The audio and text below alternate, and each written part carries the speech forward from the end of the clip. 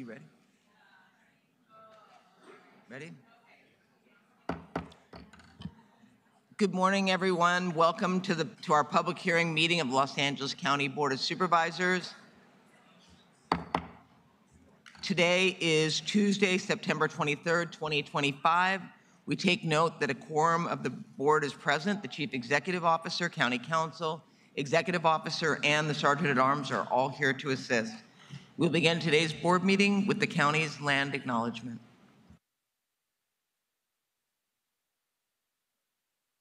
The County of Los Angeles recognizes that we occupy land originally and still inhabited and cared for by the Tongva, Tataviam, Serrano, Quiche, and Chumash peoples. We honor and pay respect to their elders and descendants, past, present, and emerging, as they continue their stewardship of these lands and waters. We acknowledge that settler colonization resulted in land seizure, disease, subjugation, slavery, relocation, broken promises, genocide, and multi-generational trauma. This acknowledgement demonstrates our responsibility and commitment to truth, healing, and reconciliation, and elevating the stories, culture, and community of the original inhabitants of Los Angeles County. We are grateful to have the opportunity to live and work on these ancestral lands. We are dedicated to growing and sustaining relationships with Native peoples and local tribal governments, including, in no particular order, Fernandinho Tataviam Band of Mission Indians, Gabrielino Tongva Indians of California Tribal Council, Gabrielino Tongva San Gabriel Band of Mission Indians, Gabrielino Band of Mission Indians Quiche Nation, San Manuel Band of Mission Indians, San Fernando Band of Mission Indians. To learn more about the First Peoples of Los Angeles County, please visit the Los Angeles City, County, Native American Indian Commission website at lanaic.lacounty.gov. We will now have scroll presentations beginning with the 3rd District, Supervisor Horvath.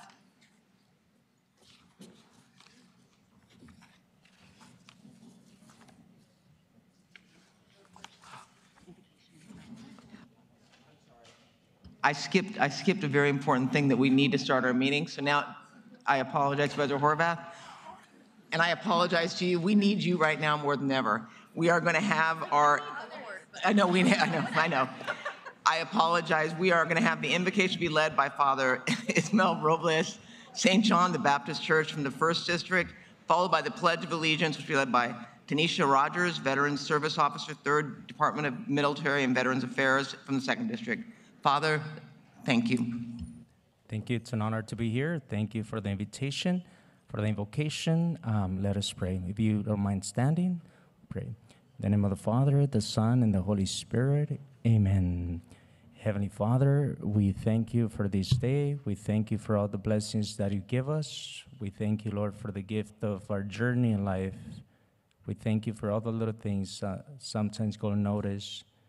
We thank you for the gift of faith, and we thank you for the gift of our community here in Los Angeles.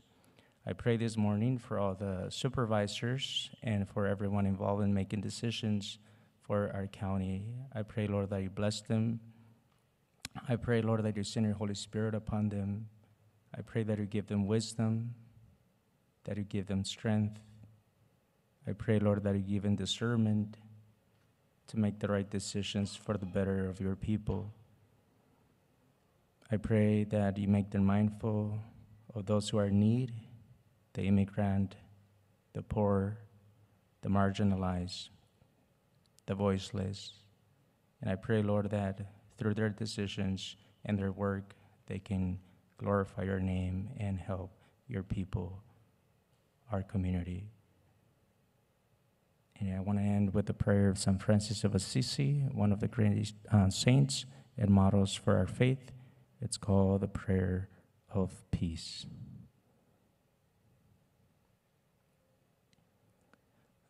Lord, make me an instrument of your peace. Where there is hatred, let me sow love. Where there is injury, pardon. When there's doubt, faith. When there's despair, hope. When there's darkness, light. When there's sadness, joy. O divine Master, grant that I may not so much seek to be consoled as to console, to be understood as to understand, to be loved as to love. For it is in giving that we receive, it is in pardoning that we are pardoned, and it is in dying that we are born into eternal life. And may the blessing of Almighty God be upon all of you today, this morning, in the name of the Father, the Son, and the Holy Spirit. Amen.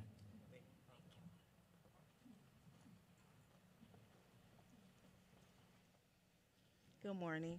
Please face the flag. Place your right hand over your heart. If you're a veteran, you may render a hand salute and join me in the Pledge of Allegiance. I pledge allegiance to the flag of the United States of America and to the republic for which it stands, one nation, under God, indivisible, with liberty, justice for all. Thank you. Thank you, Supervisor Solis.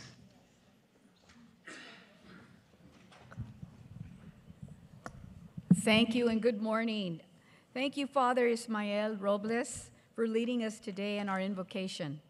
Father Ismael Robles was born in Zacatecas, Mexico, and raised here in Los Angeles.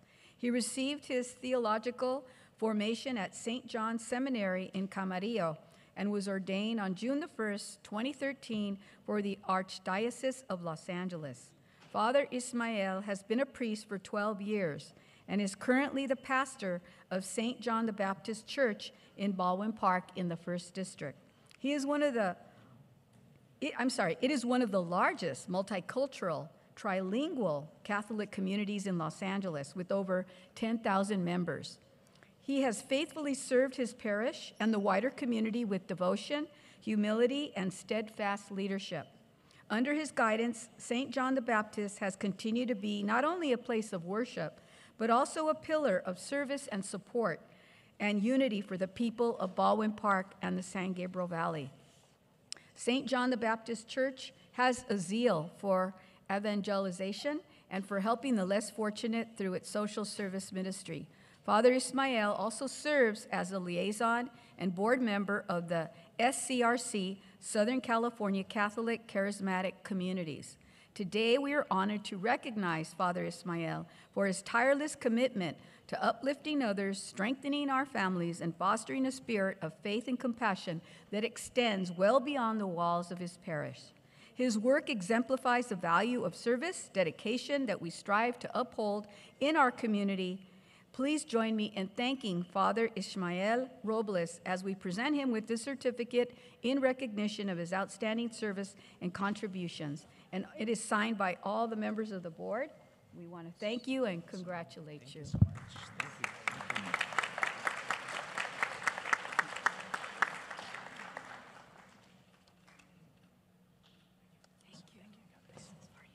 Thank you, Supervisor Mitchell.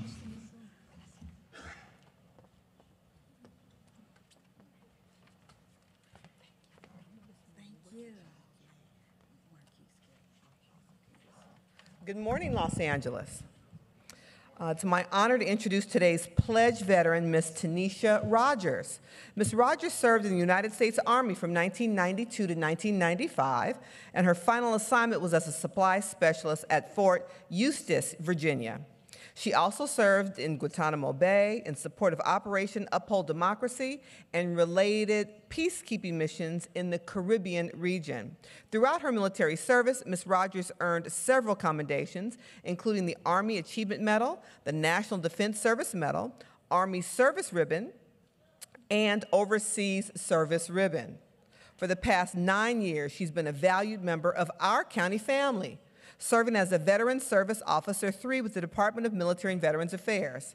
And in this role, she helps unhoused veterans in the 2nd District secure housing and assists veterans and their families county-wide with accessing benefits and filing claims. In addition to her work with Veterans Affairs, Ms. Rogers is the founder and executive director of the Star Status Cares Foundation, a nonprofit organization dedicated to serving at-risk and underserved youth. The foundation also provides vital support to caregivers of children with developmental disabilities. Her advocacy extends to advancing maternal and child health, with a strong focus on addressing the disparities that contribute to higher rates of Black maternal and infant mortality and morbidity, and promoting fatherhood engagement. Ms. Rogers holds a bachelor's degree from California State University, Dominguez Hills, go Toros, and a master's degree from Capella University, and she's the proud resident of our unincorporated community in the 2nd District, Willowbrook, and the parent of Marquise. It said one child, but I had to give Marquise a shout out. And the proud mother to Marquise. Please join me in thanking Ms. Rogers for her service to our country and our county, and her ongoing commitment to our communities, and for leading us into today's pledge. Please give her a round of applause. I appreciate you. Thank you so much. Thank you.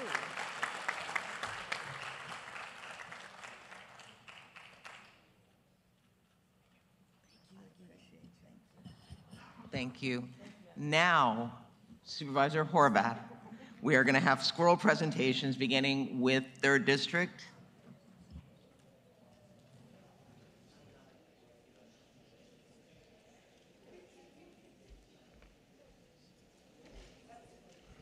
Thank you so much, Madam Chair. I'll welcome our honorees up. Come on up. And all of their guests. And before we begin our presentation, I just want to say Shana Tova to all who celebrate. Today is Rosh Hashanah, and I know many are praying for peace and sweetness in the new year, and may that be their prayer, and may that be our intention. Good morning. It is an absolute honor to be with you today to recognize the fierce, compassionate leaders and the organizations who have stepped up in extraordinary ways to defend and to uplift our immigrant communities. Since the federal government's targeted attacks began on June 6th, you have been on the front lines, not with fear, but with fight. It started when David Huerta, president of SEIU USWW, stood alongside garment workers at Ambiance Apparel. For that, he was tackled, assaulted, and injured. But David didn't back down, and neither did anyone else up here today. In the days that followed, Cherla, Amigo LA, Pueblo y Salud, and Somos Familia Valle rose to meet the moment, organizing, protecting, and fighting for immigrant Angelenos with unwavering courage and compassion. You have built lifelines where others would build walls. You've mobilized legal aid, provided shelter, fed families, and turned trauma into power. This Latino Heritage Month, we do more than celebrate heritage. We celebrate resistance. Because let's be clear, the attacks we're seeing are not just policy. They are racial profiling, they are violence, and in some cases, they have been death. And you have never let our communities face those challenges alone. Thanks to each and every one of you, immigrant Angelenos know they are not invisible and they are not alone, and that we will never be silent alongside them. Los Angeles County is not just home to immigrants, we are immigrants. Every part of our economy, every corner of our culture is built by immigrant hands, immigrant families, and immigrant dreams. Today, we say with one voice, we see you, we thank you, and we stand with you with everything we've got. And now it is my pleasure to introduce, first up, David Huerta from SEIU USWW.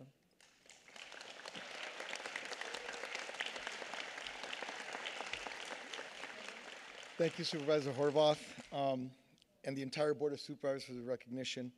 I accept this award on behalf of SEI USWW members who keep this county running and fight for dignity and respect at work. The Latino Heritage Month is a reminder of the great things we can achieve when we work together. Last year, the board fulfilled a promise to DHS workers after years of fighting and approved life-changing health care benefits. But those benefits are also under threat.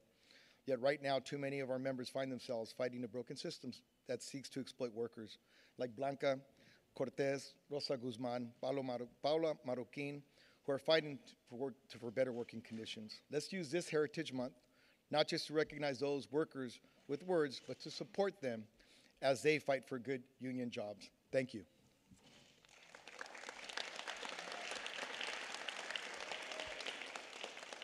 Next up, Angelica Salas from Chirla.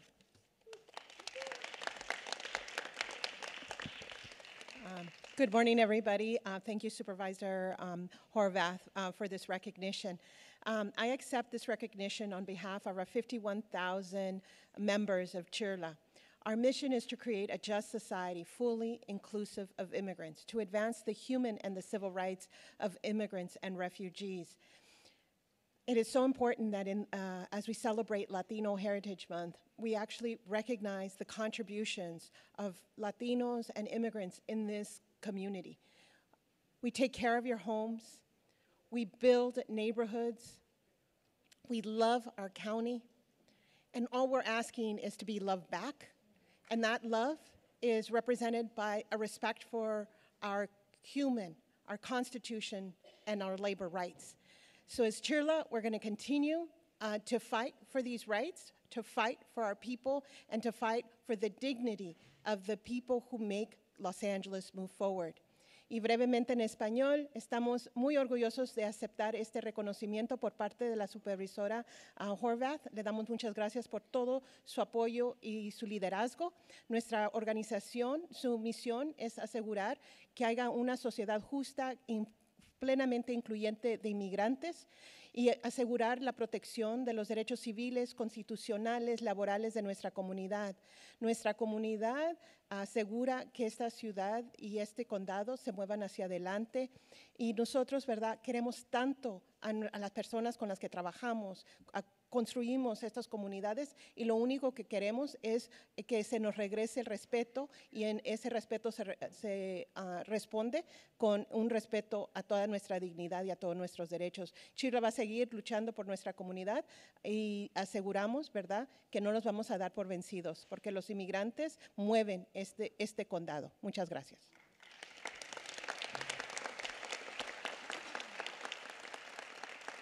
Next, I'd like to welcome Maggie Beth Mendez from Amigo, LA.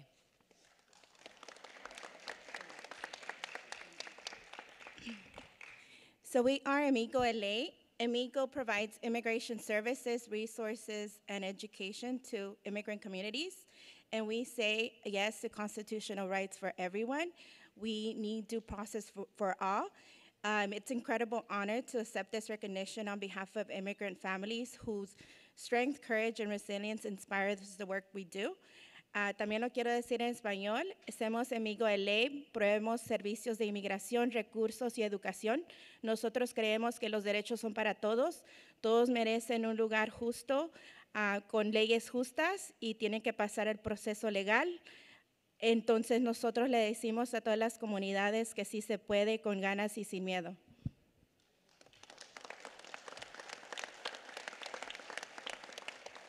Next, we'd like to welcome Ruben Rodriguez from Pueblo y Salud.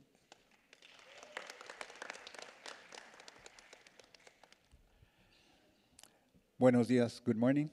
And I'm here on behalf of Pueblo y Salud and the Northeast Valley Rapid Response Group that was formed when the raid started as a response to everything that was going on and trying to figure out ways to help ourselves, help our community. So, queremos reconocer a la supervisora Lindsay Horvath por el reconocimiento que nos dan por el esfuerzo que hemos montado de Pueblo y Salud y el grupo Northeast Valley Rapid Response Group para organizarnos y para ver cómo podemos ayudarnos y defendernos de esas redadas. You know, the group was formed out of Pueblo y Salud to as a response to the crisis we are facing, and you know, in a community we know that the working class, the Latinos, the Mexicanos, the Central Americans, South Americans comprise a great part of this labor force as we have done for hundreds of years, you know. And just a little reminder for some of us that haven't gone through these raids, some of us did as children, but, you know, we were always here. This is, you know, laws are created, boundaries are created, but migration is a natural process. You know, migration, you follow the game. You know, in the old days, you follow the harvest. You know, you move away from the winter, you go where there's food. It's natural throughout the world. It's only these kind of laws, repressive laws, that make life difficult for political gain, political purpose, which is inhumane. Let me just say that when we do the pledge, just really remember what it says, and I would hope the federal government would kind of take the pledge, you know, where especially the last line that says, life, liberty, and justice for all. Okay? It doesn't say citizens, it doesn't mean undocumented. Life, liberty, and justice for all. That is what humanity should really adhere to, and that should be the pledge. Thank you.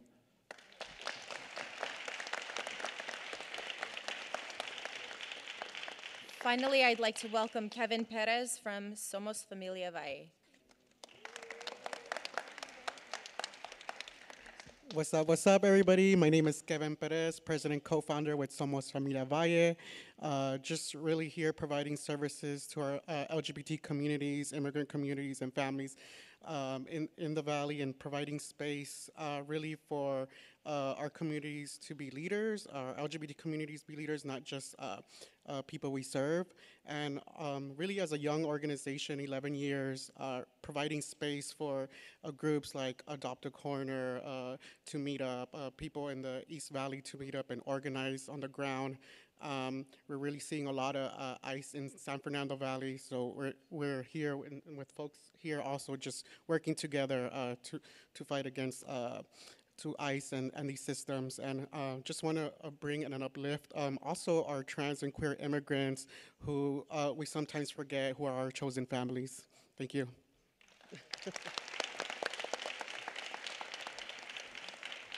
At a time such as this, I often hear, what can I do? What can one person do? Well, one person and all of us can support the wonderful leaders and organizations represented up here to make sure that the work is being done in our communities to protect our residents and our communities at a time such as this. Thank you all, and happy Latino Heritage Month.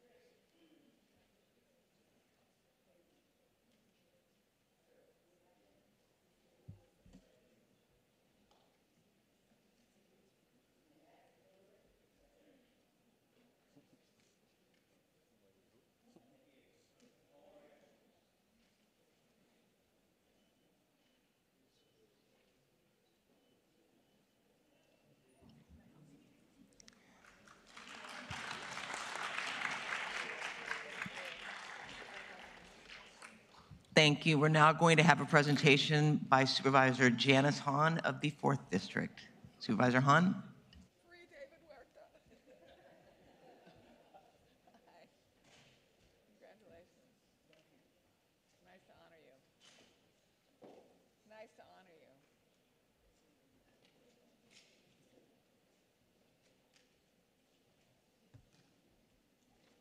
B. And is this your daughter? Yes, this is Doreen. Doreen? Yes, nice to meet you. Nice for you to come today. Yes, I know. She had to get up early. Yeah, I know, we all did. Okay, come on over. Okay. Thank you, Madam Chair. And I am very pleased to honor a woman today that has done so much in her life, in her career, in her passions, in her interests, that I really felt it was appropriate that we honor Bea Derringer here at the Board of Supervisors. Bea retired as a Los Angeles County Deputy District Attorney after 44 years of distinguished service. That should get a round of applause. Bea was appointed as a Deputy District Attorney on December 29, 1980, after serving for 2 years as a trial attorney for the U.S. Department of Justice Antitrust Division.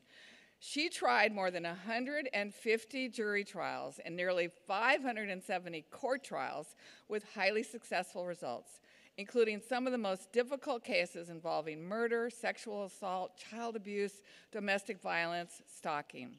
She consistently received outstanding performance evaluations in her tireless pursuit of justice. Bea also served in leadership positions in various bar associations, including chair of the Criminal Justice Section and Board of Trustees member for the Los Angeles County Bar Association. She's also served as president of the Los Angeles County Division of the League of California Cities, president of the California Cities Women's Caucus, and she serves on the board of the South Bay Cities Council of Governments. Bea has received many commendations and awards, including the Los Angeles County Bar Association's Outstanding Trustee Award, and was named DA of the Month for a heinous sexual assault case resulting in an 862-year sentence on 100 counts. But I have really become to be aware of Bea and her incredible influence as I began to know her as a fellow elected official. She served on the Rolling Hills City Council as a council member, I'm sure as mayor over the years, and I've had the pleasure of working with Bea directly. She was first elected in March of 2013. She's currently serving as mayor pro tem of the city. And Bea, and I know you have your daughter, Doreen is here with you. Thank you for coming to honor your mother. We always like our kids to know that we actually do something. Oh, really?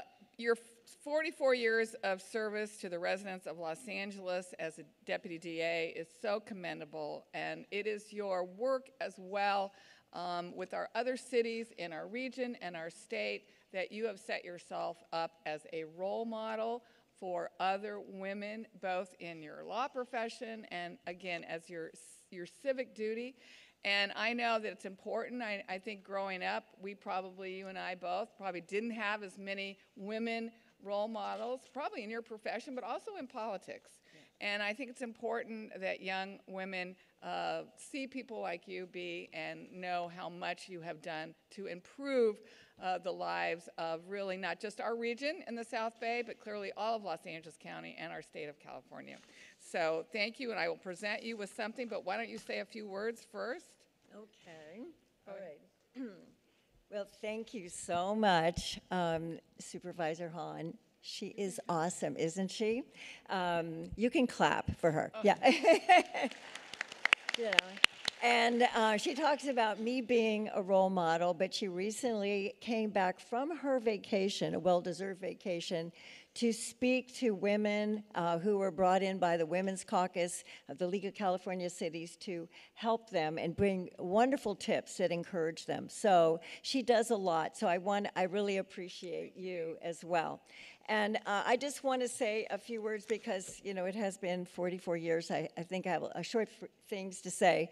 But I wanted to share, first of all, get the right page here, that it's really an honor and a privilege to be able to receive this commendation from my supervisor, Janice Hahn, and to have it bestowed on me here publicly at the Board of Supervisors meeting which are being presided over by 5 amazing, trailblazing women leaders of Los Angeles County, a county of 9.5 million people. So this is a historic moment for me because really, as Janice alluded to, oh, sorry, I call her Janice. Okay. Supervisor Hahn, you know, when I was hired as a DA back in December 1980, there were no women on the Board of Supervisors. Supervisor Hahn's father was there, and he was great, but he was male.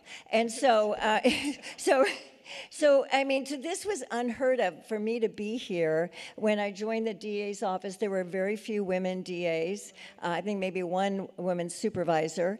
And there were very few female judges as well. So in addition to the everyday challenges you have being a deputy district attorney with all the crime we have in Los Angeles County, there were, in fact, challenges as well, personally and professionally, because of these factors. But I have to give credit because I thank God He helped me through all of those things and to overcome them and to not get defeated because I was serving the victims. And so that gave me a greater purpose. It wasn't about me, it was about them.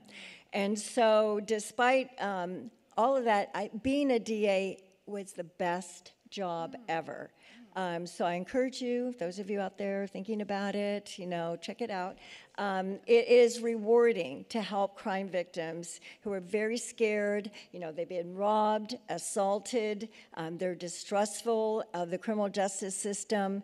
And it's especially true of the victims I handle. I specialize in with child victims, physical and sex abuse, women who've been sexually assaulted, including that 100-count case that Supervisor Hahn mentioned, and, you know, domestic violence victims, stalking victims, all of these victims, you know, they were especially difficult because they've been injured so much, and it was hard for them to even share what happened to them to anyone, no less a room full or courtroom full of strangers. And they were oftentimes, in like 99% of the cases, the only witness to the crime. So that made it difficult. So you had to be a therapist as well as a DA. But it's fulfilling to know that you make a victim's lives different because of the work you do, that you help them overcome their tragic circumstances and experience, and that they had a DA by their side to fight for them in an effort to hold the people who hurt them accountable. So it was especially true for my Spanish-speaking victims because in addition to suffering all of that, they didn't understand what was going on. It was taking place in a language they didn't understand. So as a Latina who doesn't look like a Latina, you know, it was a comfort to be able to speak to them in their language and to comfort their fears and to guide them through the process, knowing that I had their back and I was going to protect them no matter what. So I think you figured out by now that I really liked my job. So, I mean, maybe it was the fact I stayed 44 years. Right. You know, that could have been a clue. Yeah, right. That's my daughter. Okay, which, by the way, I am so proud. She is not a morning person, but she got up for me, for her mama. So give her a round of applause. Yeah, okay. So, and she had, you know, as a mother of the DA, you know, she had to say, oh, Mommy's tired after I pulled how many all-nighters during jury trials. And there were times as a teenager when I would warn her about things, and she goes, Mom, you read too many police reports. You know, and I'm like, that's my job, you know. So, so anyway, I just wanted to thank you all so much for this honor, and I'm still not done yet. I'm still on City Council, and I'm going to continue to serve as a new chapter in my life that I know the Lord will lead me with the passion He's given me to seek justice and to help people, because that's what I like to do. Thank you. Thank you. Thank you, Bea. And on behalf of the 5 women Board of Supervisors, we wanted to present you with this proclamation commemorating you, your life, your career, and everything you're going to be doing from now on. Yes. So thank let's you. come out here. Okay.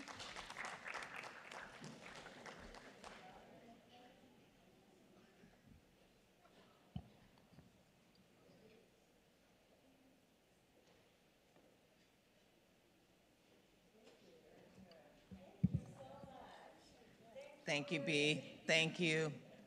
Thank you.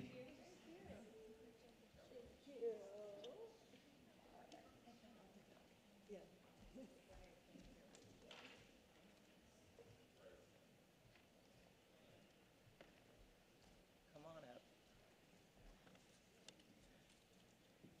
Good morning. Welcome. Hi. Good morning. Nice to meet you. Oh.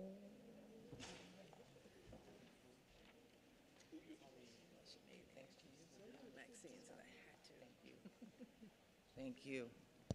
All right, we've got an amazing group coming up. I'm going to let everyone get up here because everyone is equally as important. Welcome. Good to see you. I think all of Altadena's here. I'd like to see. Feels like it. Thank you. Good morning, everybody. Good morning. Pastor McCall, you get up here. Fantastic. Thank you for being here. All right. This year marks the 20th anniversary of the Clergy Community Coalition's work to serve, support, and advocate for residents of Pasadena, Altadena, and beyond. Together, this multi-ethnic group of clergy, civic, and nonprofit leaders mobilized to help the community when they needed it the most. They've used their collective voice to speak out and work toward justice on pressing issues like housing, public safety, immigration, education, and so much more. And in the aftermath of the Eaton fire, when residents lost their homes, churches, or both, they rallied around them to extend a helping hand. As they always do, members of the CCC jumped into action, meeting both the tangible needs and the spiritual needs which we all needed at that time for their community. They ensured residents had immediate support with food and water, clothing, air purifiers, and safety equipment, as well as larger necessities including emergency housing, direct cash assistance, case management, small business support, and even transportation. But while these faith leaders were helping their congregants and neighbors, they were grieving the losses of their own. When tragedy strikes, who helps the helpers? And that's where Mr. Ed Lewis came in.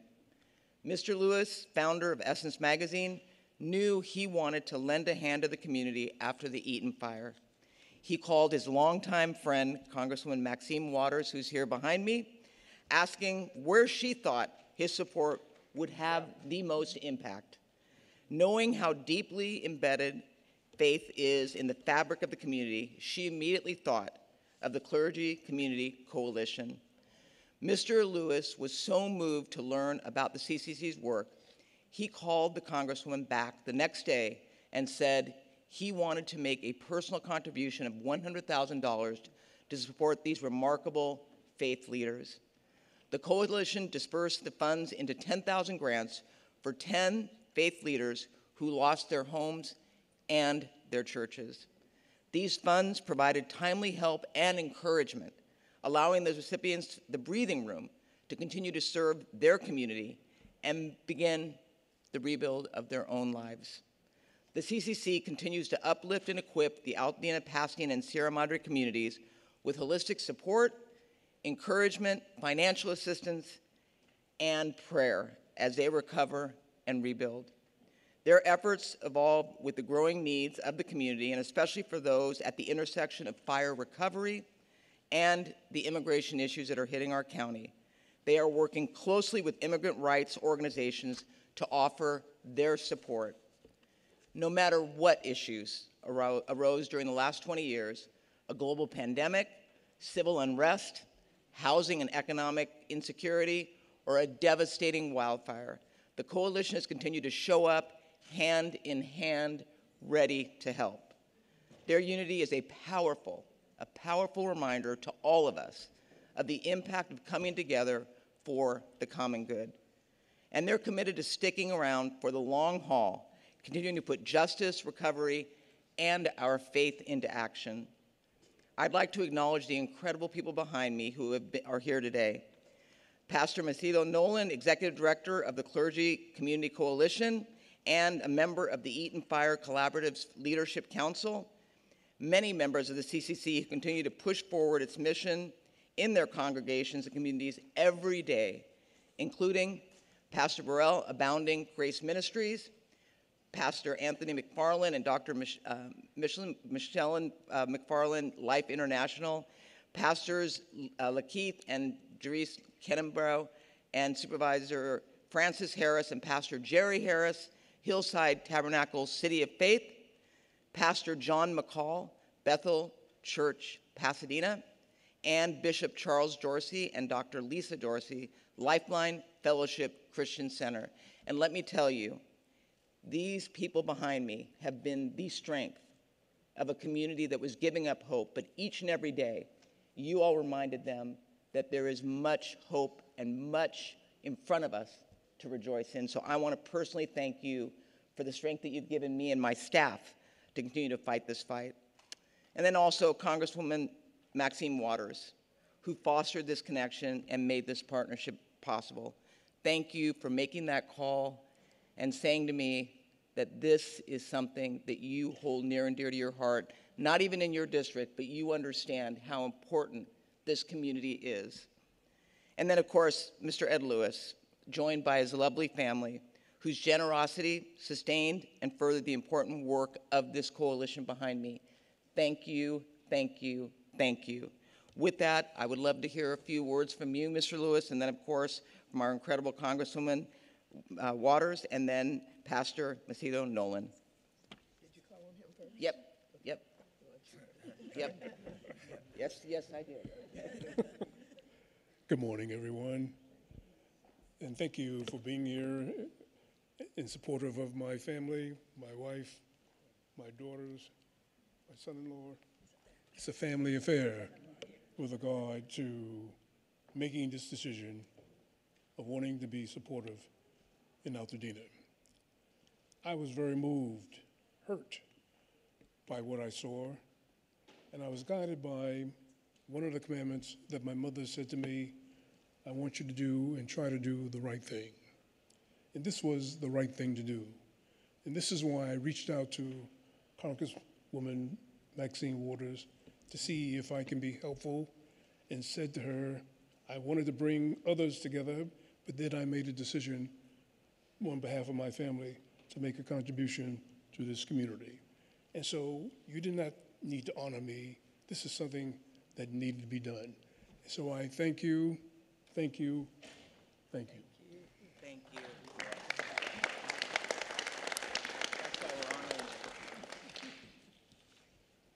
Good morning, everyone. I am so delighted and so pleased to be here for this very special moment for so many reasons. First of all, let me say to the entire Board of Supervisors, many of whom I've worked with over the years, thank you for your leadership. Thank you for the work that you're doing, but especially at this time in our overall community where leadership is absolutely needed and valued. Supervisor Barger, I want you to know that I thank you for the leadership that you're providing based on the devastation that took place in part of your district. I want you to know that when many were talking about other areas, sometimes they didn't talk about Altadena. But I want you to know Supervisor Barger talked about Altadena.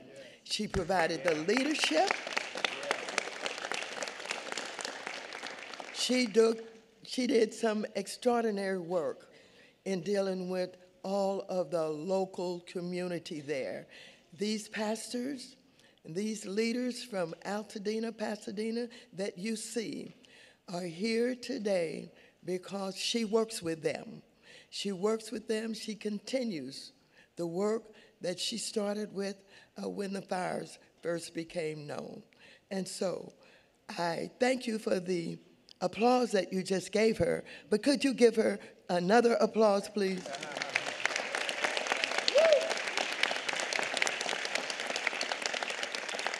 I want you to know when I called her, I couldn't get the words out of my mouth before she said, yes, yes, yes.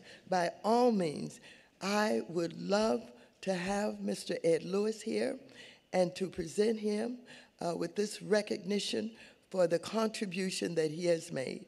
And that's why he's here today. Supervisor Barger said he needs to be here, he deserves to be here, and she made sure that he's here with his family, his wife Carolyn, his daughters, the ministers from the area, the leadership from the Community Clergy Coalition. And let me just reiterate some of what she's already said. Ladies and gentlemen, when I was on the airplane coming from Washington, D.C., and reading and listening about what was going on in Altadena, Pacific Palisades, et cetera, I read that there was a prayer meeting going on, that someone had gotten together, ministers, and led, I think, by the Community Clergy Coalition. And so, despite the fact I had not been to church for a while, I decided to go to the prayer meeting. And I went to the prayer meeting, and I found my way into the room where they were praying. And I let them know that I had come to see what I could do to be of assistance. And so that's where I met ministers who had lost their church and their home. And I tell you, the emotions that I experienced that evening with them in this prayer meeting was such that I was determined that I had to do something. My district is far away in the 43rd Congressional District, but it's all right to meddle sometimes, to just get involved, even though it's not your geographical location. But as the Lord would have it, I got a call from a very special man, someone that I've known, 50 years now. And I want you to know a little bit of this history. I was asked to serve on the board of Essence Magazine. And the founder of Essence Magazine is Ed Lewis. He is a pioneer because he created a magazine especially to uplift Black women and to help show our creativity and our glamour and our beauty and all of that. And it turned out to be the most successful magazine, certainly, ever dedicated to Black women that ever existed. And I want you to know, having served on that board helped me to understand what boards are all about, what they should really be doing. And because of my work in the Congress of the United States of America, I took what I learned on that board to the House of Representatives, where I was able to work with so many business entities in ways that I had learned from Essence. Now, let me just say, when he called me, he said, I want to help. I want to do something. And first he said, I have friends on boards. I sit on boards. Let me see what I can do that I can get them involved in some way. But in, I guess, 24 hours, he called back and said, no, Carolyn and I are going to do what we know we can do, and we're not going to wait, even though I will be, talking with them about it. Maxine, what I want to do is I want to give $100,000 of my own money to Altadena in some way. And that's what he did. And I want you to know we had a little ceremony there where the ministers came, but it was 10 ministers, some who were there with just the clothes on their backs.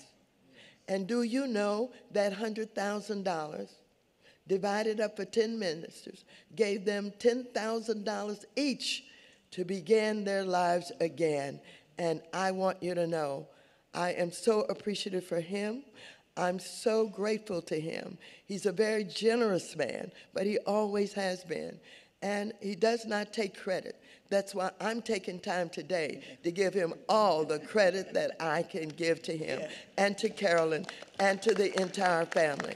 So Supervisor Berkner, thank you so much for having us here. Thank you for responding in the way that you have done. Thank you for the recognition. And I want you to know we all appreciate you so very much. Thank you. Thank you.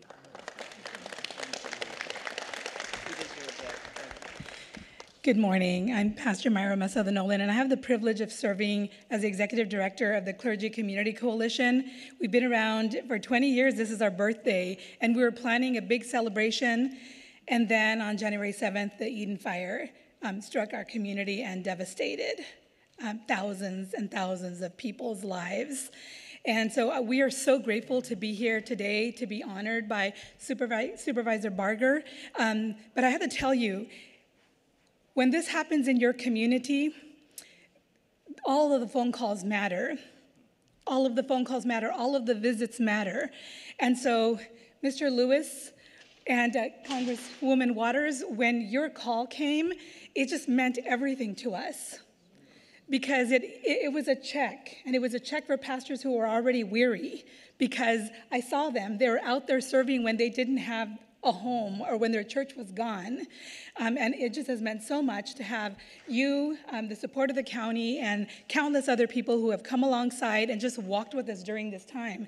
And it's important right now because we're still in it. So please do not forget our community. The cameras go away, and then we're still there trying to figure out how we're going to do this. The rebuild is massive. And I'm grateful even to be honored today alongside a lot of Latino organizations because, let's be honest, the rebuild all over LA County is not going to happen without immigrant labor. And so this is for all of us to do together. That's right. So thank you from the bottom of my heart. And the CCC is a name, it's a banner organization, but it is really all of these people standing here behind me and the 250 other faith communities in the greater Pasadena area of Altadena, Pasadena, and Sierra Madre who are really making the difference in our community. So thank you very much. Thank you. Thank you. Let's give them another round of applause, and then we're going to do a picture. Thank you, thank you, thank you.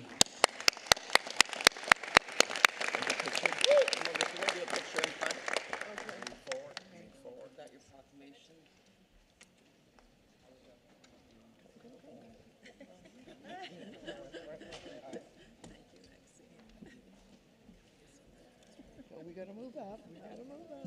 We gotta move up.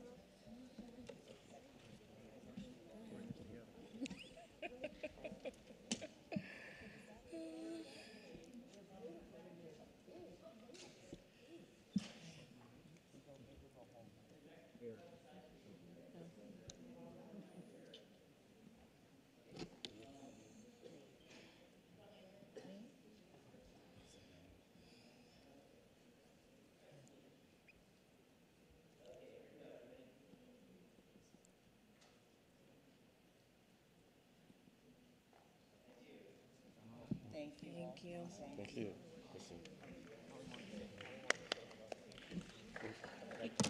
We'll talk this week, I guess. Nice to see you guys again. Thank you so much. Thank you. Now, nice to see you. Supervisor Solis.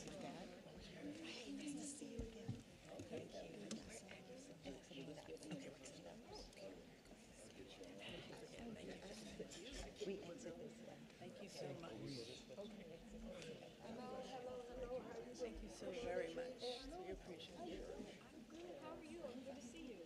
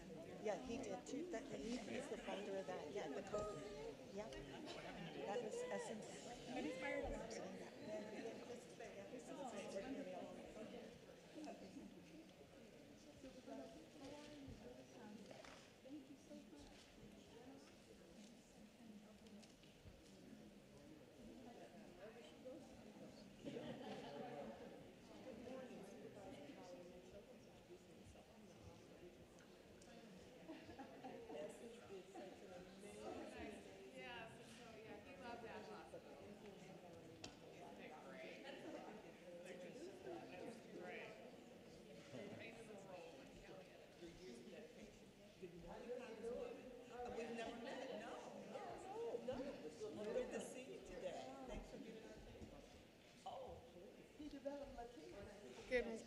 Hi, Congresswoman.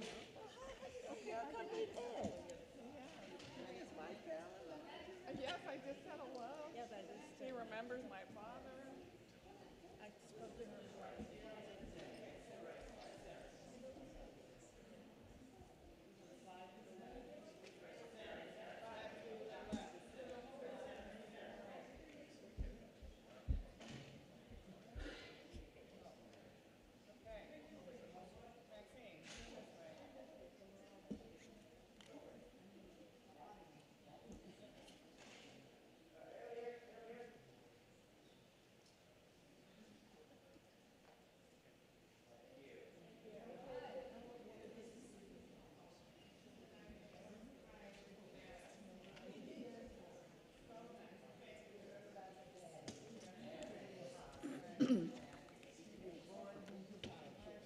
Esperamos que... ¿Y van a hablar un poquitito cada uno de ustedes? Okay. Ah, perfecto. All right, we're ready. Big party here. Congratulations, Tina.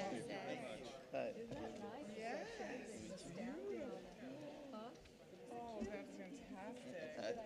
It's a good idea. Qué bueno.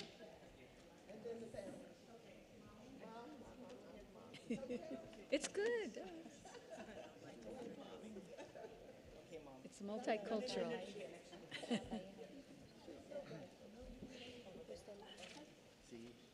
Está bien.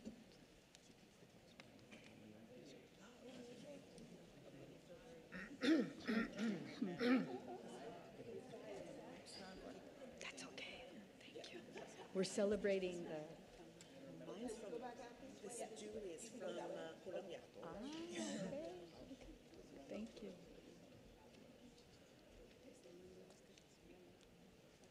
Thank you, Supervisor. Thank you. Buenos días. Buenos días. Buenos días. Good morning, everyone. It is an honor to be here today to recognize the various councilets representing some of the wonderful cultural, art, and history of Los Angeles County. And they are the councilets of Mexico, Guatemala, Honduras, Chile, Costa Rica, whose rich cultures and contributions are celebrated during Hispanic Heritage Month. Guatemala, Honduras, and Costa Rica celebrate their anniversary of independence on September the 15th. On this date in 1821, these countries declared independence from Spain, joining together under the Federal Republic of Central America before eventually becoming independent nations. Mexico commemorates its independence on September the 16th. This date marks the beginning of the Mexican War of Independence in 1810, when Miguel Hidalgo called for a rebellion against the Spanish Empire. And Chile commemorates its independence on September the 18th. So today, the cultures of these countries are intricately intertwined in the fabric of Los Angeles County. And as you know, Latinos make up nearly 50%, and immigrants make up about 35% of Los Angeles County. For more decades, political and economic instability, violence, and environmental disasters have prompted migration to the United States from Central and South America. And of course, as our neighbors to the south, Mexican migration to the United States has a long history as workers from Mexico have bolstered our workforce and our economy. People have come to this country in search of safety, opportunity, and the promise of a better life. I, too, am a proud daughter of immigrants whose parents immigrated from Mexico and Central America, Nicaragua. In return, immigrant communities have transformed our region. And today, Los Angeles County has the largest populations of Salvadorian, Guatemalan, and Mexican immigrants in the United States, bringing entrepreneurship, talent, food, and a bit of what we call sabor to our region.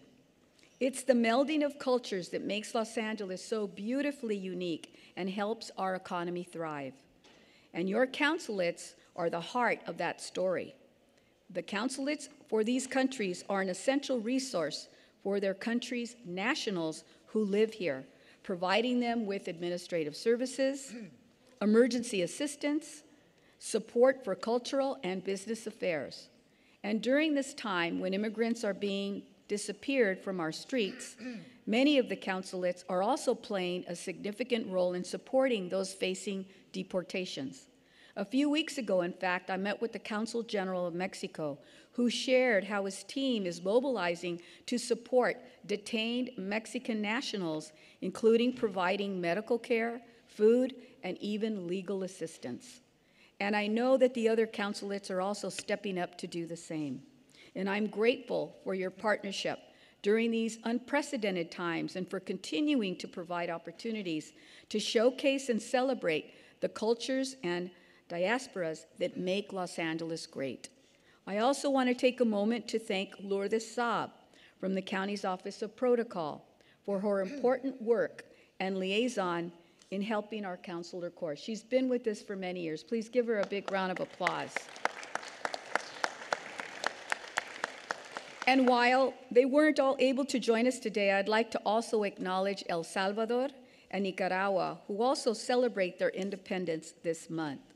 With that, I'm honored to have each of them come and give you greetings and welcome and have them share a few words. So I would like to ask Consulate of Guatemala, and then Consulate of Chile, Consulate of Mexico, Consulate of Costa Rica, and Consulate of Honduras to please say a few words. Thank you.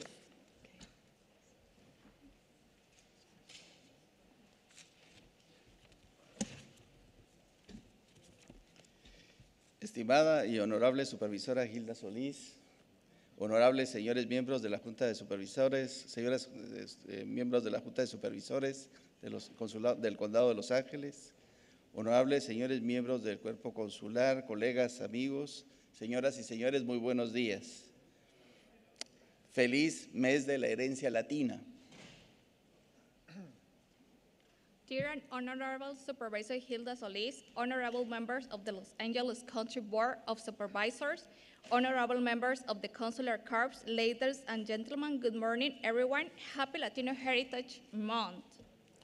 Es un gran honor para mí como Cónsul General de Guatemala dirigirme a ustedes para agradecer en nombre del Gobierno de la República de Guatemala y de la comunidad migrante guatemalteca que vive en Los Ángeles este reconocimiento tan significativo en el mes de la herencia latina.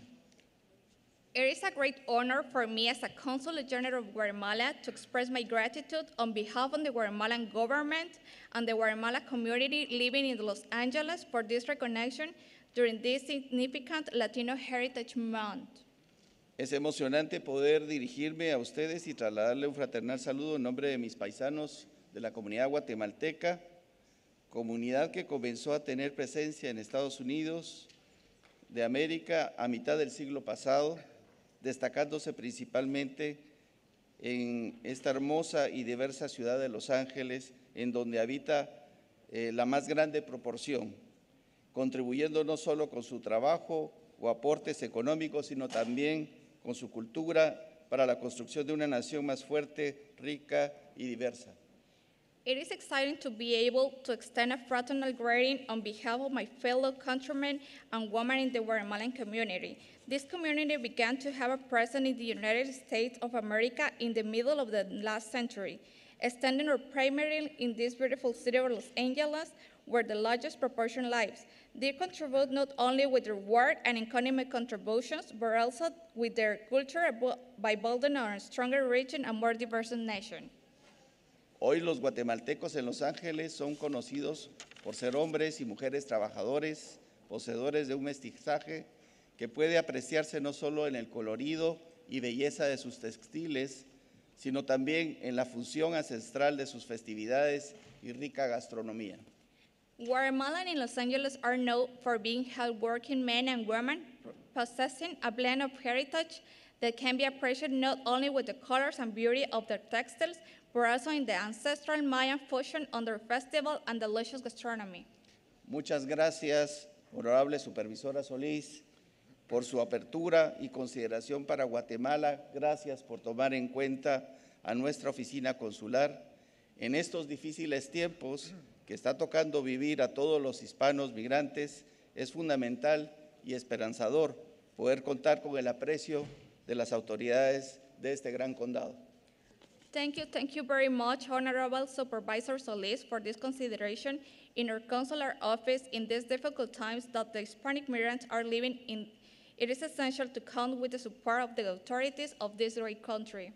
Sinceramente nos sentimos muy emocionados y orgullosos de representar hoy a la comunidad guatemalteca ante este órgano rector del maravilloso condado de Los Ángeles.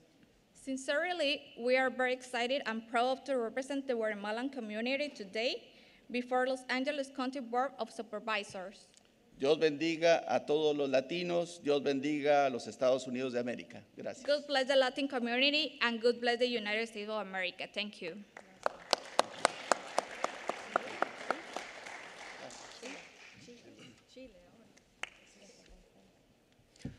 Muy buenos días a todas y a todos. Feliz mes de la herencia hispana. Es un honor para mí, como cónsul general de Chile en Los Ángeles, California, estar presente en este salón junto con la honorable representante Solís y con este consejo de supervisoras que nos llena de orgullo porque son 5 mujeres que lideran con mucha sabiduría este condado, celebrando nuestra herencia. Esa herencia que nos trae esfuerzo, nos trae superación y que está siempre presente en momentos de crisis, haciendo del condado de Los Ángeles cada vez más grande. Es un honor como representante de Chile el estar acá y saber que tenemos un apoyo en este Consejo de Supervisoras a través de la supervisora Solís en caso de que así lo necesitemos. Siempre hemos sabido que el condado de Los Ángeles ha protegido los derechos de los migrantes, los derechos de las mujeres, de los niños y de los jóvenes. Y a través de la supervisora Solís, eso se ha ido haciendo cada vez realidad. Para nosotros como latinos, esto es un momento de orgullo, queremos celebrarlo, queremos compartir con toda la comunidad del condado de Los Ángeles esta instancia y queremos seguir aportando. Nuestra comunidad chilena, que es la merecedora de este reconocimiento, en realidad es muy pequeña en comparación a nuestros vecinos latinoamericanos, centroamericanos, bien digo, pero realmente nos sentimos orgullosos de aportar desde nuestro espacio a que se pueda hacer cada vez más grande este condado, este estado y esta nación. Muchísimas gracias, supervisora, nuevamente por honrar a la República de Chile con este reconocimiento, porque sabemos de que usted está de nuestro lado. Muchísimas gracias.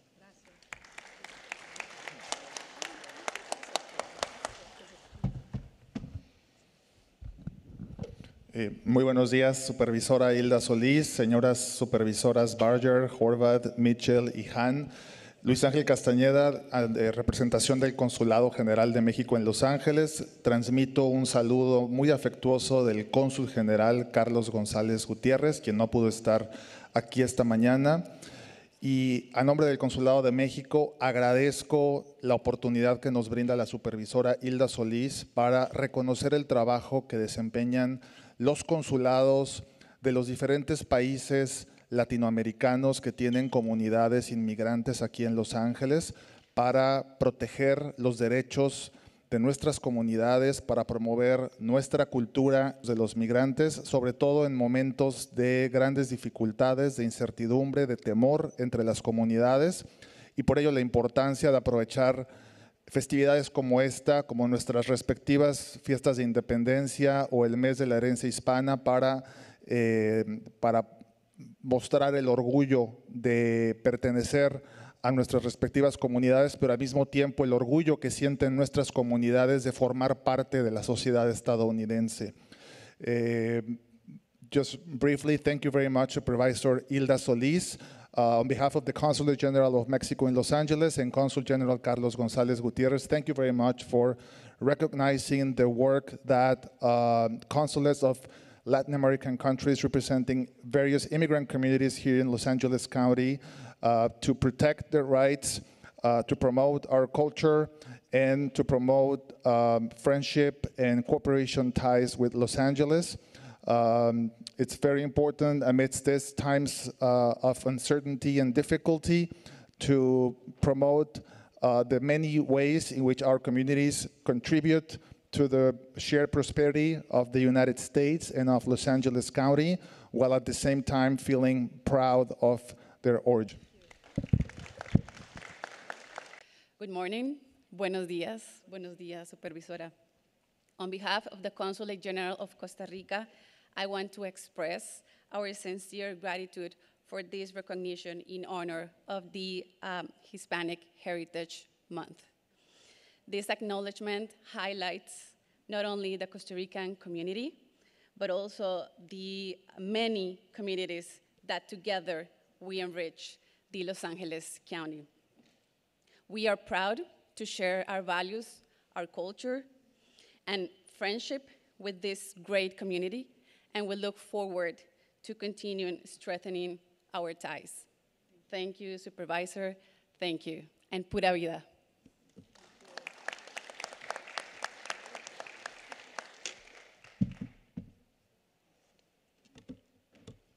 Good morning. On behalf of the Consulate General of Honduras in Los Angeles, I extend our deepest gratitude to the Honorable Supervisor Hilda Solis for this recognition during the Hispanic Heritage Month. This honor reflects not only the work of our consular team, but also the effort and dedication of the Honduran community that contributes every day to the growth and development to this great city. We receive this recognition with humility and commitment, reaffirming our mission to serve our nationals and to continue strengthening the cooperation and bonds of friendship between Honduras and the United States. Thank you, Supervisor Solis, for your support and for being the voice that uplifts and honors the contributions to our communities and that represent our communities in Honduras. Thank you so much.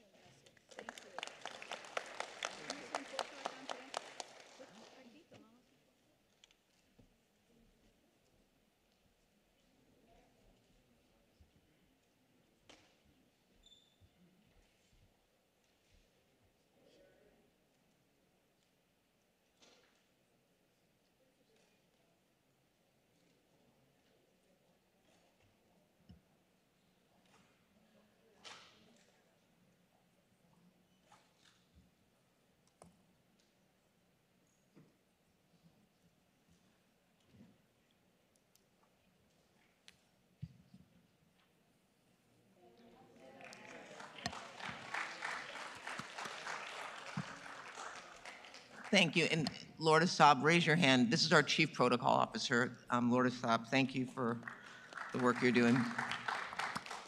With that, Supervisor Mitchell.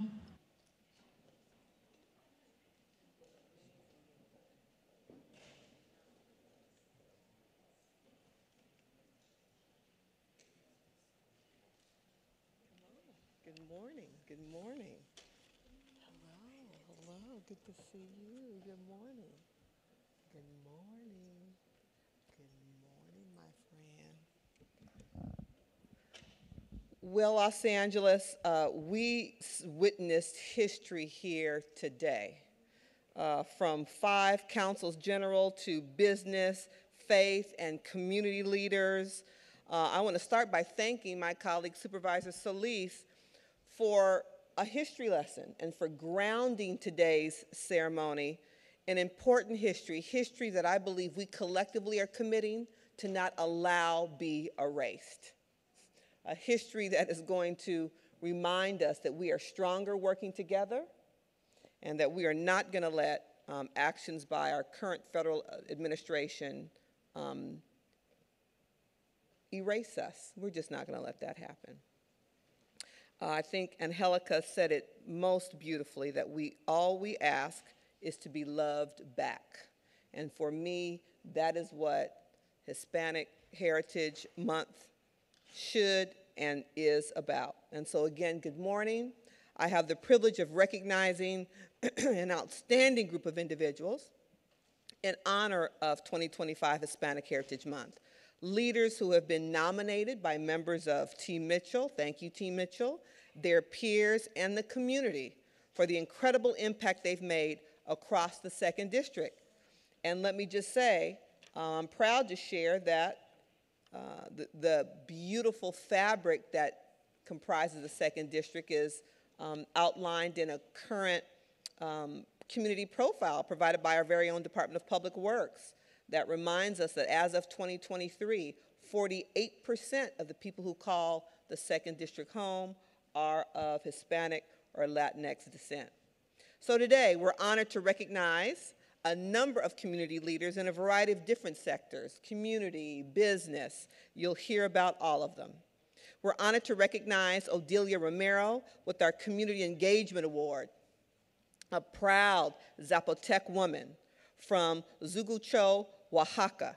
Odelia has spent over 20 years advocating for indigenous migrant communities in California and beyond. And as the co-founder and executive director of Comunidades Indigenas en el Desarrollo, CILO is the acronym, she has led groundbreaking work in language justice, women's leadership, and youth empowerment. Her work as a trilingual interpreter in Zapotec, Spanish, and English has been vital in bridging cultural and systemic gaps for indigenous people. Please give her a round of applause.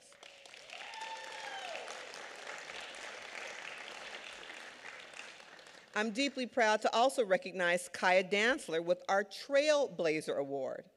A Latinx Black cultural organizer from South LA, Kaya is deeply rooted in the legacy and future of Leimert Park, where she co-founded We Love Leimert, a collective dedicated to preserving cultural heritage and creating spaces for healing, joy, and connection. Kaya's work blends community organizing with artistic activism, fostering solidarity among our Latinx and Black residents, business owners, and cultural leaders. From leading national racial justice campaigns at Color of Change to uniting local street merchants, Kaya has consistently centered community care, equity, and cultural pride.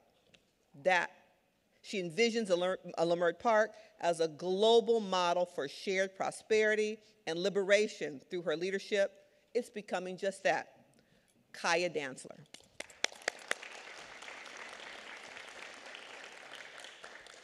Again, we are proud to present Susana Medina with the Public Service Award in recognition of her decades of dedicated service to both public safety and the Hispanic community.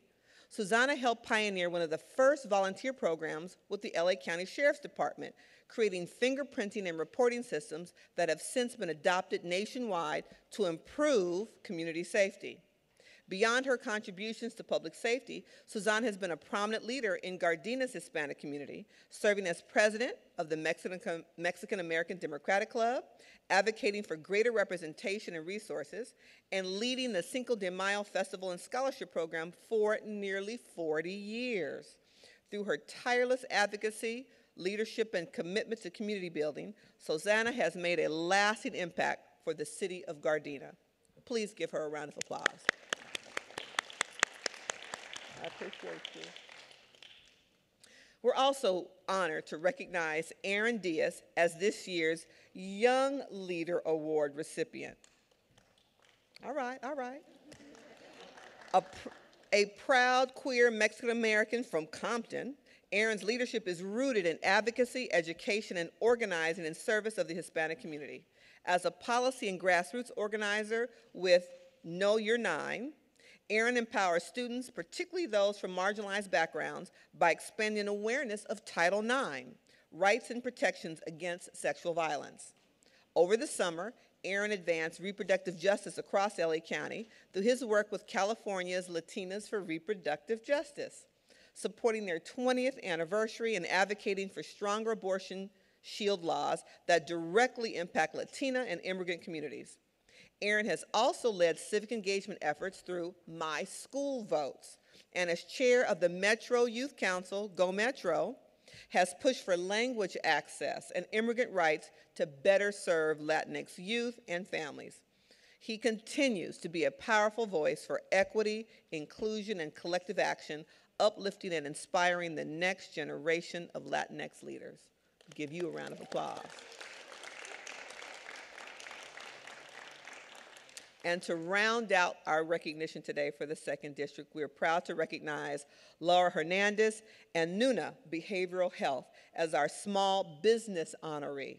Founded by Laura, a proud Salvadorian Korean mental health professional, Nuna Health is a culturally affirming psychotherapy practice dedicated to serving Indigenous, Latin, queer, Black, and neurodivergent adults in our community, rooted in liberation, identity, and collective care. Nuna offers bilingual therapy from providers who shared lived experiences with the communities they served. Inspired by her own journey to heal intergenerational trauma, Laura built Nuna Health to center culture, values, and social justice in mental health care, especially for women of color. After years of providing services via telehealth, Laura recently opened Nuna's first brick-and-mortar clinic, bringing vital in-person services and community building events like Zumba and Salsa nights to our district. A proud participant in the county's economic mobility initiative, Laura continues to grow her vision for a trauma-informed, inclusive practice that nurtures resilience and healing. So I ask that you all please join me in honoring the 2nd District Hispanic Heritage Month honorees whose vision, dedication, and shall I say courage, as well as their lasting contributions, continue to make the 2nd District a more vibrant, inclusive, and empowered community. Please give them all a round of applause. I appreciate that. Thank you. Step forward for our picture.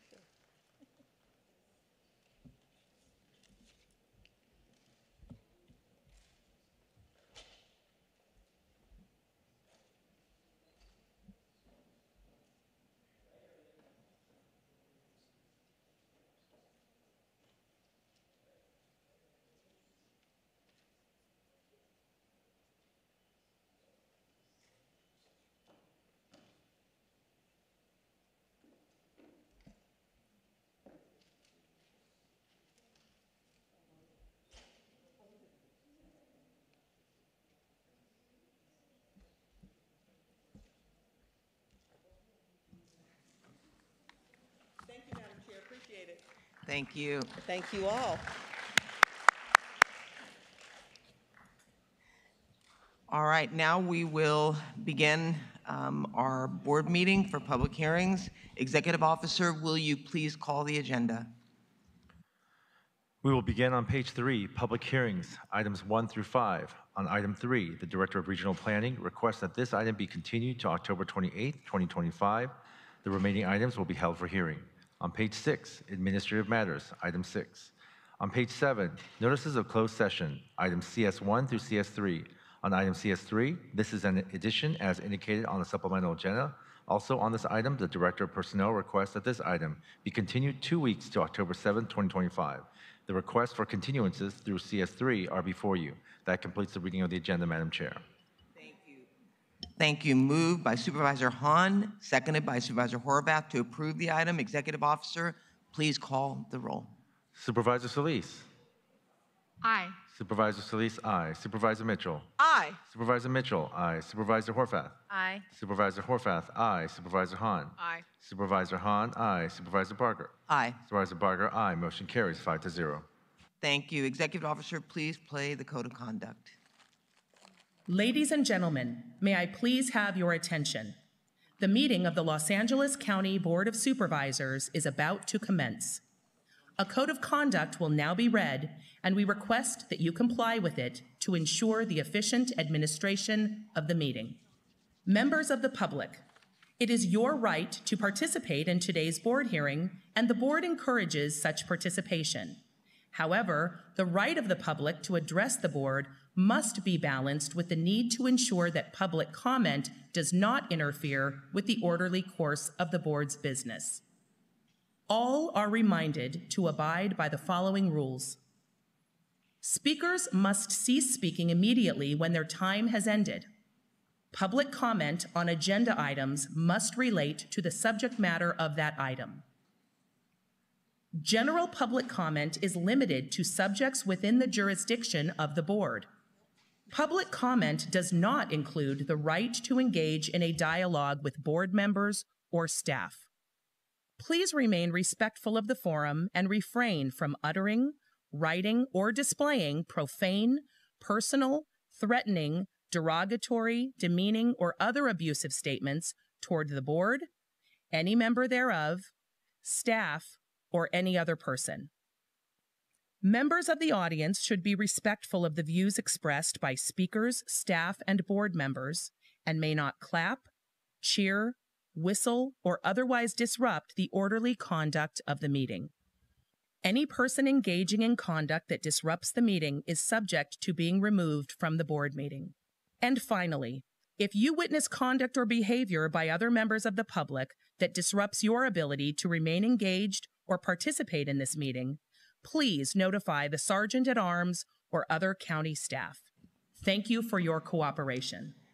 Today's meeting order will be public hearing items 5, 1, 2, and 4, followed by public comment on items not held for discussion by the board, including closed session matters and general public comment, and then finishing with closed session. Before we begin, Executive Officer, will you please read the call-in information and explain the speaking rules? Good morning, members of the public. If you wish to participate in public comment, you may do so in person or remotely. To participate remotely, please visit our website to register and join the meeting, or you may call 213-306-3065 and use access code 2535-013-5169 and meeting password 267-2025. That's phone number 213-306-3065 and access code 2535-013-5169 and meeting password 267-2025. You will have the opportunity to address the board throughout the meeting. For items not held by the board, you will receive 1 minute for one item and up to 2 minutes for 2 or more items. For items held by supervisors, you will have 1 minute to address the board and 1 minute to address the board on each of the public hearing items and 1 minute to address the board on general public comment. Please clearly state your name and indicate the agenda item numbers you will be addressing. Please note, once your time has expired, we will immediately move to the next speaker. When it is your turn to speak, if registered on a computer or device, you will hear a beep and your name will be called. Or if joining by telephone, you will hear your line is unmuted, your area code, and the first 3 digits of your phone number will be called. To ensure we hear from both in-person and remote speakers, we will alternate between the 2 speaking queues. Members of the public who are in attendance, when you hear or see your name displayed on the screen, please come down to the front of the boardroom and staff will assist you. Please do not approach the podium until directed to do so. Thank you. Are you more? All right. So we'll be moving on to public hearing items. Members of the and swearing in the members of the public. Members of the public, including in-person and remote speakers who are requesting to address the board on the public hearing items, please stand and raise your right hand to be sworn in.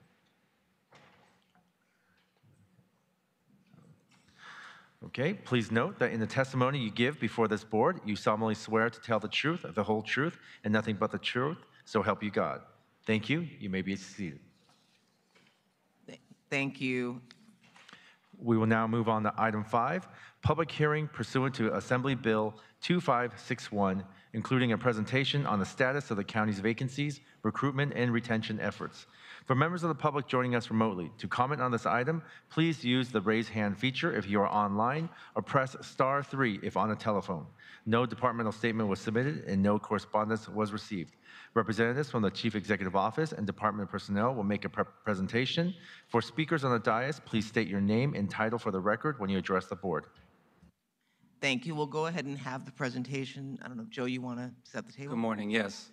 Thank you, Madam Chair, members of the board. My name is Joe Nikita, Chief Deputy CEO, and I will be providing a brief presentation on the county's vacancies, recruitment, and retention efforts. This presentation is the requirement of a new law that took effect at the beginning of the year, Assembly Bill 2561. I'll go into Assembly Bill 2561 later in my presentation, but I want to do a little level setting at the top because this is the first time your board is having this presentation. So in addition to requiring that the county make this presentation, the law also allows our county unions to make a presentation. So pursuant to your board's motion last week, we've extended the opportunity to present to all 25 county unions. We are joined today by representatives for 12 unions who responded affirmatively that they would like to make a presentation. Some unions have provided a PowerPoint, others will be presenting verbally only. So there is a lot to get through this morning. And with that in mind, the county's presentation consists of a short set of slides summarizing the findings of a detailed AB 2561 report, which we filed last week and is linked to the board agenda. Hold on, we're gonna get it on the screen in front of us. Yeah, on our computer screen, please. Okay. So I'm going to run through these slides and then hand it over to the Department of Human Resources to close out the presentation. The county's presentation will be followed by our union representatives, and then I'll close it out with any concluding comments. Each union representative will have up to 5 minutes for their presentation. So moving on to the first slide. As I mentioned, AB 2561 requires LA County and other public agencies to provide an annual update on our vacancies and efforts to recruit and retain employees, and to do so before adopting our final budget, which is set to come to the board next Tuesday. Today's update will include detailed data for bargaining units with vacancy levels of 20% or more, a look at enhanced recruitment and hiring efforts, and opportunities to collaborate with labor partners to improve our processes. Next slide, please. Okay, a lot going on this slide, and I'll walk you through it. So our overall vacancy rate countywide is 13.6%. This is an improvement from 14.8% in 21-22, even as the county's total authorized full-time budgeted positions have increased by about 5% since that time. Our retention rate is just above 90%. It's a number we can be proud of, and that speaks to our competitive pay and benefits across most job classifications, and the fact that many county employees are aligned with public service goals and the county's mission specifically. And I just want you to remember that vacancy rates and retention rates are always fluctuating. This is a snapshot in time. We took this data as of September 1st. Okay, let's take a closer look at the table on this slide. So the first thing you'll notice is that the chart is organized by bargaining unit. While we typically think in terms of job classifications or departments to understand vacancies and how the vacancies are impacting service delivery, AB 2561 specifically requires that we identify vacancies by bargaining unit. So why does this matter? Each bargaining unit contains multiple classifications. So the vacancy rate data you see on this table is essentially a roll-up summary of multiple different classifications represented by that bargaining unit. And those classifications might be spread across different departments and programs within those departments. So let me just repeat that. The vacancy rates are not tied to any one department or program. They are tied to bargaining unit. Now that said, this exercise has been helpful, particularly to understand from a countywide perspective the types of jobs where persistent vacancies are occurring, commonalities between those jobs, and where we can work more closely with labor to help address persistent vacancies. So I'll talk about those commonalities a little bit more on a later slide, but back to the chart. The chart focuses specifically on bargaining units with a vacancy rate of 20% or higher, as required by AB 2561.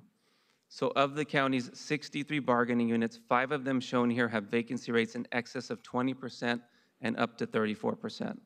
I won't tick through all the data given our limited time before turning the floor over to our labor partners, but you can see the vacant positions, the total applications, and days to hire from application to first day of work. Just a note on the days to hire metric. So AB 2561 requires us to present this metric during today's discussion. We've presented it here and in detail in our report. The metric can be misleading because it considers the time frame from when a bulletin is posted to when a person is hired. So it will include time a person spends waiting on a list, even if there is no job opening. So there is a different metric that we have up on the chart as well. We call it placement time. This is the time from when a department decides to fill a vacancy to the first day of work and is a more precise measure of hiring performance than average time to hire. However, we have both metrics here and in the report. I also want to flag that the vacancy rates on the slide are an adjusted vacancy rate. So what does that mean? So we have removed from our vacancy calculations positions that are vacant but frozen, meaning the county has determined that the position cannot be filled. Simple example, if a position is funded with grant revenue and that grant revenue goes away, often the position is frozen so no one hires on it without any revenue behind it. Additionally, over 900 positions currently on the books are slated to be eliminated through curtailments. We also removed to-be-curtailed positions from our vacancy figures, and we removed pending hires from the total as well, because those positions will be filled shortly, and a pending hire is where we've extended an offer, the candidate has accepted it, and they're going through the pre-employment process. Now, for transparency, and because it's required by AB 2561, our written report does provide both the unadjusted and the adjusted vacancy rates, and that's all available, linked to the board agenda. So let me say, before we leave this slide, I think what we're all thinking, which is these vacancy rates are not acceptable. Persistent vacancies in critical job areas are a disservice to the public, and they impact our staff with overtime pressures and can lower morale. My office, DHR, and county departments are committed to improving these numbers. We are committed to working with labor to find solutions to persistent vacancies that often have complex causes requiring a constellation of solutions that includes working with labor. DHR will share information on specific efforts to close these vacancy gaps later in the presentation. And right now, I'll take the next slide, please. So this slide underscores the sheer scope of the county's recruiting and retention efforts. Over the last year, we've received and reviewed over 522,000 applications for county jobs. We've held more than 210,000 civil service exams, and we have hired more than 19,000 employees. That is in this year alone, and supervisors, that is more employees in a single year hired than most local jurisdictions have on their entire books throughout the state of California. We've ramped up our participation in job fairs and launched strategic advertising campaigns to raise awareness of county career opportunities and reach previously untapped candidate pools, including through countless social media posts. We revamped our systems to speed the time to hire and are tackling hard-to-fill vacancies with a range of targeted strategies, including bonuses, academic partnerships, and outreach like job fairs and community events. Next slide, please. Okay, let's take a closer look at our challenges.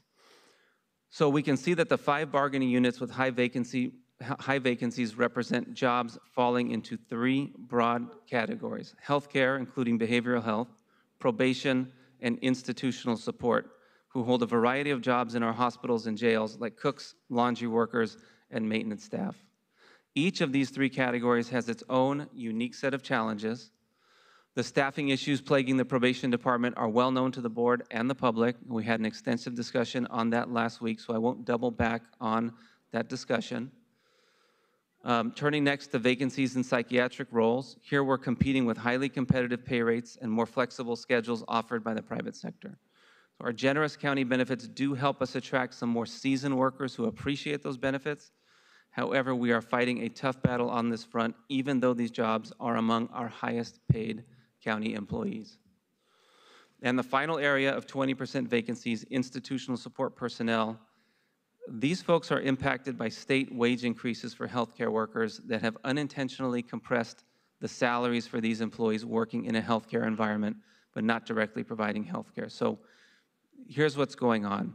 We can fill the first level of jobs. However, the pay differential is small enough between promotional steps that there is little incentive to take on new responsibilities and get promoted. So we have persistent vacancies in jobs where these compression issues have been identified, such as cooks and laundry workers. When the lowest item increases in salary, you compress with the higher item. If you increase that one, the compression increases all the way up the classification chain. Next slide, please. Okay, so I do want to take a moment to highlight an example where we successfully worked with labor to tackle persistent vacancies in correctional health services. And it's a model for how we are tackling these areas going forward. So just a couple years ago, your board will remember, vacancy rates for CHS mental health staffing were reported at 42%. Those rates have decreased to roughly 16% over time. What we found to be most effective for CHS was deploying a constellation of strategies. While any single strategy, including bonuses, might have been insufficient on its own, the package of strategies together has been a success. So for persistent vacancies, a narrow focus only on compensation is often unsuccessful in closing the vacancy gap, yet that is too often our only focus. A constellation of strategies is a better approach, and that is demonstrated by our success at CHS. Next slide, please. Okay, strategies and opportunities. So the game changer in terms of increasing hiring and closing many of these vacancies is civil service reform, something that our Department of Human Resources has been taking the lead in championing. Applicant interest is strong, very strong, as you can see from the 500,000 applicants I mentioned earlier. But clearance and exam requirements extend hiring timelines and cause us to lose applicants to outside offers. Some of this is necessary. We need to make sure that public safety personnel or employees who work in child welfare, for example, run through all appropriate background checks and psychological exams. We definitely need checks in place, but not every role needs that same level of scrutiny, and civil service rules around recruitment, exams, and candidate certification need updating.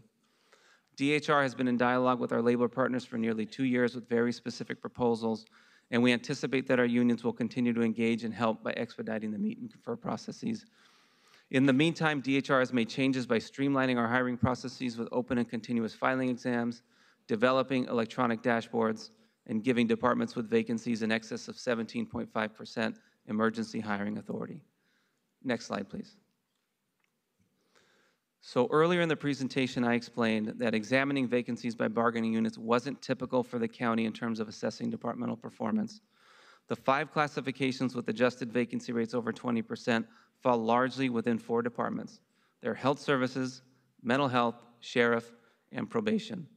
From this departmental view, we wanted to take a moment to cover the many strategies already underway to improve hiring in these departments. And now I will turn the floor over to Lisa Garrett, our Director of Personnel, to walk through the remainder of the presentation. Thank you, Joe. Good morning, supervisors, labor partners, and members of the public. I am Lisa Garrett, Director of Personnel, and I'm joined here by Dr. Johan Yulin and also our Chief Deputy Director, Rodney Collins. I am pleased that we have the opportunity to discuss the current status of vacancies and staffing levels in our county. The county's expanded and out-of-the-box recruitment efforts. We have taken our recruitments outside of the 4 walls of the county and to the community. I'm pleased that we're discussing the county's retention rates and processes that have been and are being put in place to support a healthy hiring process.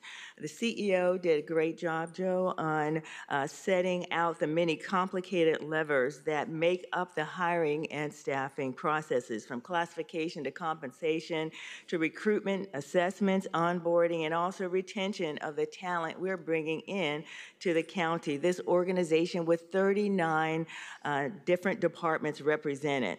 There is, and I'm going to echo Joe, but I'll say it in this manner, there is no silver bullet, no one silver bullet for staffing of an organization of 114,000 individuals with over 2,200 classifications. There are many levers representing various innovations that the collective, which are the county partners, have put in place to serve the public. The DHR team has been working with all departments on a plethora of hiring innovations, from civil service rule reform to streamlining processes and providing the departments the necessary tools to improve their own hiring processes. Can we and will we make further improvements? Absolutely. In fact, we're on a continuous improvement plan in DHR, and we understand that by creating a system that is both faster and fairer, we strengthen the ability of departments to meet their missions and improve the delivery of services for the residents we serve every day. We are the County of Los Angeles, the safety net of our communities. Real progress we have seen comes when we bring these multiple strategies or constellation of partners together, each one addressing a different part of the process and collectively producing measurable results.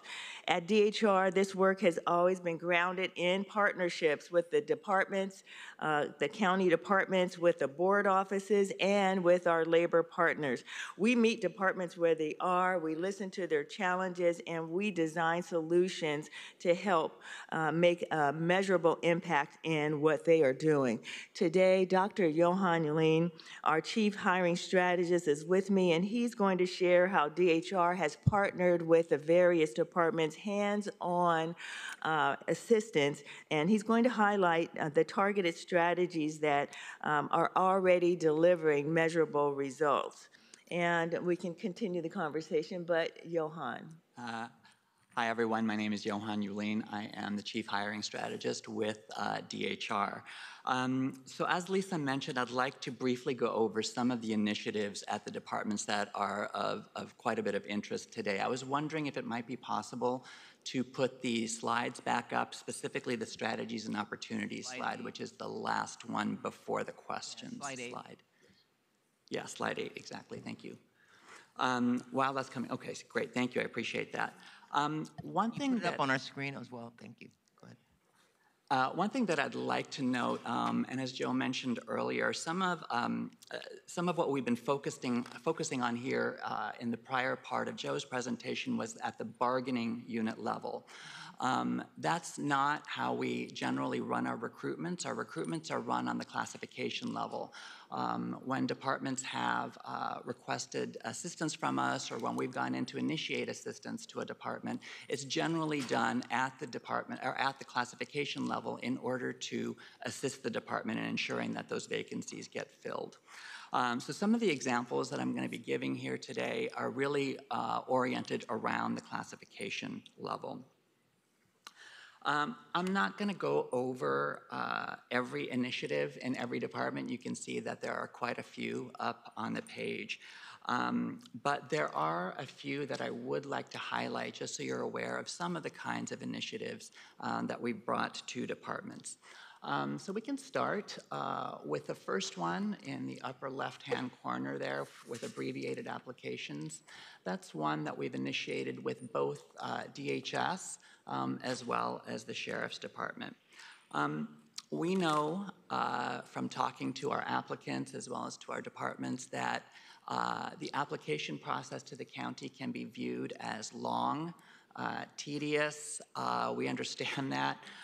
So what we've done is we've developed a template that is much, much shorter. It's about 70% shorter than the regular application. And what it does, not to get too far into the weeds here, but what it does is that it takes the experience section and the education section, and it turns those into multiple choice questions, essentially. So you have a drop down, so you can select the number of years you have experience in certain kinds of roles.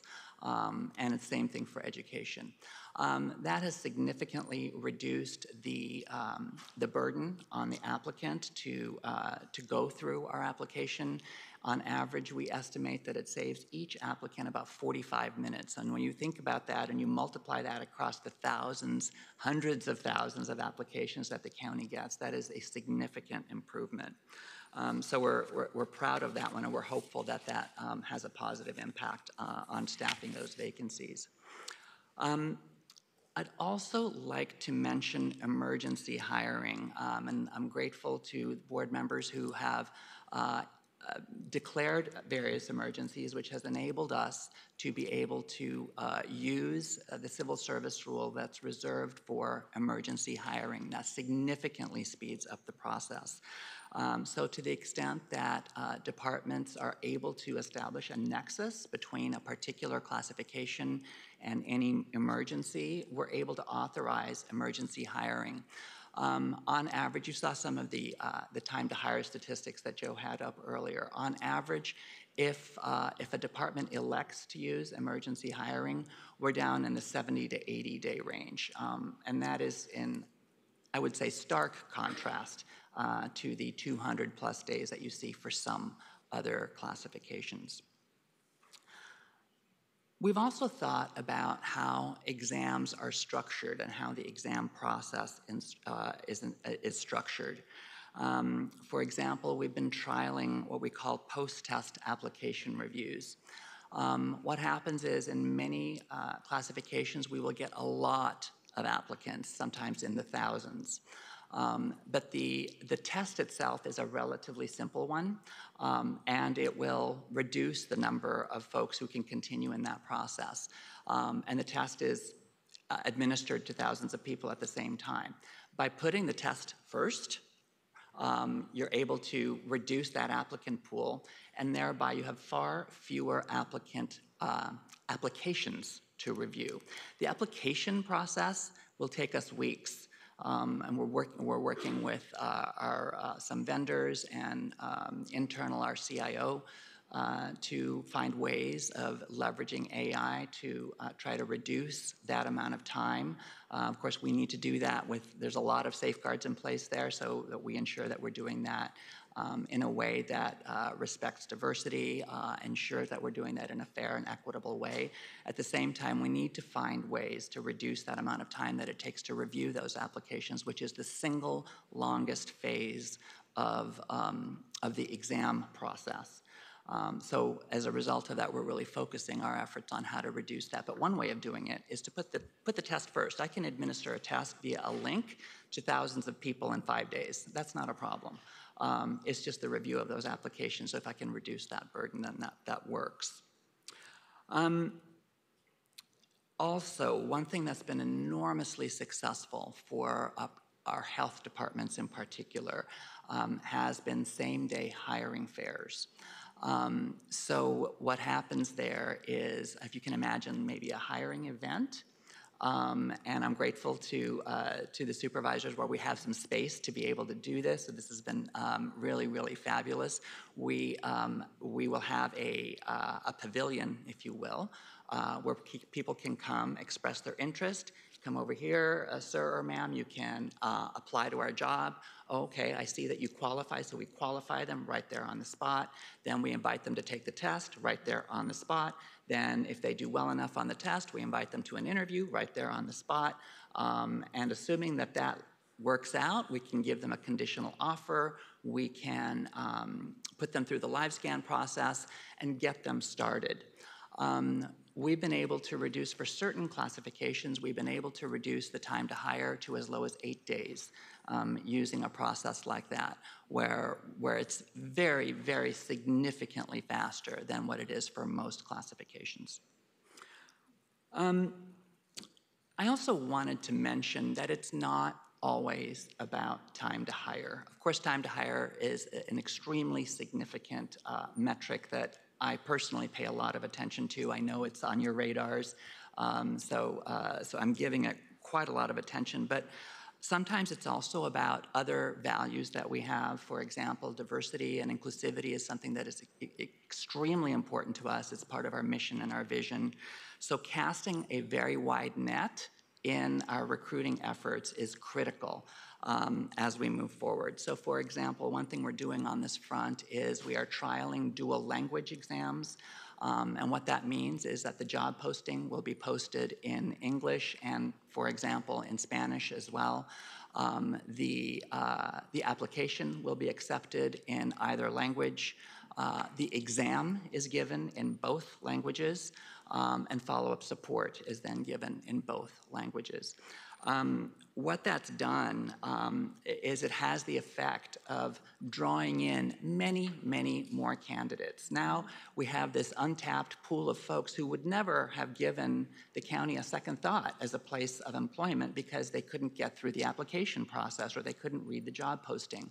Well, by using this, now we have this untapped pool of talent that we're able to tap into. So just as an example, DHS recently did a recruitment with our help for a custodian where they were able to double the number of applications that they would typically get for this job with an English-only application process. So we're very proud of that as well. So it's not always about time to hire. Sometimes it's about other things that are important to us. And very quickly, I also wanted to mention video interviews, which has also enabled us to cast that wider net that I just mentioned. So if you think about video interviews as a link that someone can click and it brings up the interview on your screen, you can do that, I don't know, Saturday night at 3 o'clock in the morning if you'd like. So if you think about folks who have jobs during the day and are not able to get away from those jobs to be able to come to an interview at the county at a specified location at a specified time, this really does enable, and we see this in the terms of the number of applications that we get for the jobs that use structured interviews. In terms of time to hire, it's also a boon where we see a reduction from 50 to 70 days, roughly, for a traditional interview to just 5 to 8 days when we're using video interviews. I could go on all day about these initiatives. Each of these strategies are really, really important. As Lisa mentioned, it's a combination of these things that really matter in order for us to make systemic change. But all of these things together are what move the needle and really enable these departments. Only because people are looking, who's up at 3 in the morning that's conducting an interview? No, but I think it's AI-driven is the point, correct? What's that? I'm sorry? It's AI-driven. On the interviews, video interviews can be AI-driven. Departments have that option. So it's recorded is what it is. So, but we also have the option of AI where AIs will summarize someone's responses in an interview. So it's quick for a hiring manager to look through. Thanks very much. Okay, supervisors, I think it'd be appropriate now to move to our union representatives. So can I ask just a couple questions on what you said? I don't know if my colleagues have them as well, but how does civil service impact the classification levels? Is there a correlation between civil service rules and classification? And if so, I've heard from departments, and I'm looking over here at some of our department heads, that's probably the most frustrating part of trying to hire is reclassification or classification. And yet I think it's guided by civil service. Do we have the ability to address from department heads what they see as the impediments to being able to get that done in a more timely fashion? The civil service rules will apply to classified positions, and that's going to be the vast, great majority of jobs throughout the county. We are working on civil service rule reform, which we're hoping to bring to you in the next, hopefully the coming months. But there are a small subset of jobs that are considered unclassified. Those are the ones that are closest to the top, if you will. So what is the turnaround if I am creating a reclassification? What is the turnaround to get that completed? How long does the average take? I looked at CEO because I think you'll do it. There is I don't have an average for you today, Supervisor, but we can certainly report on some data. It depends on a lot of factors. One is how many people are in the classification, what are they doing, what are you trying to do? From the CEO's perspective, when we receive a request for a classification change of some kind, we are relying on the department to specify the information we need to turn it around. So there will be a time period where we're working with them to finalize. But I will say, Supervisor, that this is a timely question because last Thursday at the department head meeting, we announced what I'll call the first step in some classification and compensation reform. We're delegating some functions down to the department. We are bringing online a system. It's a modern system that will show you where things are at in the process. We'll be able to pull data, timelines, choke points, et cetera. So we've really focused a lot of energy in the last year, and that team has really looked internally to figure out how can they be more supportive of departments, how can they move the ball more quickly. Good, because I've heard anywhere from 6 months to a year. Well, that, yeah. And we talk about, I mean, I know that hiring a psychiatrist has been a challenge since I was hired by the county. We constantly are challenged, and that's not just county, that's nationwide. So some of these vacancies it's a national trend that's taking place. But I do know that sometimes we are our own worst enemy as it relates to, in real time, getting things done. Because if you have to reclassify a position like that and it takes that long, if you're getting offered a job in another county or private sector, you're not going to wait for the county to possibly hire you in 6 months or a year. I do want to say, I mean, because our classification and compensation team take a lot of the blame for that timeline. Not every part of the process lives in class comp. And so one of the other things we're doing is rolling out trainings for departments. We've considered perhaps embedding class comp staff in departments. But Supervisor, may I just share some data on volume real quick? Because I think it would be helpful to understand. Over the last 3 years, so we have approved 18 classifications for critical shortage bonuses, 39 classifications for critical shortage rates, including starting rates, 50 classifications in ICHS specifically for critical shortage bonuses, and 175 classifications for salary inequity. So there is a lot of volume happening, and I think where we can be much more impactful is by shortening that time frame to getting the things done. And I think there are opportunities, and I understand that bureaucracy dictates that you have to go through certain channels that are you have to cross and dot your I's and cross your T's as it relates to doing reclassification. It's not something you just write it out and say, here it is. I get that, but I have to believe that there's a way to streamline it, and I'm glad you're talking to the departments, because who better to tell us what the problems are, which leads me to my next question. I mean, in terms of the hiring freeze, we have a hiring freeze, but yet we have critical job openings. You talked about, Joe, on the slide where we were hiring. If I'm going to look to Department of Health Services only because I know that department. If I'm Department of Health Services and I have a critical need and there's a hiring freeze on, how do I go about, can I hire without having to come to CEO and or DHR and get a sign off on hiring, or do I have to go through and justify why this hiring freeze does not apply to me? Do we give them the latitude and autonomy to get that done?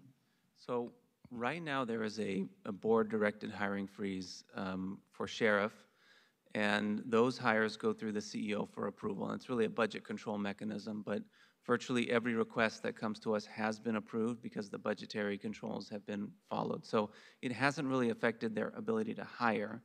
In DHS specifically, my understanding is the department implemented a hiring freeze in response to revenue reductions. That doesn't go through the CEO, but it will go through a process within DHS, for example. Okay. And then last but not least, the live scan. What is the turnaround on getting live scan done? Because I've heard from departments that also is, and by the way, I support live scans, but I have to believe there's a better way to do it. But what is the turnaround on getting live scans completed? Supervisor, we're going to get that information for you. If someone has been in like one state in the state of California, sometimes it can come back in a matter of days. If someone has lived outside of the state, and sometimes it could take longer. If there's a hit on someone's record, that too may take a longer period of time. So the live scan itself is not what is the major issue of coming back. We actually had a meeting with some of the nonprofits who are assisting folks with Fair Chance, and we actually gave them an entire training and information session on the live scan process. We will have that information in just one moment for you, but generally it can take just a matter of a few days. If it's longer, then we have to work, of course, with the Department of Justice to get those back. Can I just follow up on the live scan piece, please? Because that's always been a bone of contention, Madam Chair, if I may. Just to follow up on the live scan piece. Go ahead. So is it just live scan is the only tool we use, or are there other Department of Justice There's scans or Yes, or for example, tools? for the law enforcement agencies, there's also the background checks. And Right. so those are the ones that are actually protracted. So I know we talked about that with the probation department here, and it could take anywhere, it was, in probation I'll mention, it was between 120 and 150 days to get the background process completed. And that's when they go to your neighbors, they do a whole background on you, interview individuals, look at records, et cetera. For probation, we were able to work with them to reduce the time from the 120 to 150 days to around 80 days. Some other agencies, like the State Corrections Department, takes 90 days just for background. Orange County probation, 3 to 6 months. Riverside County, 4 to 6 months. So just for that piece of the hiring process. Yeah. So we have worked with our departments, and specifically probation, to reduce that time. Thank you. I mean, I think that there are ways to streamline, but also not compromise the goal of why we do live scans. I was going to ask you this, and I forgot. Sheriff Loon is working with you on the STARS program, Joe. Where are we on that program as it relates to the sheriff and retention? So the STARS program, also known as DROP, is the Deferred Retirement Options Plans, allows an employee to declare their retirement date, continue to working while their retirement benefits pour into an escrow account, and then when they complete the program, they get a lump sum payment. It is a multi-phase analysis, so we've conducted the first phase, which is the actuarial report to determine cost neutrality, which is a requirement of state law. The results of that report are in, they're being analyzed. We're moving on to a phase 2, which is to analyze the overall impacts to the county. Once we land on the ability to do it, then we turn to labor and we start to discuss how to do it. After that's done, it has to go to LACERA for their review for cost neutrality, and then we can start the implementation. So it is a multi-phase process, and we're looking at if this moves forward, because it checks all the boxes, somewhere hopefully in 2026 to actually start getting it online. Are you working with LACERA parallel? Because, you know, I think the sheriff's concern is we've got the World Cup, we've got the Olympics, and then we have the Super Bowl. And retention is an issue that is of serious concern. So can LACERA, can that be done parallel? I know that you've got to plug in the numbers and do all the actuarial things. We have been working very closely with the sheriff. We recognize the need to stabilize that workforce. We have asked our actuary to start sharing our assumptions with LACERA so they can get familiar with them. Good. But they cannot do the actual study until we. But they can front load some of the information so that they can hit the ground running once they get the numbers. Yeah. All right, thank you. Supervisor Horvath. Thank you, Madam Chair. Thank you to our CEO and HR for your presentation today. I know that this is fulfilling directives from an assembly bill that passed, but I think it's also productive for us to have this conversation around vacancies and how we are staffing our departments overall.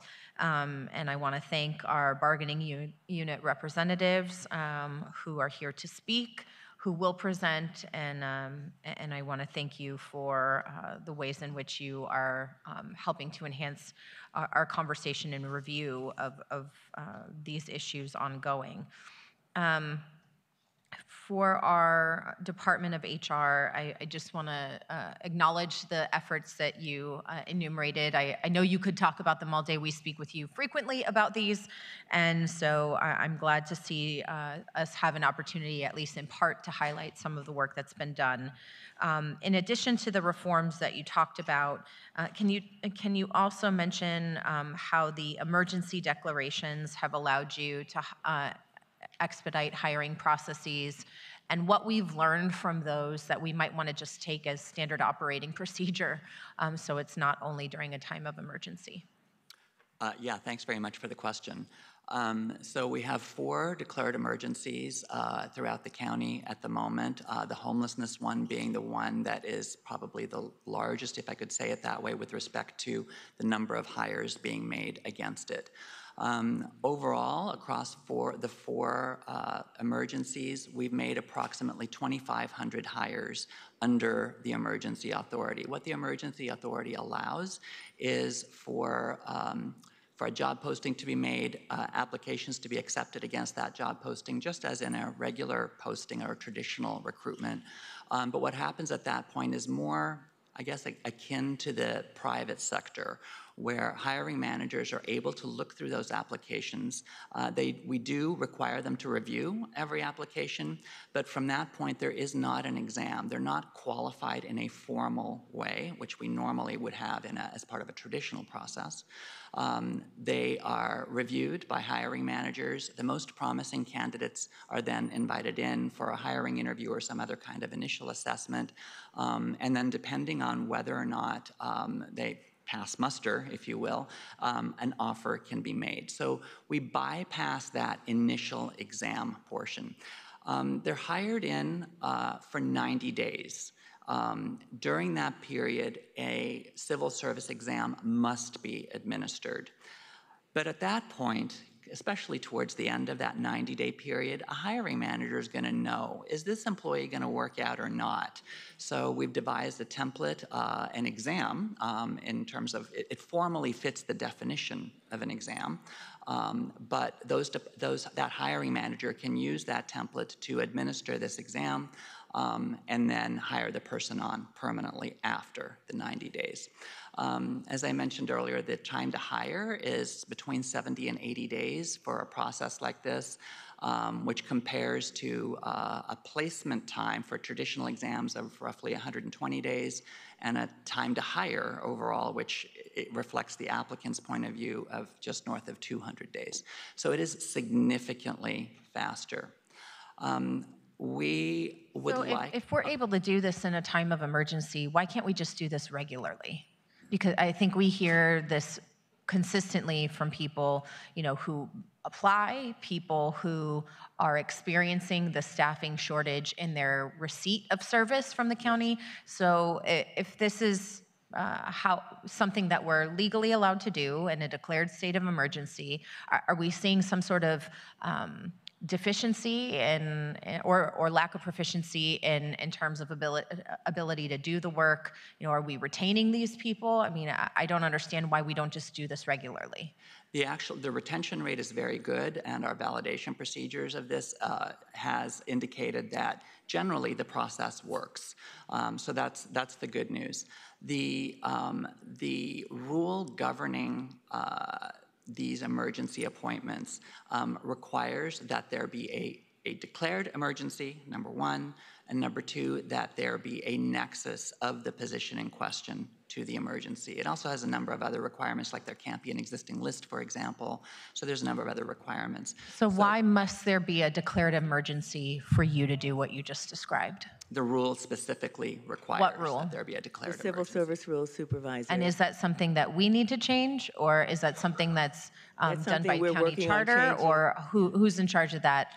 We are working on changing that even now. We've been, as Joe mentioned, we've been working on almost 2 years, working on with the labor unions to make significant changes to the civil service rules, and we're working on that now. I do believe, as far as the hiring rules, we're nearing some tentative agreements. Okay, I know as we've talked about the emergency, and you said that this was incredibly helpful to hiring, and we were glad to hear that, but we also want to make sure that we're not waiting for an emergency to make improvements.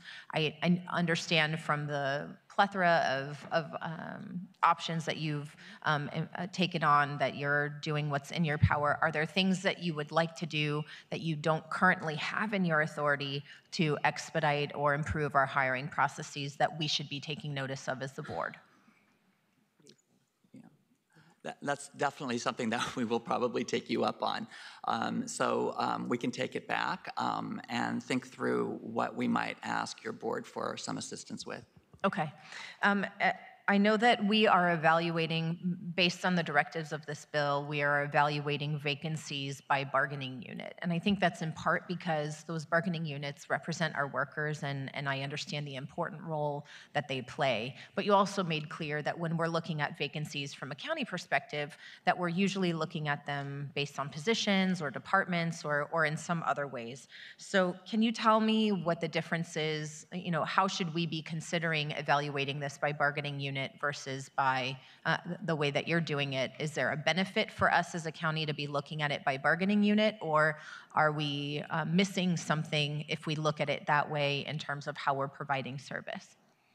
So I can respond to that, Supervisor. So when we evaluate departmental performance, we're looking at the department. But the exercise of looking at vacancies by bargaining unit, and I touched on this a little bit in the presentation, it has been helpful because it has allowed us to see trends across all county departments. And we have identified that those commonalities of persistently vacant classifications that roll up into a bargaining unit. And what it allows us to do is be more strategic about how to bring in labor to help us address these issues. And so I think on the whole, this is an exercise I don't think we've ever done to this level. I do want to thank my team sitting behind me and the departments, because it was a ton of work to get this information, because we don't have this coded in our systems this way. But it has been helpful to see kind of where are our problems across multiple departments and which unions are we looking to work with if we want to have this constellation of strategies deployed that brings them in to help. That's great. And I know another thing that you and I had touched on in our conversation leading up to today is how are we looking at staffing ratio best practices for various types of positions. For example, I know, when we've decreased the population, for example, in our youth probation facilities, was there sort of a right sizing of department staffing to address the change in population? I don't know what other departments have experienced that, but how are we looking at sort of best practices in terms of staffing ratios? And are some of these vacancies due to positions that maybe served a previous need that we're not doing anymore? Is there sort of deferred institutional maintenance as it? So I'll give you a probation-specific answer, and then I can talk more generally about the county. But for probation, we have done, and it's been a couple years now, an extensive staffing ratio analysis. This was under prior departmental leadership, where we were trying to figure out what the minimum staffing requirements were to operate the probation department. And the overlay is all of the regulations that also apply to probation that set certain staffing ratios and staffing levels. With all the vacancies in probation, our objective is just to meet those staffing levels with the bodies that are there. But as an exercise, and we don't have to focus on probation, but do we do the exercise of adjusting upwards or downwards based on staffing ratios? But is that a practice that we do in the county? And if so, how is that done? So for countywide generally, we typically rely on the departments to tell us what their staffing ratios are for their operations. Now, we don't have necessarily the visibility at the operational level to tell them, I don't agree with that staffing ratio level. And there are many reasons why you'd have a particular staffing ratio, industry standard, regulations, requirements, et cetera. And you and I talked about going forward, bringing on our new budget system, Budget Prep, which will have a lot more detail about programs within departments, how they budget and how they spend. This will provide our office a lot more data and information about when departments are moving money from programs to other programs, which could help us right-size between those two programs, right? So you don't have all these vacancies here that are funding a program over here. We can actually make some permanent decisions about how to move money within the departments. I think that's helpful. There are clearly some long-standing vacancies department by department. And are we doing that as a budgeting practice? Are we doing that, what is the purpose of having, these long-standing vacancies? Is it because we can't hire, or is it, is there some other reason? So I think that's, it's helpful to hear, because obviously if we are severely understaffed, that's something we have to address. But if it's just we've kept positions on the books that we no longer need, I think we also need to be addressing that too. I have two more questions. Actually, you talked about that, so I'll skip that one. I know that one of my colleagues, I think it was Supervisor Barger, brought up the issue of the hiring freeze. But I know that the hiring freezes were also discussed as part of ongoing negotiations with each of our bargaining units. And so I think that's an important part of the conversation as well. You know, I think that being part of our routine practice is important. It's not, I'm glad that we're doing this exercise, but I think there's also an opportunity regularly for the trade-offs between unfilled positions and some of the other benefits that bargaining units are looking for in terms of quality of service and quality of work life. I think those generally are discussed in labor negotiations, or do I have that wrong? Labor negotiations is the primary way where we discuss them with labor, but we have those efficiency and those vacancy conversations with departments on a regular basis to help them try to fill those positions. But yes, when you're talking about things that we can offer, you know, employees to help them stabilize the workforce, most of that happens at the table. Because I know we've heard in the CEO presentations that were sort of happening weekly, you know, the costs that the county is dealing with as we're navigating, you know, budget constraints.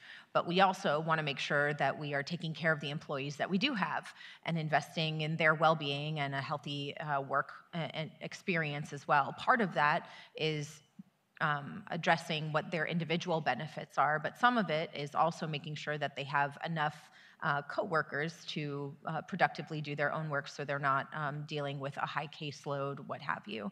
So I'm glad to hear that there's opportunity for that to be discussed with bargaining unit leadership in the negotiations, and now we have this opportunity to sort of talk about that as well. But we, you know, all of that contributes to work-life balance, and I want to make sure that we are, you know, taking that into account when we're thinking about benefits and other investment that we want to make in our workforce. There's the individual experience, but we also want to hire more, and so figuring out how we have that conversation is very important. Yeah. Thank you. Can I respond? So you're totally right. I think the realities of our, but it is true that this bargaining season, because of budgetary constraints, it has been a lot more challenging to meet in the middle between what departments' needs are and what employees' needs are this season. Yeah. Yeah, I think the board has felt that way too. You know, we don't want to see, there's been discussion around the curtailments that departments have taken and the choices that departments might have to make as a result. We don't want to see a reduction in workforce. And we do want to make sure that we're investing in the employees that we do have so they don't feel like we're not paying attention to the value of the work that they're contributing. So I'm glad that this gives us another way to highlight that those are things that we consider on a regular basis, and that all factors into how we arrive at our decisions. Thank you. And Supervisor, I'm sorry, can I just double back to a question you asked Johan, which is about the emergency hiring and why can't we just do that, you know, as a matter of course. Just want to make sure everyone's clear. In order to change, to take that emergency hiring model and use it countywide for all classifications, we need to change the civil service rules, and that is subject to negotiation with labor. We're at the table now. We have a bunch of specific proposals that will help us, but that has to go through the negotiation process. If I could add to that, Supervisor, you had asked specifically about leveraging the emergency hiring piece of the civil service rules to fill critical vacancies, and that is something that we're looking at right now, is trying to determine how we can leverage high vacancy rates as an emergency. So that then would enable us to use that civil service rule for those specific classifications that have very high vacancy rates. And I want to add to that, if I can, that DHR, along with CEO, created a DHR snapshot so that we'd be able to see when particular bargaining units were moving toward the critical mass. And so at 15%, we are reaching out to departments, you must start filling these positions. At 17.5%, we're saying this is now going to be an emergency because we want to stay under the 20% vacancy rate. So we are doing that right now. All right, Supervisor Hahn. Are you sure? I know. Well, Anybody I was else? Thank you, Madam Chair. Thank you. I was looking at our order of service for this item, and I thought our union reps were going to address us immediately after the presentation, which might have maybe altered. Can I just say, I thought that if they want, I mean, I know I have questions like civil service, thought that I would give them an opportunity to understand what our questions are so they could actually also address some of the issues. So that's why I actually thought it'd be better for us to talk about what we heard and then let them address it as well. Okay. I look forward to hearing them. And just on following up a little bit about some of the conversations, particularly how we work with our union partners outside of the tables. And, it obviously took a state law to bring us to this moment today where we have to listen to them per the state law. But this doesn't actually feel like real engagement with our union partners. It's good. I think it'll be important. But wondering again, Joe, do you feel like we've got a good system to talk about some of these issues that supervisors have brought up with our union partners outside of once it hits the tables? So the board is acutely familiar with table negotiations, and we're going through that now. But the team behind me is constantly talking to our labor partners, and so are our departments. And so the negotiation season almost never stops in the county. There are lots of different avenues for having these conversations and these discussions. I would say probably our labor partners have different feelings about how well things are going, but it is not for lack of communication. We're always engaged with them on various. Well, I appreciate that, and maybe some of our union partners will bring that up in their 5 minutes, because I think we would like to know that, because I always think at the end of the day, it'll be better for all of us if we do have a better communication system with our partners, so that we can, as Supervisor Horvath said, really listen to them in terms of the investments we need to be putting into their welfare. So if the public has been paying attention to our weekly budget presentations and the gloom and doom and the crisis we're in and the curtailment that we're asking our departments to take, if they were listening, would they think, and then I'm looking at the presentation, it says, growing our county workforce. So is it our goal to eliminate all the vacancies? Because I think some of our departments were able to cut their vacancies to achieve the curtailment, which saved us from having to lay off employees. So is it our goal to eliminate vacancy? Is it healthy to have some vacancies? What are we striving for here? So it is a good question. An organization like the county will never have a 0% vacancy rate. It's just not going to be possible based on attritions like retirements, promotions. But is that even our goal?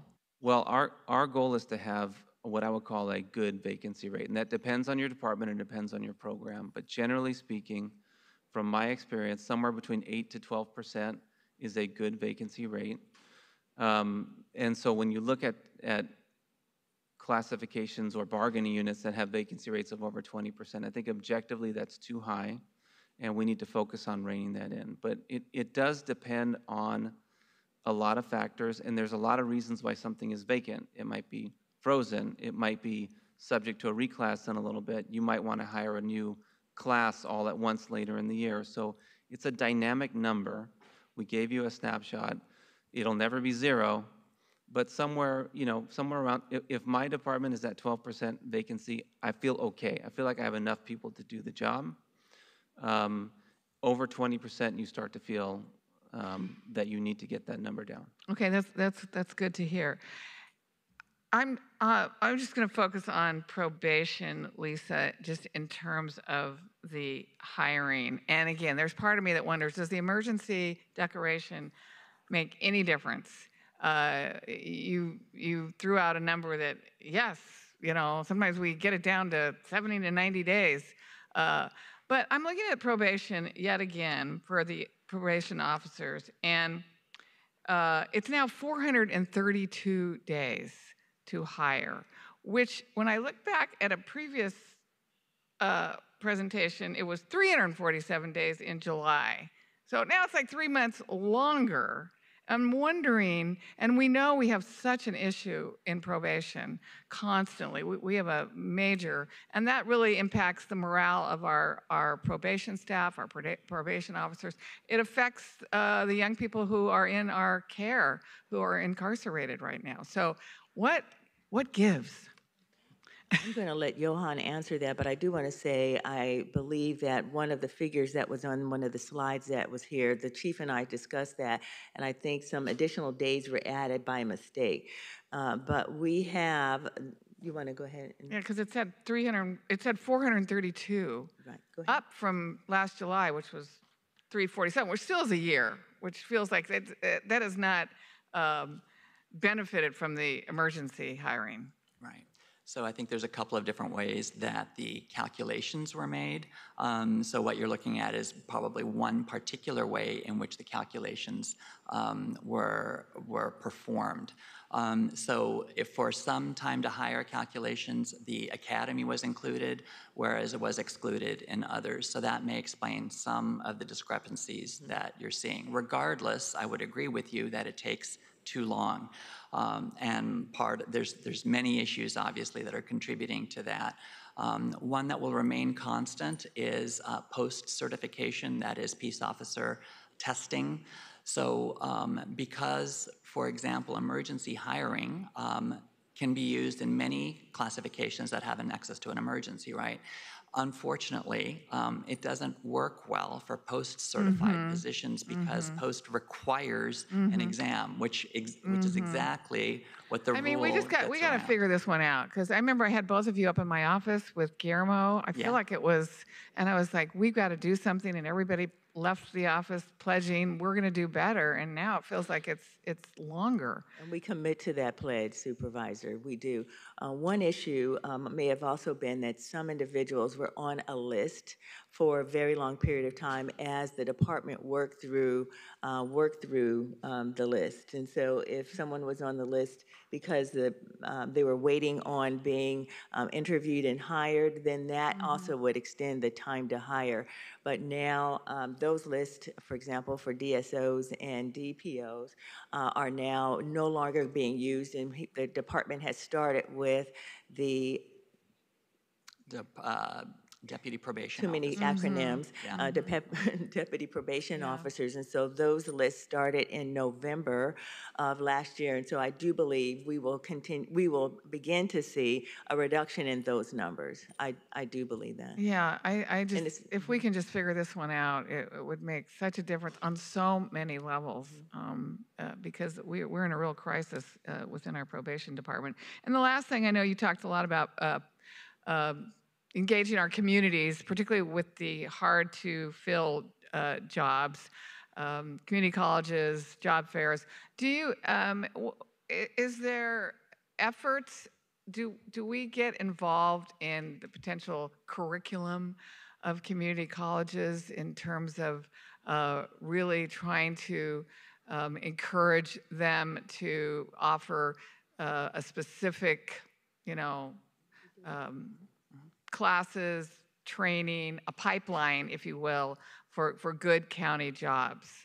And how's that going? Yes. So one example would be an initiative that was started some years ago with Rio Hondo, for example, where we brought in folks into the assessor's department at the entry level. We were heavily involved. While the department, of course, was leading the effort, we were assisting in looking at that curriculum and ensuring that it meets the minimum requirements and that those folks can get through the exam to be hired. That's a challenging exam. It does not have a high pass rate. Because the department is very careful about who they'd like to have in those entry-level roles, because those are the folks that are going to promote, obviously. I mean, the word on the street out there right now is good luck to everybody who graduates, right, from a four-year university, a community college. It's like, good luck.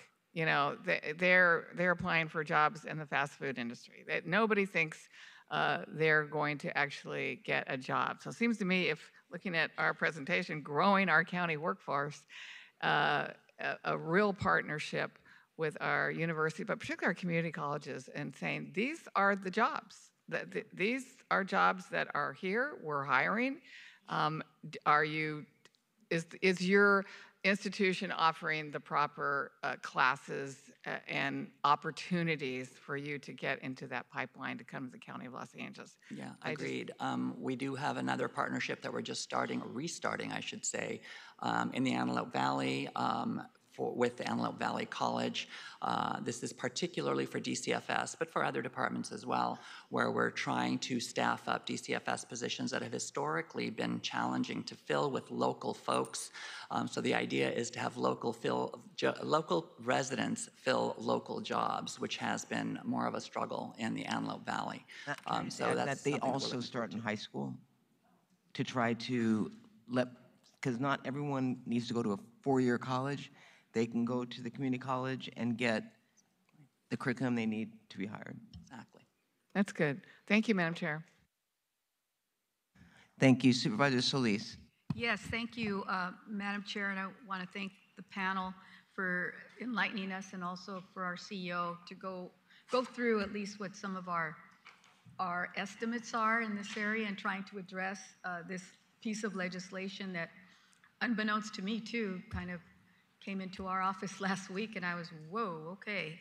And I understand what the legislation's about, but I think the real crux, and I think Supervisor Horvath touched on this, is that how is it that, you know, we look at our classifications, and here now we're looking at the bargaining units, which are two different entities, and a lot of work has been done already. But what is going to be the end result here? We haven't even heard from the unions, and I want to thank them for coming and providing. Those that did provide information is very helpful, and we've been meeting with some of them individually on our own time. But I do have a question. What is our product going to look like after we go through this exercise? Because this is an exercise, but then the real reform, as you touched on, Joe, is that either it happens at the bargaining table, or we set up a formal process where you have both management and labor at the table talking in ways that can at least come to some agreement on apples and apples. Because my sense is that we're not really there. We're not there at all. And I think they can be helpful. Labor can be helpful in helping us gauge where these hot spots or really thick and hard areas we need to understand better. And it would help me as someone who has to vote on these items to better understand that. So maybe you have a response to that. Supervisor, I thought a lot about that as we were doing this exercise. Here's my initial thought, is that sometimes if you're not starting from the same set of facts, you're never going to get anywhere, right? And I think what this exercise allows us to do is start from the same set of facts. So now we have always looked at this from the department perspective, the classification perspective. We look at it from the bargaining unit perspective, almost in a defensive posture at the table. Now we understand it better from the bargaining unit perspective, and I feel like that understanding will help us better communicate with the labor partners who are representing these persistently vacant classifications. Many of these tables are still open, and I don't want to go into the specifics of what's discussed at the table because that process is confidential, as you know. But there are ways outside of the table to continue to have these conversations through joint labor management committees and things of that nature, where if we are now on the same, the same page, and it's beneficial for the departments to close the gap, and it's beneficial for labor to close the gap, then we really need to be finding that common ground to move forward, understanding the backdrop of the budget. And that becomes the hardest thing, which is how do we get there given the county's financial challenge. But I think, just in summary, this is a view we've never taken this slice of data before across all of our bargaining units, and now I think this has been really helpful for us from a management perspective to see it this way. I would just caution us that we do have to do something, because if not, we'll see another piece of legislation that will say, you will, you shall. And I think we have to take this seriously. And I mean, since I've been on the board, I've always wondered why the rationale was that there were so many vacancies in departments and structural deficits and what have you, but more importantly, why those vacancies were so important. And I know some of the departments have told us over those years, well, sometimes it's used for other purposes. And I think that's an opportunity to explain to the public as well why that has been used in that manner, and is it really something that is getting to the real issues of the quality of life for our employees and also quality of life for our residents? Are we really able to meet the needs that our residents want? Because we hang on to this concept of, well, we have to have these 300 vacancies here because at any moment, if something drops, I have to pull on those. And while they may not be a filled position, a budgeted position, that classified position is there. And that's what the public, I believe, doesn't fully appreciate or understand. And perhaps even our union members, brothers and sisters, think that that also is problematic. So I hope that at some point we can begin to look at that and really define what it is we want to achieve. And maybe set out some goals where we do have tables, and I don't mean just collective bargaining, but I mean just discussions, regular discussions with the unions that are here, but at a different level, where it isn't so top down. And I think that's really critical. I know that the departments may be department heads are dealing with this at a different level as well, because they're being told by the budget folks, hey, you got to meet this goal. You're going to have to rescind or cut back, curtail. And oftentimes it may not be done in a fashion that appears to be as open and accepting by the rank and file, because they're not understanding either why some of these things are occurring. And we're going through this exercise now. And quite frankly, we're hearing from even our departments, but even our employees. And I wish that there could be a better way, not wish, we need to have a better way of being able to really put things out flatly on the table and look at them in a more holistic view. I too am concerned about emergencies that we face and the ability to hire up right away. But I wanted to ask you if you could describe what conditional hiring allows us to do, because I know that's a part of a tool that we have, and I don't know that people fully understand how does that work, and is it only used for certain classifications when when say something comes up? Is this at the discretion of the department head?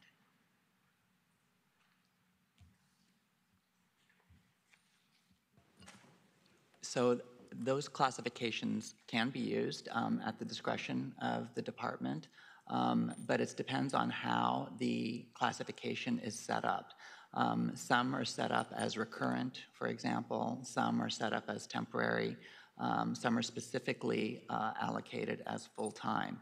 So it depends on how the position is set up. And who makes that decision? The department head, or how is that derived? The department head decides that? I believe CEO. Yeah, through the underlying classification. Yeah, it's the CEO does classification, but that's not what you're asking, though, is it? No. Yeah, I'm trying to get at why why there are differences here, and if it's pointing to one office fine, then we've got to look at that, because there could be, in my opinion, just asking the question, we could have variations of that depending on which department head decides what they want to use. And I'm sure that's what's happening or has happened. And we haven't really, as a board, understood how that tool has been used and how it might be better utilized if we have vacancies in certain areas that we really need to focus in on right away. And maybe that's something that's going to be gleaned that we can learn from. Sure, that's something that could certainly be I think it's really important to better understand that. Can you just share with the public what that means, conditional versus, say there's an emergency need to hire? Well, the emergency specifically has to do with a declared emergency, and it can't be invoked without that emergency. So that part is very clearly dictated. That will have to be changed, I think, at some point.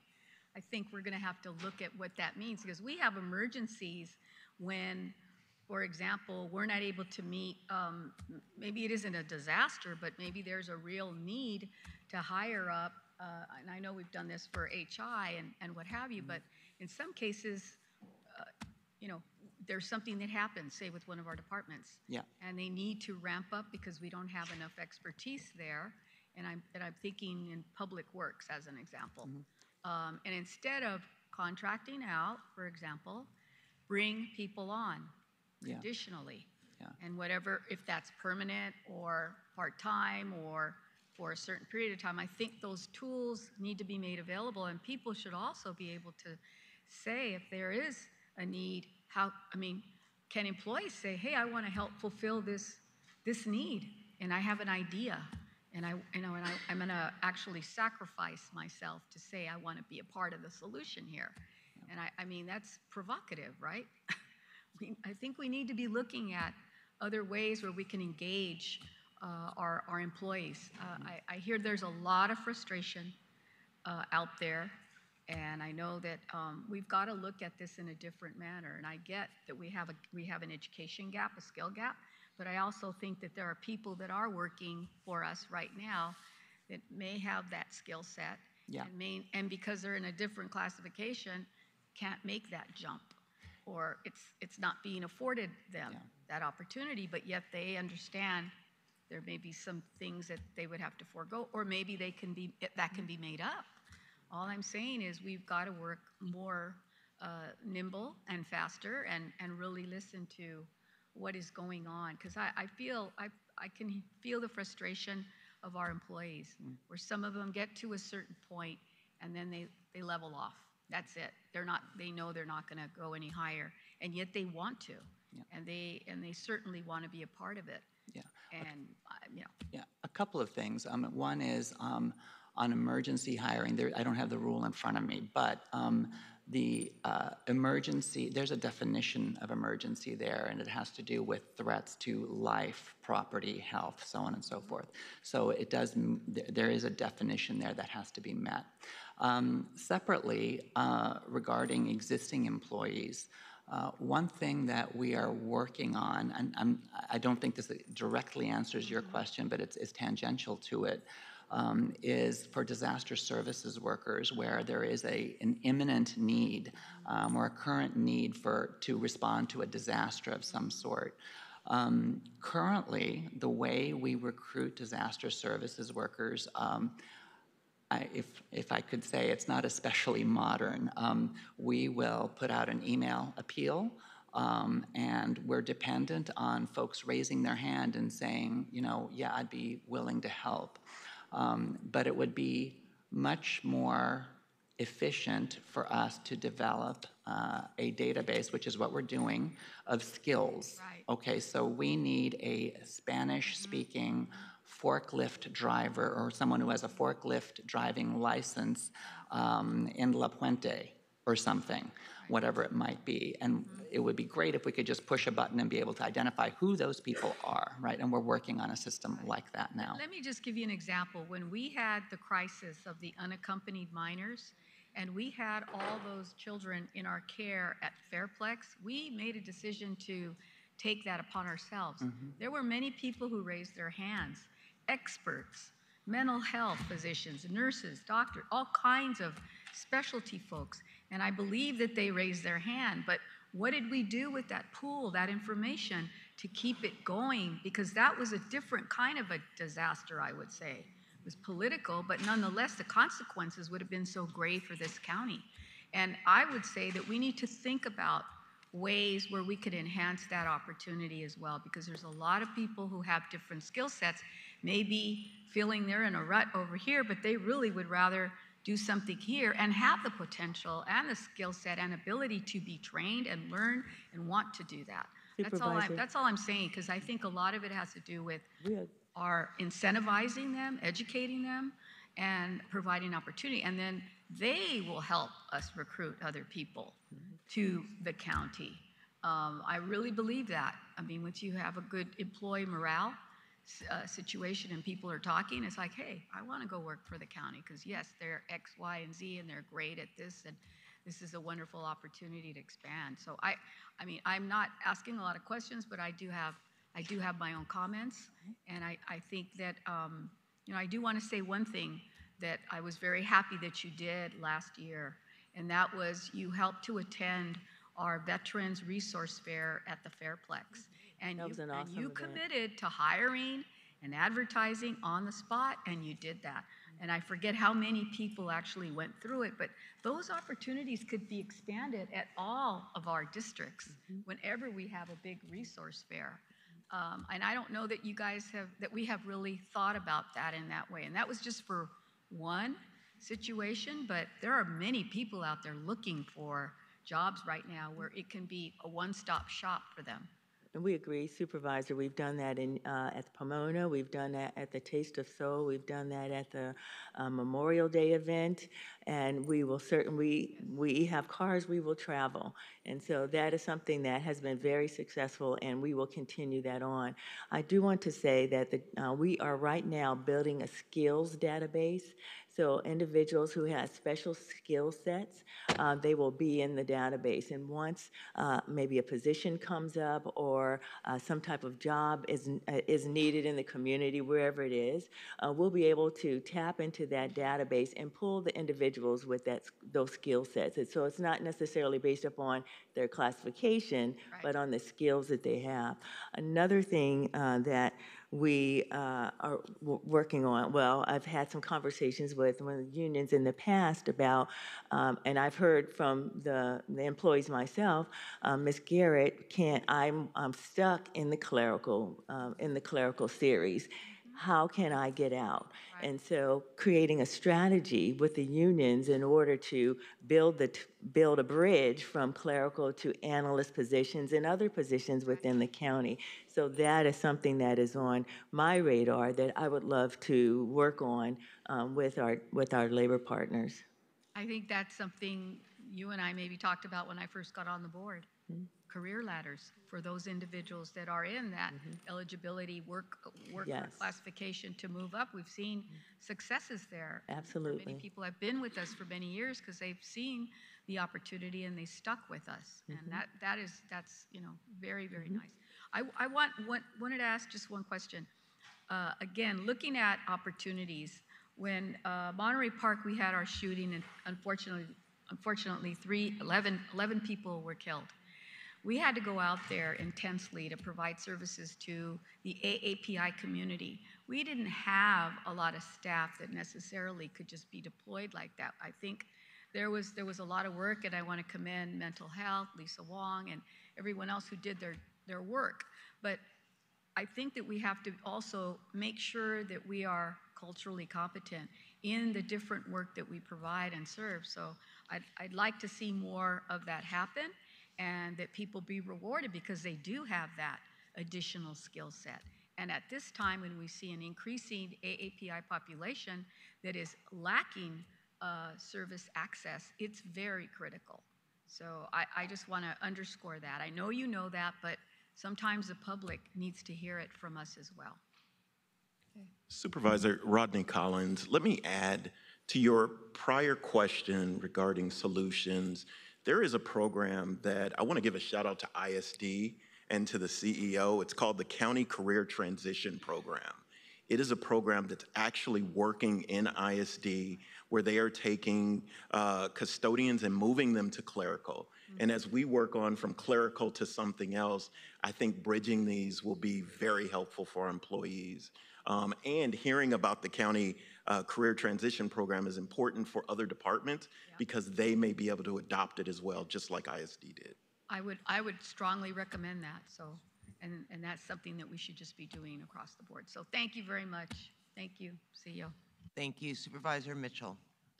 Thank you, and I agree, Supervisor Solis, not just cultural competency, but linguistic. I was surprised to learn that in a county with a significantly large deaf and hearing impaired community that we've got one mental health employee who is skilled at ASL. And so as we talk about, and as a result of that, you know, Dr. Wong went to Gallaudet a couple of years ago to attempt to recruit. And so I completely agree with you. When we look at the demographics of LA County, we have to meet people where they are and make sure that we've got both cultural and linguistic competence, and particularly with the threshold languages that are necessary. Thank you, Madam Chair. I fully support greater hiring efficiencies. It just makes sense, you know, for government. And as I look at AB 2561, went into effect January 1 of this year, and it impacts all public agencies. It will be interesting for us to kind of track our fellow counties, at least through CSAC, in terms of how they are operationalizing what the bill requires through their public hearing process. So I just think that will be important. As we had this conversation about civil service, it made me think more deeply. We talk about kind of the civil service rules all the time. And, you know, I want to make sure I understand. I've heard repeatedly about rules that kind of limit our capacity to be creative and innovative and more efficient. And then I've heard that it's about negotiations with labor. So I want to understand, we as a policy setting board have no role to play in the civil service rules that govern the county? So I can kick that off, and then Director Garrett can follow. So the civil service rules have been in place for a very long time, and they obviously serve a critical function in helping us hire, and you know, it really is a fairness mechanism, and it sets the playbook for how we operate on the hiring side. But we shouldn't let ourselves be captured by the great ideas of 20 years ago or 30 years ago. And I think that's where we're at today, which is in our report that we filed, we have identified the types of things that we are trying to advance with what we're calling civil service reform. It is not an overhaul, throw it in the garbage and redo everything. It is getting us from where we were 20, 30 years ago to today, to help ourselves be successful today. And that is a discussion with labor because it affects the operating conditions, the working conditions of our workforce. And so we've been at the tables for, I want to say, almost 2 years with labor. We have very specific proposals, and I think maybe Lisa can tell us where we are at in that process, but we can't unilaterally move forward with changes when labor has the right to, be heard and discuss what those changes are. I just wanted to understand kind of our role. I completely understand and value and support the history of civil service. It was about creating a fair, transparent playing field for hiring, that hiring managers weren't just able to hire, friends and family, but to really open up the process and that be transparent. I get that. But as we're talking about ways, through emergency declarations, that it becomes a way to circumvent the process, in effect. I know I carried a motion, I want to say in 2021, that didn't declare an emergency, but made it easier for all of the health departments to fill vacancies. So we as a policy setting board are finding ways to try to expedite hiring. And so, that's why I said, what's our role? Because I don't want us to continue to use these tools because that's the only way we see that we can engage. I think it was Supervisor Horvath who asked the question about, what have we learned, and let's just kind of do it through the emergency way. And I think I want to pose the question a little differently. Are we giving up something by using the emergency declaration to expedite? I get the need for efficiencies and to expedite, but I really want to make sure I'm clear. Whether it be unintended or perhaps unforeseen consequences. So it's a different take on the same question. From your perspective, what, if anything, are we giving up using the emergency declarations to create these hiring efficiencies? I'll speak first, and then I'll let Johan go. I can't say that we're giving up something, but the long time it takes to get people into the county, because even though someone comes in on emergency, you have to do an assessment of their resumes and their skill sets before they are coming in. And then once they actually get here, they have 90 days in order to have them take some kind of assessment. An assessment doesn't have to be a paper and pencil in a room. An assessment can be an interview. An assessment can be, I have reviewed your work in this position for the last 89 days, and I am going to use that in order to bring you into the department. And during the regular exams, we also do that here. We also look at making certain that there's no adverse impact to any groups who are coming in the emergency cycle. So I can't say that we're giving up something because it still has a protection of the merit system. Excellent. That's helpful to know. That's very helpful to know. I just wanted to make sure that we were continuing to focus on our values alignment between equity and diversity and inclusion. And as I'm hearing you and all of the efficiencies that you showed us on the chart, they didn't seem to require kind of a civil service adjustment. It was really us rethinking our role. And like you said, put the testing first, using technology around interviews. And so, I think that I would encourage us to continue to evaluate and reevaluate our own internal processes. Just because that's the way we've always done it doesn't mean we should always continue.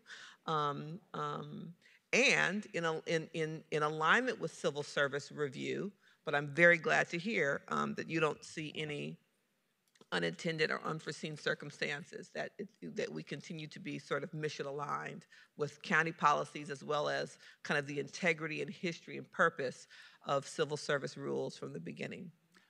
If I could, a couple of things there. One is a declared emergency does have to be in place. So for your rank and file employee, so that's part of the mechanism that's in place. There really has to be a strong need. So that's part of it.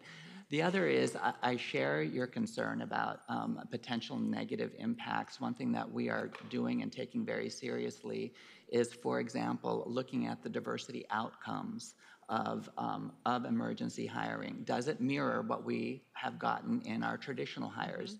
Does it mirror the population at large that are eligible for a particular position? And all of our data actually says yes, that we are doing that. So I feel heartened by that. We're also now following up with departments to ensure that those folks are able to perform this work, and encouraging them to use the probationary period if necessary to separate those folks who may not be able to perform the duties of the job. I appreciate that. And then I had the same questions the chair had with regard to LiveScan. Having been an employer, LiveScan was the bane of my existence. I have your answer. Okay, great. Let's hear it. 3 days. Oh, on average, it's 3 days. Now, this is excluding the law enforcement because they do their own, but in general, for the general population, it's 3 days. That's a huge improvement over my experience running an agency that required LiveScan. It was such a delay that I brought LiveScan into the agency, because even the delay in finding a LiveScan provider and the wait there was just always we would lose people to other professions because they just couldn't wait. And so whatever we can do, to communicate with the Department of Justice so they understand the impact of their delay in our ability to hire. This is not unique to us. It's every peace officer, if you will, or peace officer adjacent entity, that makes sense. And when I think about it, as we keep talking about disasters, the passage of H.R. 1 has created a disaster for all of us in local government. When we think about it's a disaster of one definition in terms of our ability to pivot and do more work with less federal resources as required under H.R. 1. So thank you very much. Appreciate that, Madam Chair. Thank you. And now we're going to call our labor partners up. But again, I thought it'd be beneficial for you to hear what our thoughts are so that when you look at your presentations, if there's things that you feel we need to understand, for example, civil service, I know has come up in terms of some of the changes that are taking place, hiring freezes, et cetera. So with that, Executive Officer, do you want to call the names of people that would like to speak on this or that are going to? I believe the CEO, will you be providing the names of the people who will be coming up? And then we also have our staff down there who will be bringing up the speakers.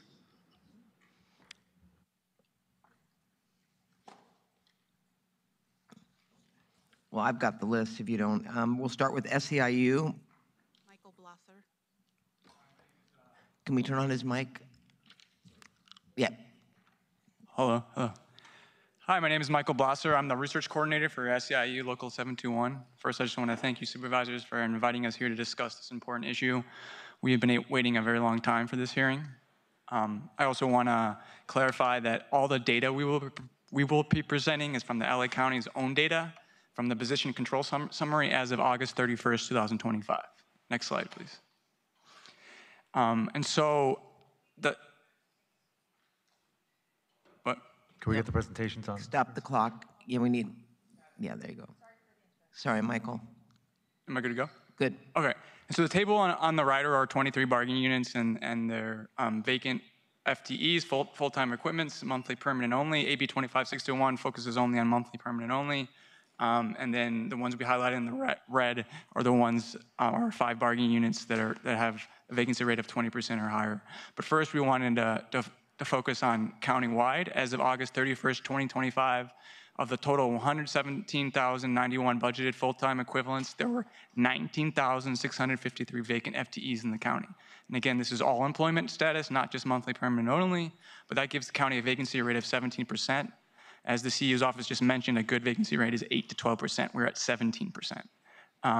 Of the 66,156 budgeted FTEs, all employment status that were SEIU Local 721 positions, more than 11,000 were vacant. Pivoting to the AB 25621 that focuses only on full-time permanent employees, 15,707 full-time permanent employees are vacant countywide, and of that, 8,547 were full-time permanent Local 721 classifications. When you look at the table on the right, we have 5 SEIU 721 bargaining units that have a vacancy rate equal to or greater than 20%, and that is Bargaining Unit 201, our building custodians, Bargaining Unit 211, institutional support services, Bargaining Unit 341, health science professionals, Bargaining Unit 711, social workers, and Bargaining Unit 729, health science support services. Next slide, please.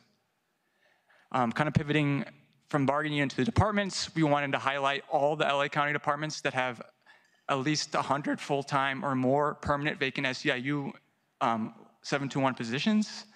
75% of all SEIU Local 721 full-time permanent vacancies are concentrated in 6 departments: DHS, DMH, DCFS, Sheriff's Department, and DPH. Looking at the table on the right, I wanted to highlight that DHS, even though they don't reach the 20% vacancy rate for 721 positions, they have 3,500 monthly permanent vacancies as of now. DMH has 24% vacancy rate. Sheriff has a 23% vacancy rate. Public Health has a 22% vacancy rate. Probation, 23%. ISD, 26%. And Child Support Services, 20%. Next slide, please. We also wanted to highlight that there's numerous departments that have refused to fill budgeted part-time and temporary vacancies, which increases the workload of full-time staff. Again, AB 25621 only focuses on monthly permanent full-time employees, but I I really want to highlight a couple of departments that the vacancy rates are very, very egregious when you include all employment status, and so that includes part-time and temporary classifications.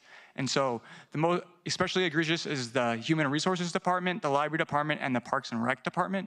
And so again, this is for the 721 vacancy rate. If you look at all employment status, so that's part-time, temporary classifications as well, they have a 78% vacancy rate. It drops down to 14% when it's full-time. Library, 50% vacancy rate. You know, we hear from our librarians all the time that the library aides and then library pages are not being filled, and they're having to do a lot of that work. When we look at just full-time vacancy rate, it drops down to 18%.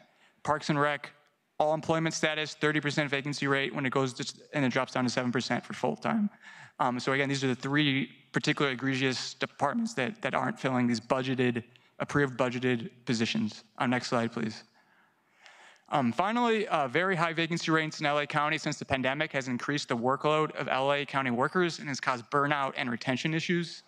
These tens of thousands, and I mean tens of thousands of budgeted vacancies have decreased the availability and quality of services that LA County provides to the community.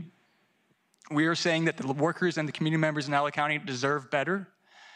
We want to acknowledge that good things have happened when LA County works hand in hand with SEIU 721, so we request that LA County work with us to solve these persistent and ongoing vacancy issues.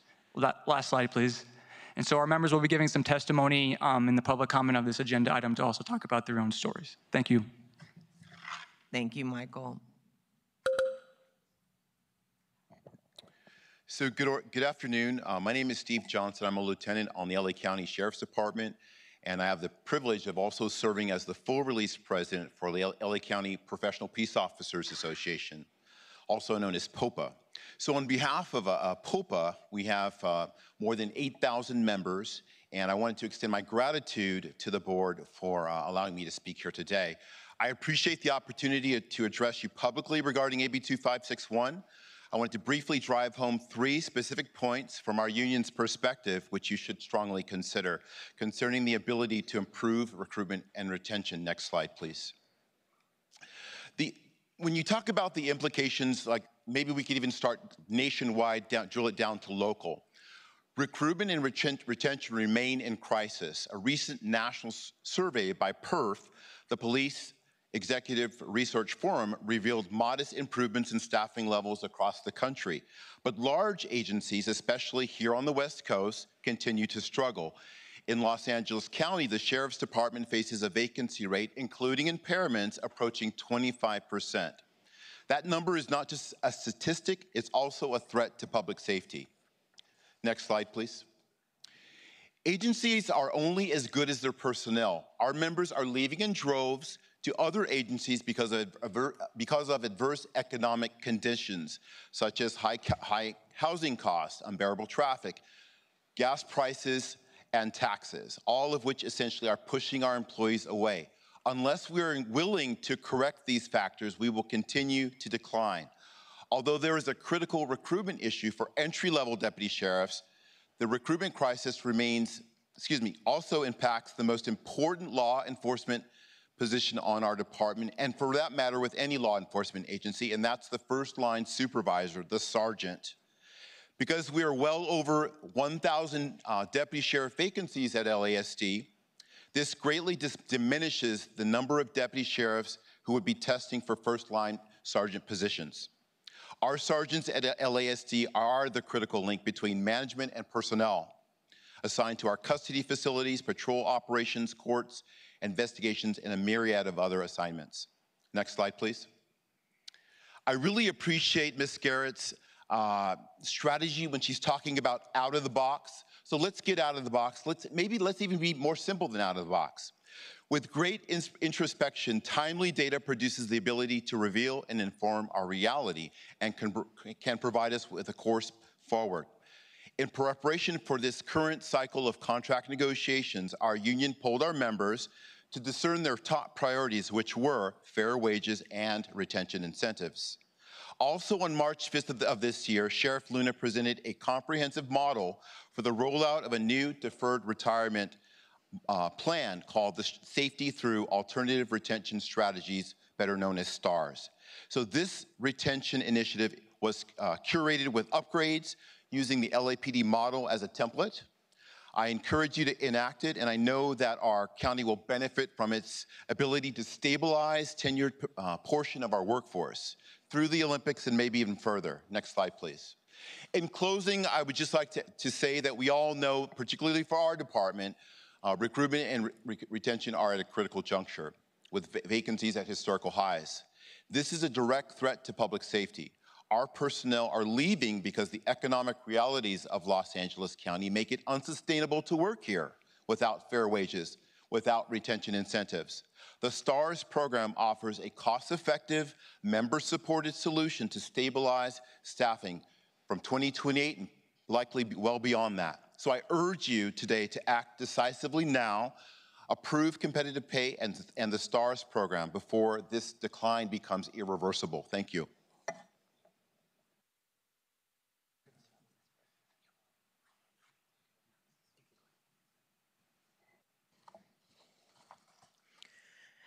Good afternoon. Thank you for this opportunity. My name is Lynette Howard, and I'm a business representative for AFSCME District Council 36.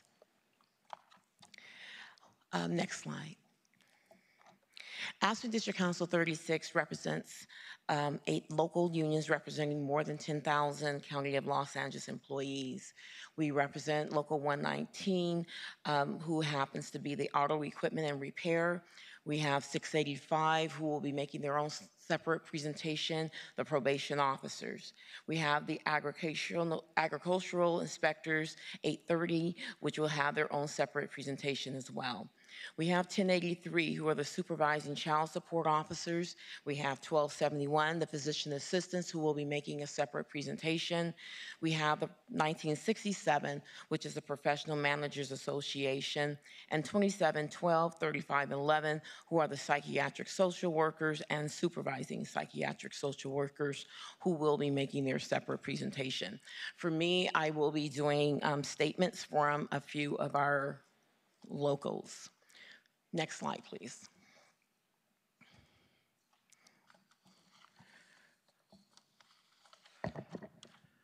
For 119, who happens to be the auto equipment and repair, they are saying, this is Felipe Saldivar, the president, they're understaffed. 50% of the mechanics have either retired, quit, or have been injured, and they're waiting for them to come back. The pay is low compared to private companies, and mechanics with experience, they don't want to come to the Aero Bureau. They're only getting fresh out of school mechanics, and this is not an entry-level job. We require individuals to have at least the minimum requirements. We're supposed to get a new fleet of replacement helicopters every 7 years, but they're looking at they're not getting them until 14 years. Therefore, the helicopters are getting older and requiring more parts. Inspections are taking longer due to the repairs, and there's no retention bonus. 3 mechanics left to better companies, 1 to Southwest, and 2 to Airbus. 6 to 7 have retired in the last 3-4 years, and there's no one to replace them. There are currently 7 out of the 15 that they're supposed to have. 2 are out on light, or on, but they're on light duty. And then there's a total, like I said, of 15 people that should be having these positions, but they're operating out of 7. So there is an issue with the work that they have. Next slide, please. 1083, this is the LA County Supervising Child Support Specialist. Their president is Melissa Martinez. And I'm going to hit as I did before, their statement is hitting these points. The supervising child support specialists are first-line supervisors who are expected to carry out the department's mission, vision, and values. The negative effect of longstanding SCSS vacancies are increased team sizes, additional workload, missed deadlines, and decreased morale, which can impact the quality and timeliness of services to the public. The use of existing eligibility lists to fill vacancies in a timely manner increases the retention of experienced and qualified candidates. SCSS retention can be improved by way of increased training, management support to newly promoted and experienced supervisors. My next slide, please. Local 1967, this is a statement from their president, Catherine Bay, 1967 of the Professional Management Association. They wanted to make a statement because LA County Probation is at a crossroads. If you care about the youth we serve, the adults we help, and the communities we protect, then you must act. You must do two things. First, direct the CEO to negotiate in good faith. Second, to fill those vacancies, especially in the middle management. Right now, vacancies are the single greatest threat to public safety. Every empty position means less accountability, less oversight, less support of staff. We have to be clear that probation is public safety. When vacancies remain unfilled, public safety suffers. When vacancies remain unfilled, our communities are less safe. When vacancies remain unfilled, the people of LA County lose. We have to say it again. Probation is public safety, and public safety depends on people hiring, retaining, and empowering the men and women who serve every single day. Thank you very much.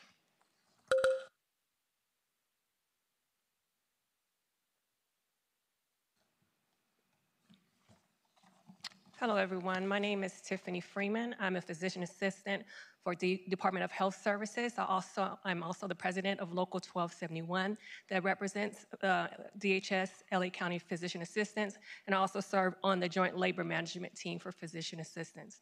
Next slide, please. My purpose here today is to ensure that all talented clinicians have the opportunity to work within DHS, regardless of their professional title or designation. Next slide, please.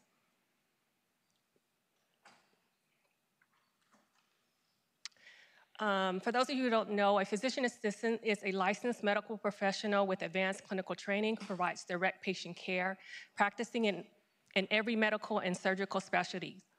PAs diagnose and treat a wide range of conditions, prescribe medications, perform minor procedures, and assist in major surgeries. Next slide, please. Just a little background on PA training. PAs they train under the medical model with a strong emphasis on in-person education. Our issue today is that LA County is not consistently investing in the physician assistant profession. Next slide, please.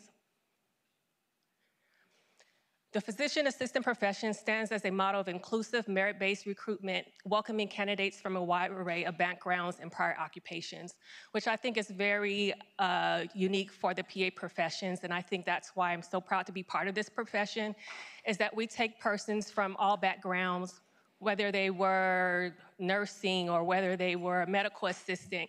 As long as you can fulfill the science requirement, you have a good chance of getting into a PA school. We draw on individuals with diverse lived experiences, skill sets, and perspectives. Unlike pathways that rely on a single feeder profession, the PA model minimizes disruption to other essential workforce sectors. Candidates are selected based on their ability to meet rigorous science requirements, prerequisites, and excel in medical model of didactic training, not on their previous job title. This flexibility ensures that high potential individuals can transition into clinical roles without depleting other critical fields. Next slide, please. This is an estimate. We estimate that back in 2005, we had approximately 100 PAs. Today, we have approximately 80, which is a 20% decline. We're waiting on the final numbers to come back for that. Next slide, please. We see that there's DHS staff irregularities, Available provider positions are not being offered to all eligible candidates. I've known of candidates that have a lot of experience that were never contacted while they were on the hiring list. Next slide, please. Despite the critical role that physician assistants play in clinical care delivery, DHS has not actively prioritized PA recruitment nor maintained competitive compensation for experienced APPs. If you don't know, we're part of a collective group, APPs. There you have nurse practitioners, you have physician assistants, you have midwives, nurse anesthetists. So we are all a part of a group, what they call advanced practice providers, also known, or previously known as mid-level providers. We believe that there's been gaps that have been contributed to attrition within the PA workforce. Furthermore, the PA Joint Labor Team has not consistently engaged in provider staffing initiatives or granted equitable access to APP leadership pathways, limiting opportunities for representation and advancement. We feel it's very important that we have PAs involved in the decision-making process of determining the best methods for hiring APPs. Just opening it up to all APP leaderships, not just one specific set. Next slide, please. To fill the gap of provider to fill the gap of provider shortages, PAs play a vital role in team-based care, expanding access, improving outcomes, and strengthening health equity. They serve in all 50 states and across diverse clinical settings, helping deliver high-quality care to communities nationwide. 1/3 of Californians live in a primary care shortage. Utilizing PAs can help fill that gap. Right now, a lot of our primary care providers are overworked, they're overstressed. Sometimes it's hard for patients to get in appointments. So utilizing PAs in this setting will help fill the healthcare gap. Thank you.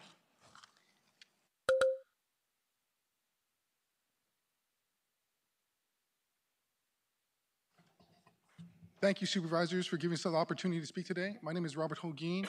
I serve as the president of Local 3511, ASWE's Local 3511. We represent the supervising professional, licensed clinical social workers, and licensed MFTs that provide mental health and health care throughout LA County.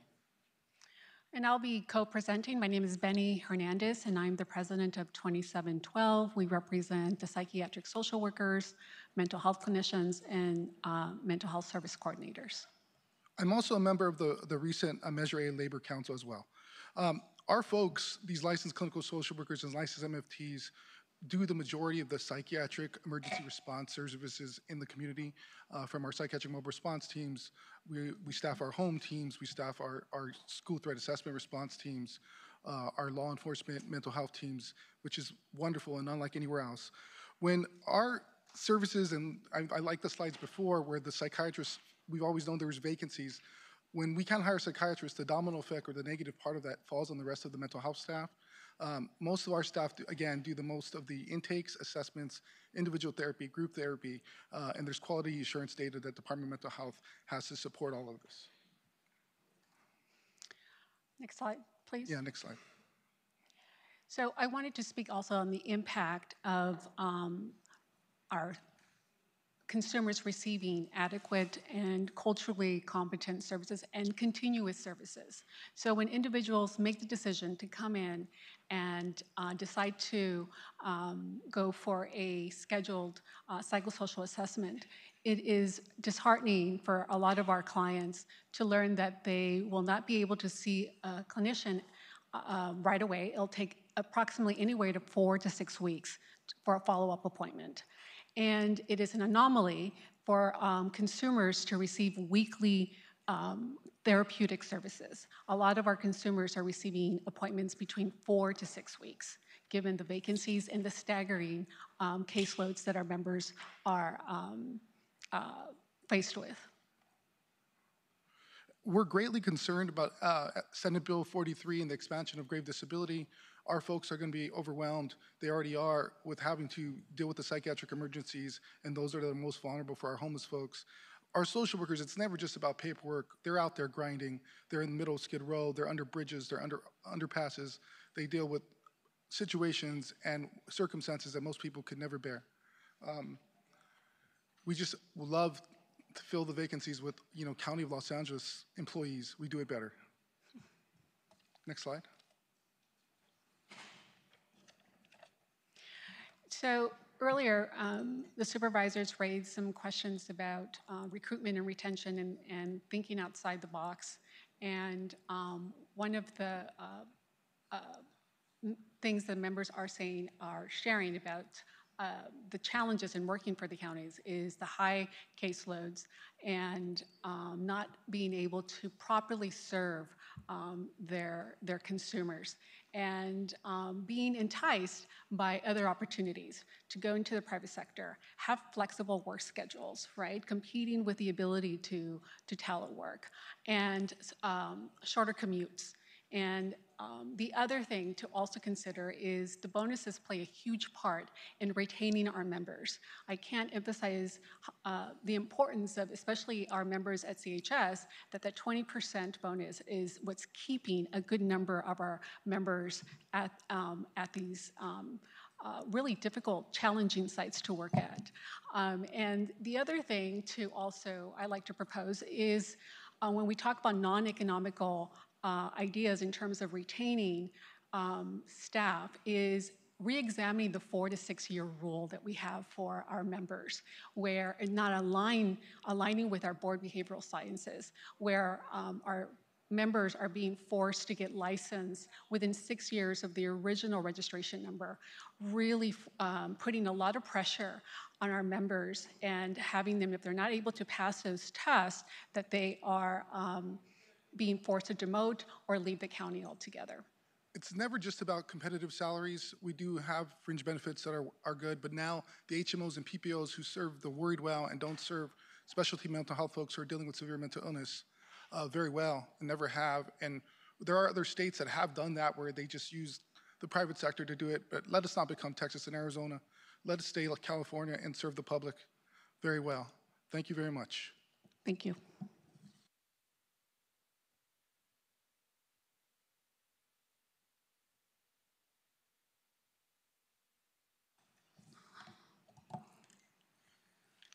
Good afternoon. My name is Jonathan Bird.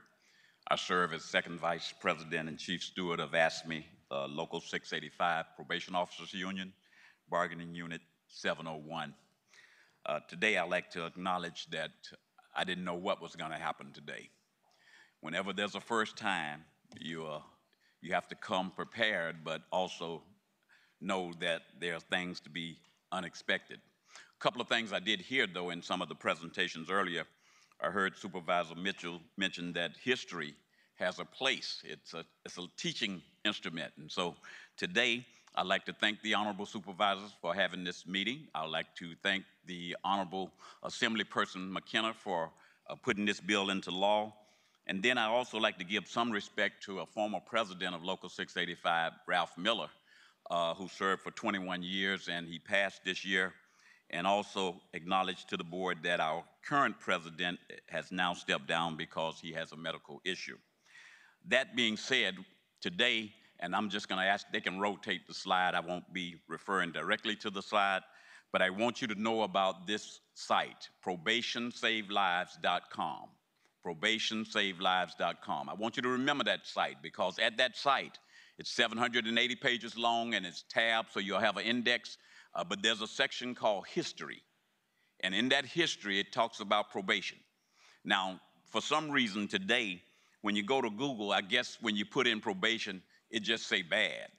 So I need to get the elephant out of the room first and say that there are bad people in every organization. We're going to confess to that. But we know where and know how support those that do negative behavior. And now that we got that out of the way, after this meeting is over, you don't have to go to the media and say how bad probation is. We have acknowledged there are some bad people in probation. But there are thousands of people that work probation every day that do a good job. In 2008, probation rank and file had 4,400 workers just in the rank and file. Today, we have less than 2,100. In a 17-year period, we have found a way to reduce the workforce by over 50%. And so let me just give you a historical data, and then I'll sit down. In 1994, I came in a long time before 1994, but in 1994, the county had a fiscal crisis. I know that because they gave me a letter and told me to go home, you're never coming back. Then they brought me back in 1995, and then they sent me home again and said, this time you can come back, but you can come back as needed. And so I came back, and I'm still here today after 33 years working as a juvenile probation officer. In 2000, Schiff Cardenas created a bill that gave funding to the juvenile sector. Today, you call it the JJCPA, Juvenile Justice Crime Prevention Act. 685 had a hand in that. The workers of 685 supported that because we knew that we were going to need funding. in order to sustain and do the work that was necessary in LA County. In 2003, we had our president on the California Probation Task Force. It was an initiative that started in the state of California to show how important probation was to the state of California. As a matter of fact, in July of this year, I testified before the assembly. Nick Schultz made a statement. He said, California believes in the values of the things to California. And I said, therefore, I know that probation must be of value because it's still on the books as of this day. And I'll go briefly because that time, you sure I had 5 minutes? It looked like 3 minutes. All right. In 2007, we supported the Youth Offenders Block Grant, more funding for the Los Angeles County. In 2008, the DOJ had a stipulated judgment, and they created minimum staffing ratios for this department. In 2008 to 2013, there was a recession. Public safety groups did not receive a raise during those 5 years. In 2009 to 2014, the county had a countywide freeze because of the fiscal crisis. In 2009, this department, along with the workers of probation, helped support SB 678, more funding for the probation department. In 2010 and 2011, probation again supported AB 109 as their states referred it back to the probation department. I remember testifying many times before Antonovich at the time and said, AB 109 said they provided enough funding for 262 DPO2 field officers. We have never met that staffing ratio, and we still don't meet it today. I could go on and on, but what I want to say, I want to refer you again to probationsavelives.com. All of the information is there. But lastly, I will say to the Board of Supervisors, if you want people to come, if you want people to stay, then you have to respect the workforce, support them, and public.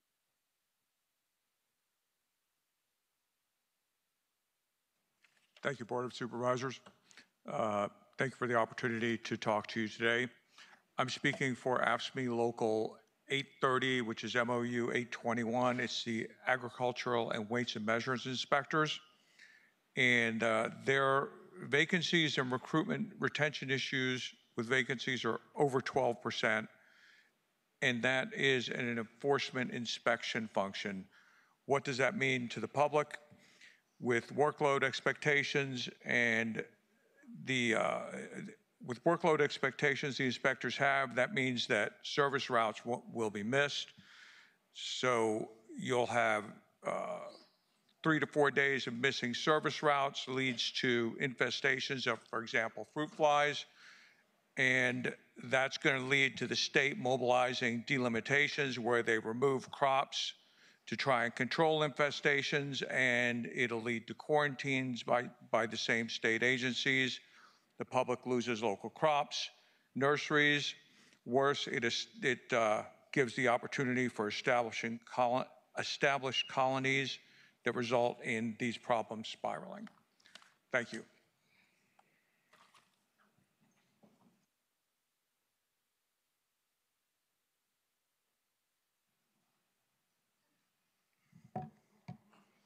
Good afternoon, Supervisors. My name is Brooke Langevin. I am the president of Local 148, the LA County Public Defenders Union. I am also a line deputy public defender working across the street at the downtown criminal courthouse. We are currently operating with under 600 active attorneys. That is in severe contrast to our historical numbers of over 900 attorneys.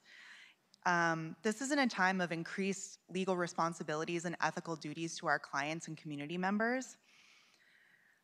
3 of our members have died at work over the past year.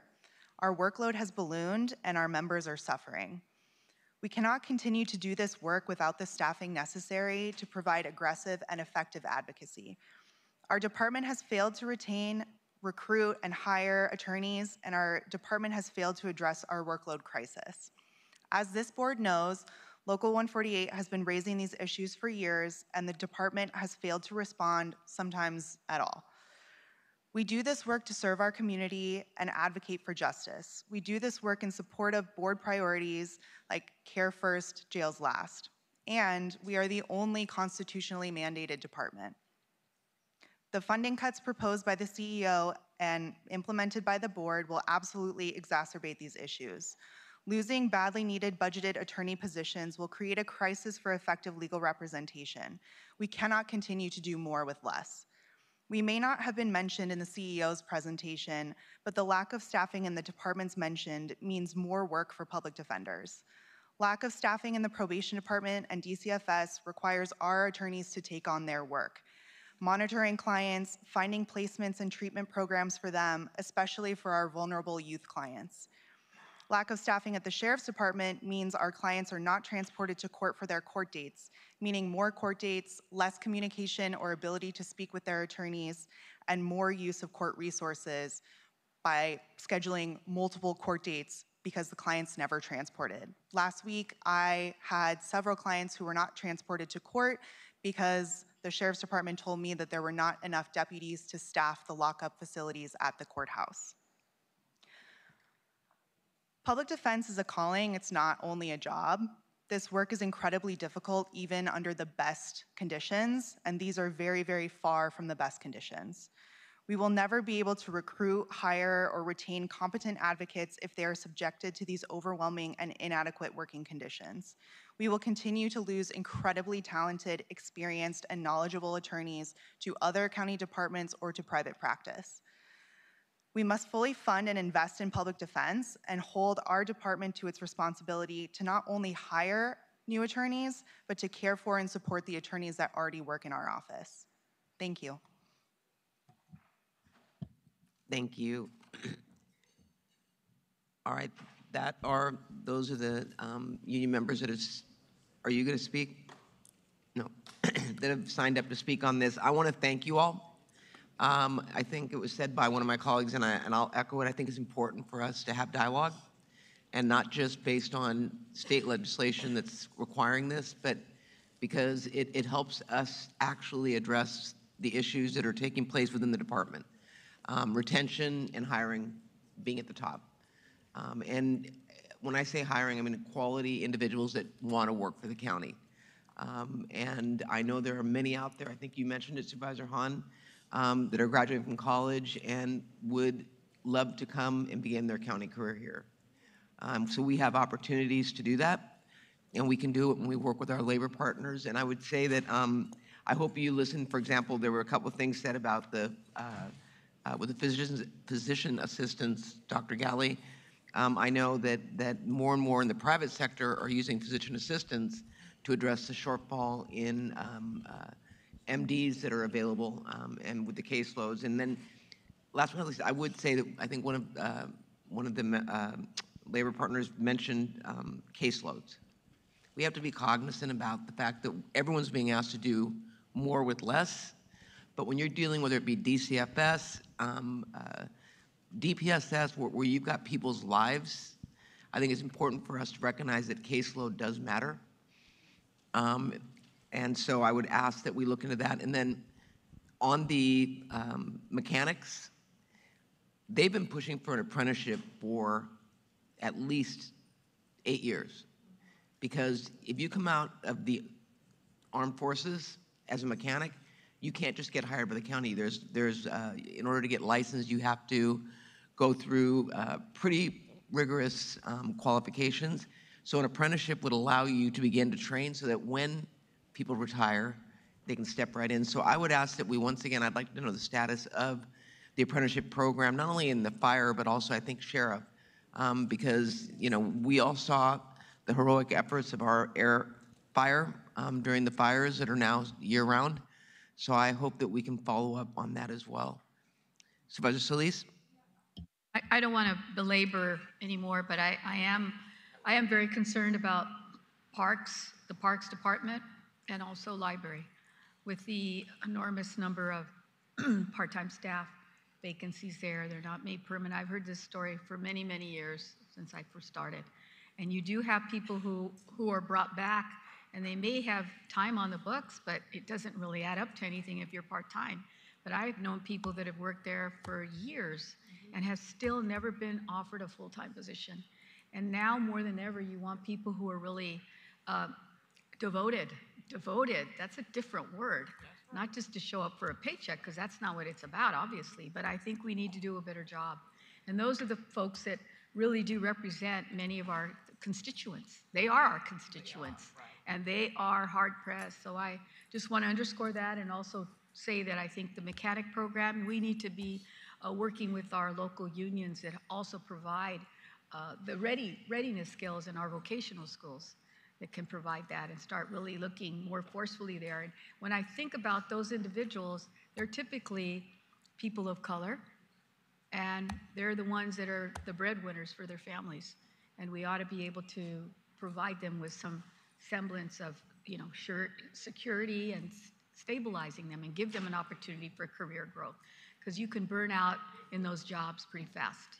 So we need to constantly think of that. So thank you, Madam Chair. Thank you. Supervisor Horvath? Thank you, Madam Chair. I just want to highlight that as we're looking at how we best use and stretch all of our county NCC dollars, we're also in a situation where in some cases state and in more cases federal funding is also being put at risk.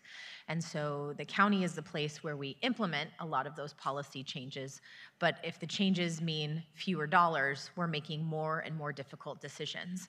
And we're hearing it from our labor force today that they feel the impact of those decisions. So I couldn't miss the opportunity to enforce that as we are looking at how we fill vacancies and address a healthier work environment, when we're asked to do more with less, especially when we're looking to provide more services that state legislation or federal legislation might call for, and then receive hundreds of millions of dollars in decreased funding, it makes that service provision that more challenging, and our workers are the ones who bear the brunt of it. And I really want to thank all of the leaders who came out to speak. I know that the experience of our workforce has been brought to our attention throughout the course of negotiations and will continue to be so.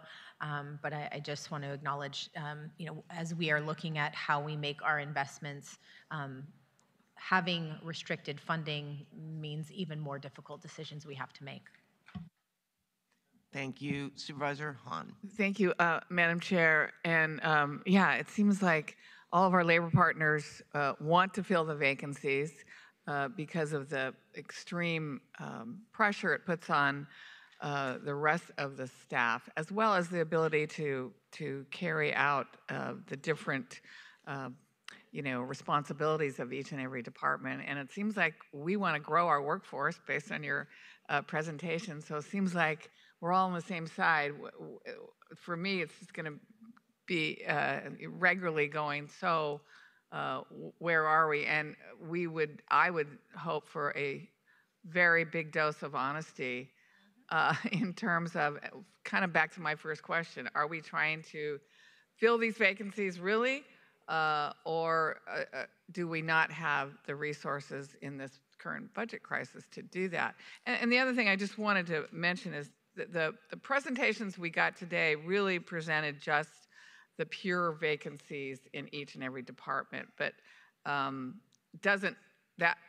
don't think that paints the full picture in a lot of our departments as it relates to people who are unable to do their duties because they're out on leave, but also can't be backfilled because they technically aren't vacant. So I think that's another big part of the picture of doing more with less.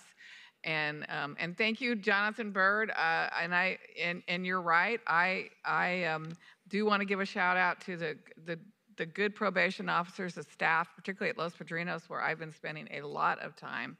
And I really appreciate the hard work that they do. So hopefully we can figure this out, Joe, and have a meeting in the middle.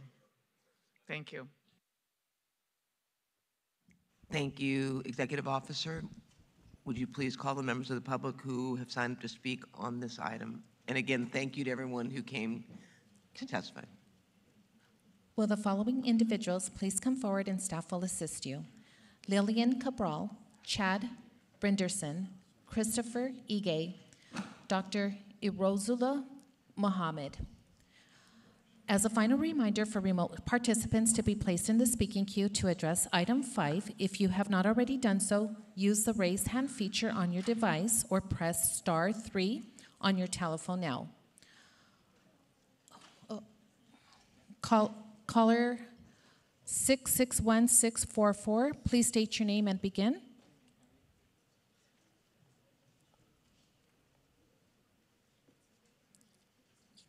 Please begin. Okay. We'll move on to the next caller.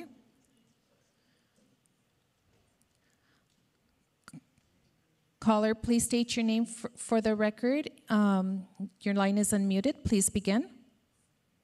Yeah, Melby, as it relates to the probation budget, while I understand that the chief inherited this situation, I do respectfully remind the Board of Supervisors that this is an issue that you did have in hand in. We have a plethora amount of employees that are at home that could be working to help balance out the staffing shortage, whether it's a punitive measure or I'm not sure what the reason is because one hasn't really been provided. But I think if you revisit that, you'll be able to balance this out a lot easier. Additionally, it really takes a team effort to be able to get this done. It is a public safety concern. And we spend too much money on not too much, but more money on recruitment than on retention. And I believe that if you just, focus more on retention, you won't have to worry about the supplemental costs of recruitment and fixing the problem. Thank you. Thank you. Caller 818645, your line is unmuted. Please begin. Yes, thank you. Hello, can you hear me? Yes, please begin. Mr. Previn. Okay, sorry. First of all, good work looking at this, but 8 months to staff a position is just, that's just unbelievable. It takes that long to get a single employee. We heard about why. I know we've made an effort to dress this up as kind of strategic vacancies possibly, but it really seems so crazy. And 14% of jobs being empty, and we're talking about shrinks and probation officers. That's top 1 in 3 unfilled. In the meantime, clinics cancel appointments. We have all these federal problems, and probation caseloads explode. So, if this is strategy, I need to understand how that is. It feels like it's government moving at a glacial pace, while their constituents, the residents of LA County, wait and frankly suffer. So let's get a 90-day plan to cut hiring time in half and firm dates for thawing salaries. Thank you. Caller 626390, your line is unmuted. Please begin.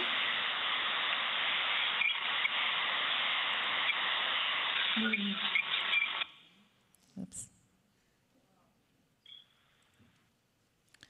Next Caller 818645, your line is unmuted. Please begin. Wait, that's me again? You called me back? Okay. Sorry, Mr. Next caller. Roy Humphreys, your line is unmuted. Please begin. This is a pathetic waste of time. What you should have only begun, because we followed how long? Eric Previn can tell you the whole thing. We followed this again and again, and you're just repeating this garbage that we already know about. And look at all the time that you've taken. And the bottom line is you're broke. You don't have the funds. Get over it, get on with it, and get some decency on it. And probation is a criminal organization, has been for decades. So, folks, get with the program. Quit wasting our time and putting all those who want to participate on this side of the phone. Look how long we've been hanging on for what to see. Repeat the same stuff over and over. And women have shown that you can talk anything to death. Thank you. Thank you. Thomas, your line is unmuted. Please begin.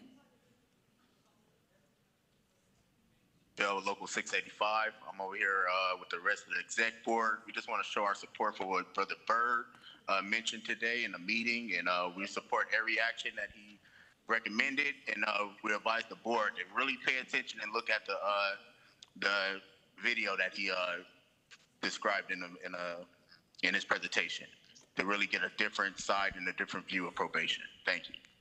Thank you. Caller 626-390, your line is unmuted. Please begin. Hello, Colin Campbell from District 5, South Pasadena. Dear LA Board of Supervisors and Honorable Judy Chu, as well as Mayor Braun from South Pasadena. The Alpha team was formed with Susie Wiles last week on 9/15 to address gun violence, combining the capabilities of the DOD, DOJ, FBI, and local police.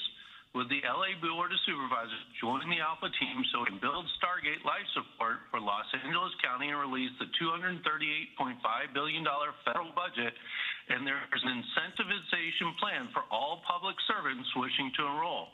I presented this to the City Council of City of South Pasadena on 9/17 and asked Mayor Braun if we could implement Stargate to protect and try to prevent a shooter before they become a shooter, as well as in EMS, police response, and asked Judy Chu, House of Representatives, to join the Alpha team. Thank you. Thank you. Madam Chair, there are no other remote speakers to address the board. Remote participation for item 5 is now concluded. We will go to in-person speakers. Please begin. Yes, my name is Lillian Cabral, and I am from DHS at Big General Hospital. October 1st will be 47 years for me, and I have not retired yet because there hasn't been a reason for it. But let me tell you, we are suffering at our hospital. It's a 911 call emergency right now. When we have our employees that are working 8 hours, and because of the shortage, they got to work another 8 hours. What quality are we giving our patients, our clients, our customers, and our communities? We have to understand, or you have to understand, that this is a serious, without us getting these items covered, it can be from custodial all the way to the coroner's office, but in between, it needs to be done. It needs to be addressed. We need to be able to rest. I need to be able to retire. I need to be able to say, okay, county jobs are good jobs.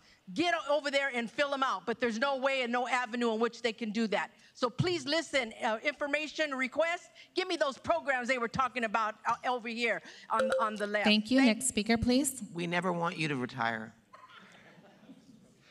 Chad Brinderson, supervising psychologist, Department of Mental Health, 42%. 42% is the vacancy rate for clinical psychologists who are licensed psychologists countywide. 42%. 3 years ago, it was 30%. Last year, it was 40%. Now we're up to 42%. In 2012, we had more psychologists in filled positions than we do now. They talked about hiring fairs. We don't have hiring fairs because we can't get psychologists to come to the hiring fairs. There isn't enough interest in becoming a psychologist with LA County. Secure Youth Treatment Facility, there was only 1 in 5 licensed psychologists in that program, 90% of whom are convicted murderers who will be released by age 25. Everyone wants more treatment for them. The high-profile case of Care Court is also understaffed. Thank you. Next speaker, please. Hi, Chris Regan from UAPD. I want to get clarification. Do I get my 5 minutes? Pull the mic up. Did you sign?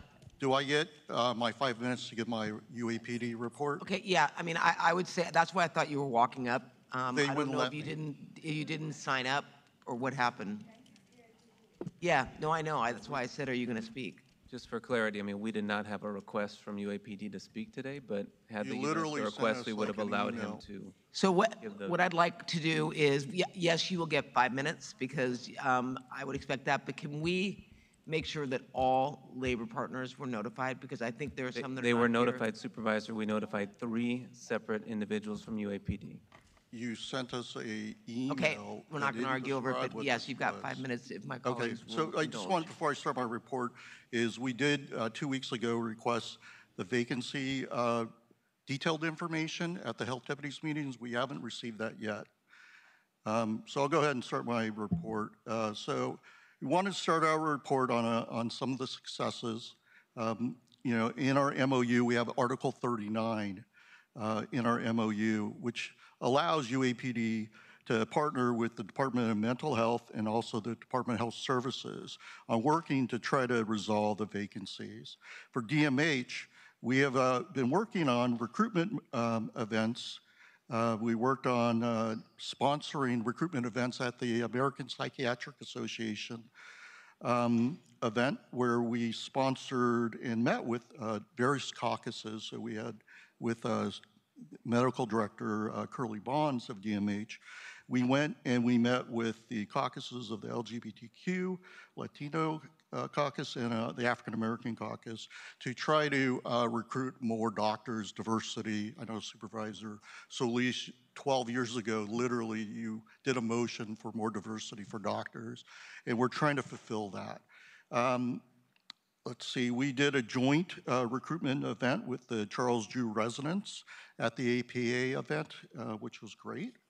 You know, for DHS, we partnered over 10 years ago to do the recruitment of the LA County residents that are currently practicing at the hospitals, trying to recruit them to come and work for the county permanently. During the shutdown, during COVID, we met with residents and other candidates virtually. Also during the COVID, as probably most of your board offices know, and you all know, you helped us with actual advertisements. So we did videos for recruitment. So Supervisor Holly Mitchell, you were at Harbor, you know, not only checking with our members during COVID to see everything was okay, but you also did a video for us for recruitment. Supervisor Solis, you did that at LA General. Same thing, met with our members, met with everybody that had to work because they were essential workers during that time. Supervisor Barger, you went all the way up to High Desert to go up there, and I think Christina left, but she was there, and you know, you shot your videos for recruitment for physicians.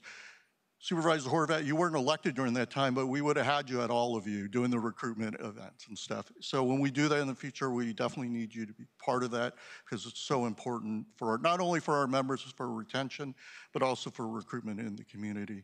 And Supervisor Hahn, you were there to make sure at Rancho that the rehabilitation services were happening. You went there, you visited with everybody, you were making sure patients were getting rehabilitated.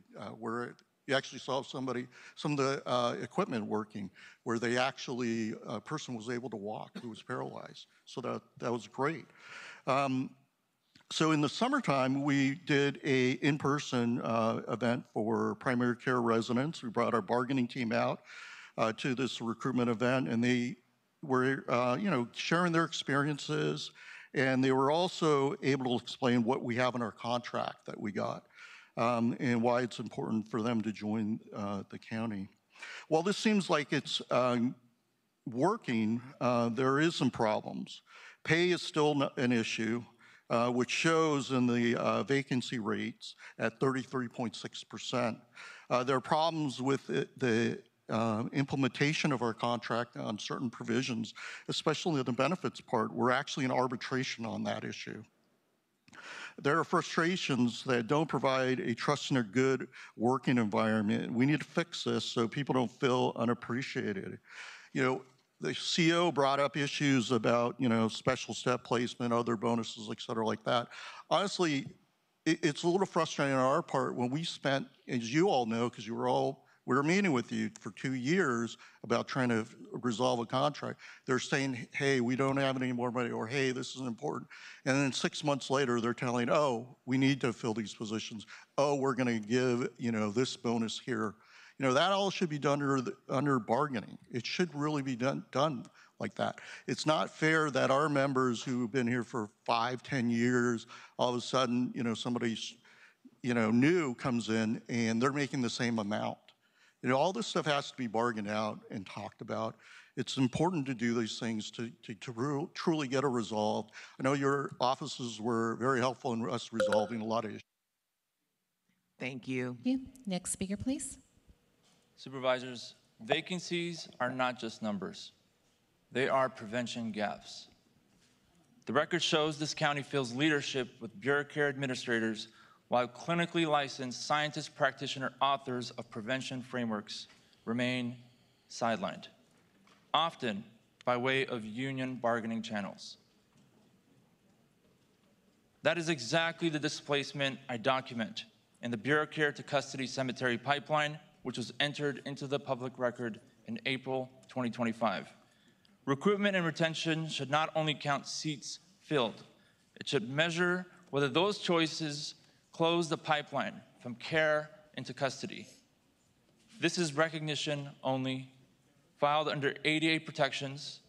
Prevention cannot be built on vacancies that reproduce bureaucracy. It must be built on equity and fidelity. Thank you. Madam Chair and members of the board, that concludes public comment on this item. This is a receive and file. Hearing no objections, that will be the order. Executive Officer? We will now move on to item 1, hearing on the annexation of the single lot project known as L024-2020, located in the unincorporated community of Lake Los Angeles, to County Lighting Maintenance District 1687 and County Lighting District Landscaping and Lighting Act-1, unincorporated zone.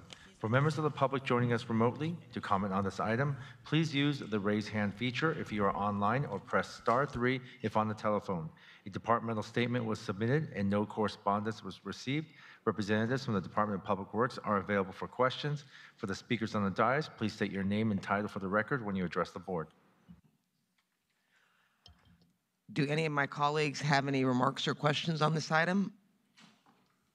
Seeing none, thank you for that presentation. Executive Officer, please call those members of the public who've signed up to speak on this item. Madam Chair, there are no in-person speakers to address the board.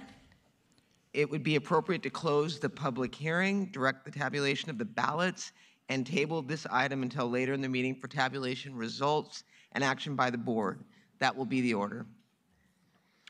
We will now move on to item 2, hearing on ordinance for adoption granting a water pipeline franchise to California Domestic Water Company to collect, transport, and distribute water for a period of 15 years, beginning on October 23rd, 2025, and expiring on October 22nd, 2040.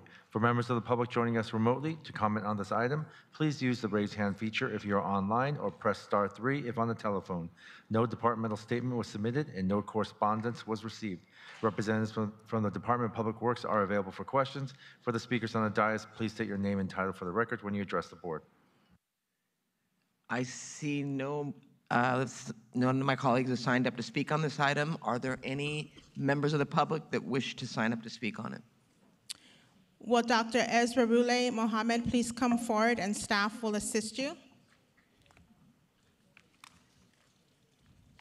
There are no remote speakers to address the board. Remote participation for item 2 is now concluded. We will begin with the in-person speaker. There are no in-person speakers. So with seeing those in person, Supervisor Horvath will move, Supervisor Solis will second to approve the item. Executive Officer, please call the roll. Supervisor Solis? Aye. Supervisor Solis, aye. Supervisor Mitchell? Aye. Supervisor Mitchell, aye. Supervisor Horvath? Aye. Supervisor Horvath, aye. Supervisor Hahn? Aye. Supervisor Hahn, aye. Supervisor Barger? Aye. Supervisor Barger, aye. Motion carries 5-0. We will now move on to item 4, hearing on the appeal of project number PRJ 2021-00115 for the creation of 37 lots on 233.49 gross acres, 510 attached and detached dwelling units across 290 buildings on 10 lots to authorize impacts to 232 oak trees located south of Sagecrest Circle, west of the Old Road, and north of Cowgrove Boulevard. Applied for by New Urban West. For members of the public joining us remotely to comment on this item, please use the raise hand feature if you are online or press *3 if on the telephone. A departmental statement was submitted and correspondence was received. Representatives from the Department of Regional Planning are available for questions. Please state, for those department speakers on the dais, please state your name and title for the record when you address the board. So what is your preference? Should we have the appellant speak, applicant, and then the appellant speak? I'd like to hear from them first. Jonathan Frankel, New Urban West, Lyons Canyon, who will be given a total of 2 minutes.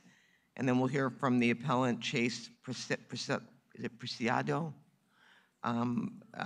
Supporters Alliance for Environmental Responsibility, who will give 2 minutes as well. Welcome.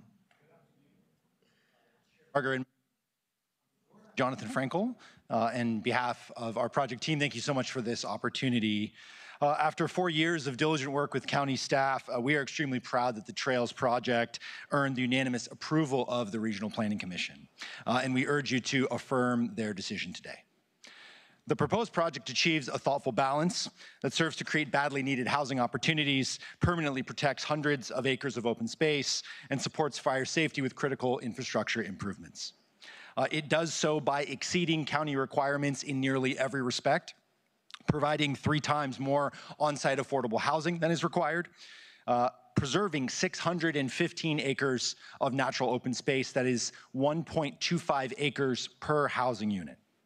It's an unparalleled commitment to conservation for a project of this size. We believe this is precisely why the project has earned the support of leading environmental organizations, including the MRCA and the county's technical experts serving on the SEA Technical Advisory Committee, or CTAC. The project also integrates fire safety into every aspect of the design, establishing a comprehensive fire protection plan, and that incorporates proven safety features and provides $2 million to support our first responders. The plan has been fully reviewed and created in collaboration with LA County Fire Department. For the record, we have submitted detailed written responses to all of the claims raised by the appellants, and we wish to reiterate here that none of these claims have merit. And again, thank you for your consideration. We respectfully request you deny the appeal, and our team is available to answer any questions you may have. Thank you, and Chase, and then Lynn, I'm sorry, I should have called you as well. Lynn Plembeck, President of Santa Clarita Organization for Planning and Environment, who will also be given a total of 2 minutes. Can you bring Ms. Plembeck up to this mic here, please? Ms. Plembeck up to that mic. Yeah, thank you. Go ahead. Good afternoon, Honorable Supervisors. My name is Chase Preciado from Lazo Jury, LLP, speaking on behalf of Supporters Alliance for Environmental Responsibility, or SAFER. I am here to submit written comments on behalf of the appellant, SAFER. For the record, all of the issues raised by SAFER in our appeal are included in this letter.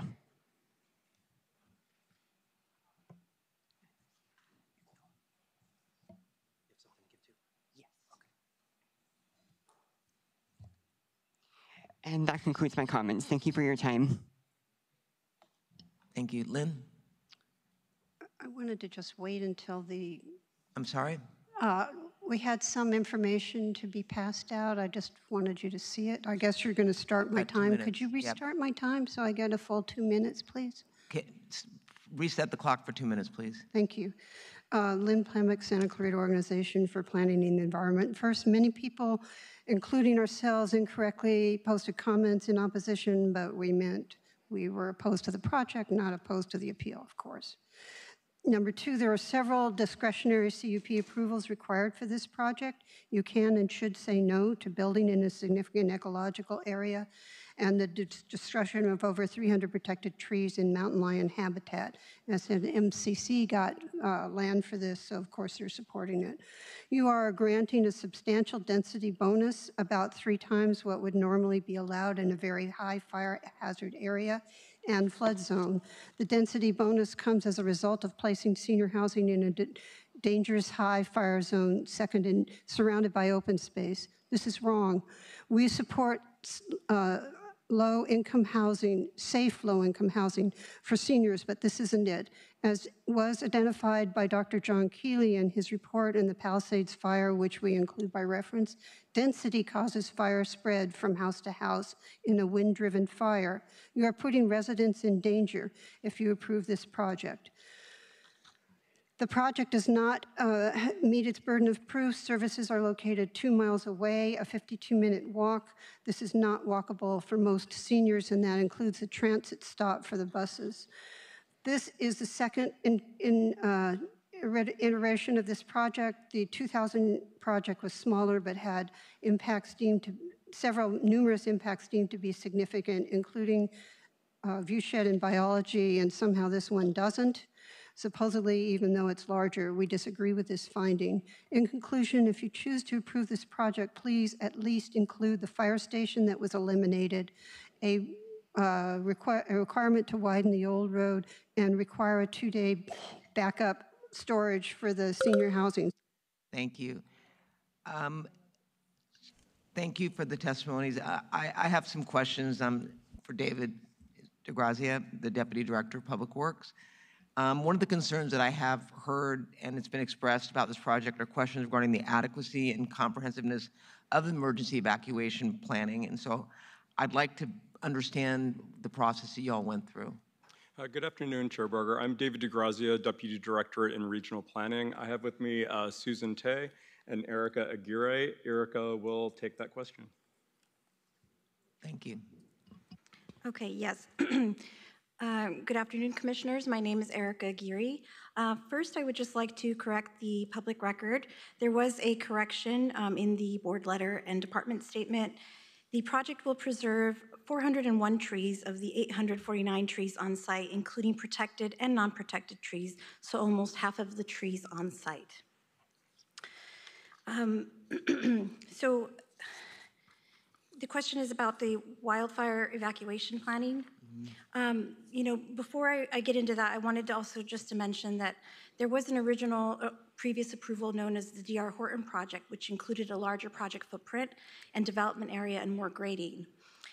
This project only included 1 point of ingress and egress and went further into the southern and southwestern portion of the project site that's now proposed as open space.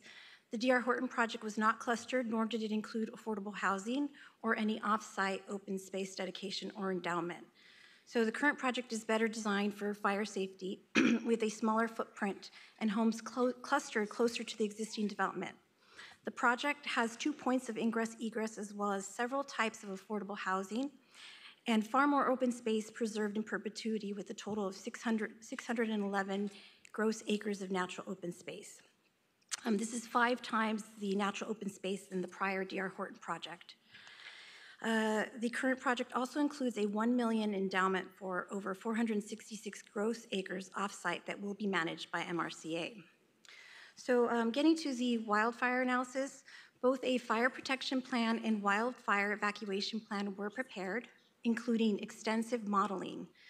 The wildfire evacuation plan was based on the County Office of Emergency Management's Operation Area Emergency Response Plan. The primary evacuation routes used in the modeling included Pico Canyon Road, a 100-foot wide, 4-lane major highway, and the Old Road, an 80-foot wide, 2-lane secondary highway. Specifically, modeling software was used to simulate 20 different traffic conditions. These determined the performance of the study area roadways and impacts during evacuation scenarios. For the fire behavior models, existing site data was also used, including topography, vegetation, and weather. Were any roads identified were any of the roads identified that would need to be widened as it relates to evacuation planning? No, the project's evacuation modeling used existing roadway conditions, including existing available evacuation routes and the number of available lanes and capacity. The model was updated for the revised wildfire evacuation in the final EIR, and the impacts were less than significant. The project fronts the old road, which is 2 lanes, and the full width of the frontage will be improved, including a 40-foot wide dedication along the old road to the center line, with a full-width paved sidewalk, curb and gutter, pavement, street lights, and the undergrounding of existing facilities and other requirements by Public Works. So did the scope of the evacuation plan scenarios in the final ERA change from the scope that was used in the draft EIR? Yes. In general, the evacuation modeling was conservative, using worst-case scenario.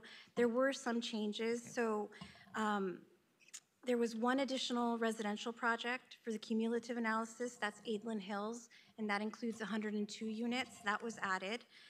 It was also revised to include 4 additional hotels, and the hotels were added to reflect evacuation zone boundaries to match the county's disaster response and evacuation zones.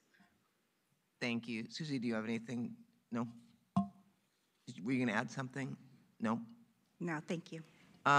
Another issue that comes up relates to the impact to the existing oak woodlands, and I know you mentioned that you made a clarification, but can you again clarify the number of oak trees that will be either impacted or removed, and identify how many oak trees will be planted as part of the project? And can you tell us about the condition of the impacted oaks? Yes.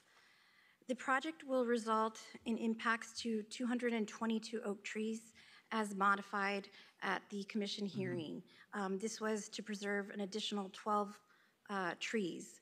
And these additional trees included 10 oak trees and 2 elderberry trees. So anyway, this includes the 222 oak trees, includes the removal of 209 oak trees, and it includes 14 heritage oaks. 13 oak trees will be encroached by the project, including 5 heritage oak trees. And is there sustainability measures that are going to be put into play as part of this project? Yes.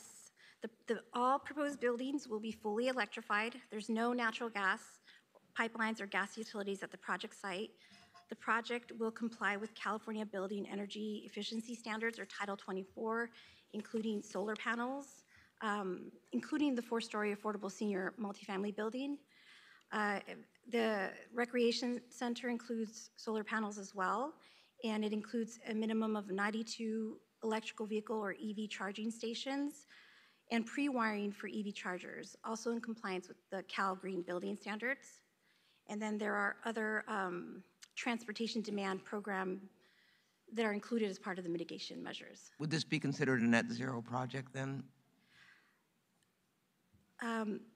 Yes. Okay, so this is the second net zero project we're going to have up in Santa Clarita Valley? I think the first being Newhall. Yes. Okay. The final EIR identifies that all project impacts can be reduced to less significant levels except for impacts related to transportation. Can you explain generally how the project impacts were analyzed in the EIR to identify how mitigation measures ensure reduced project impacts, especially given the old road and the work that we're doing there? Do you mean generally speaking how the EIR? Yeah, okay. on as it relates to the transportation impact it's going to have on the region. I mean, generally speaking, the EIR is designed to inform governmental decisions, to make informed decisions, identifying impacts of the project, preventing significant and avoidable impacts, and then disclosing information to the public. So for this project, the EIR used thresholds of significant with certain criteria and judged this against the baseline conditions. And it did look into short and long-term project activities like construction and operation, including all direct or indirect and cumulative impacts. And everything was reduced to less than significant except for transportation. This resulted in significant and unavoidable. And that is why we needed the statement of overriding considerations. So were there any mitigation measures? Yes, there are several mitigation measures associated with transportation. And those involve, predominantly it's a TDM, or a Transportation Demand Management Program, that encourages multimodal travel via walking, biking, public transportation, ride sharing, as well as certain transit subsidies and e-bike loaner program. So that was incorporated into the plan so that it's walkable, rideable, and there's going to be mass transit available as it relates to the community. Correct. The Transportation Demand Management Plan will be available for residents to use to maximize their sustainability. And I think that's important to note too in terms of the impact, and I just wanted to point that out. And then Chief Maroney, and thank you for that. Chief Maroney, on the fire safety, obviously coming on the heels of what has taken place in Altadena, can you clarify what fire-resistant elements will be incorporated or required into the overall site design and project construction? Because I know it's been modified and this is something that you've been very vigilant about. Yeah, good afternoon, Madam Chair. Yes, this project is going to meet the California Building Code Chapter 7A. All of the homes and multi-residential structures that are built will be fire sprinklered. They will have home hardening to include fire-resistive roofs and siding. ember-resistant vents, and multi-pane or tempered windows, making the structures much more resilient when it comes to wildfire. The required fuel modification and defensible space requirements will be maintained, including the new Zone 0 ember, 5-foot ember resistance zone, which should go into effect January 1st, 2026. Mitigations include a residential wildfire education program. When it comes to egress and ingress, there are 2 ways in and out of this community. There's also a 28-foot wide ring road that goes all the way around this development. Evacuation modeling and fire behavior analysis confirm that this project has adequate routes and defensible space. And they are working with you as it relates to equipment and the needs up there to ensure that there is proper fire safety if something does happen. Yes, the Lions Canyon Development Project team has given us $2 million to buy additional equipment. We do have a fire station just 2.6 miles away in Stevenson Ranch. Thank you. And again, thank you all. We've heard testimony from the developer as well as the county staff and members of the public, especially the appellants who brought this forward. Building more housing is one of the tools at our disposal to address the ongoing housing shortage that's plaguing LA County and, quite frankly, the state and the nation. We need to continue to do more to address affordability, but one of the most powerful solutions at hand is to build additional housing stock to keep up with the demand.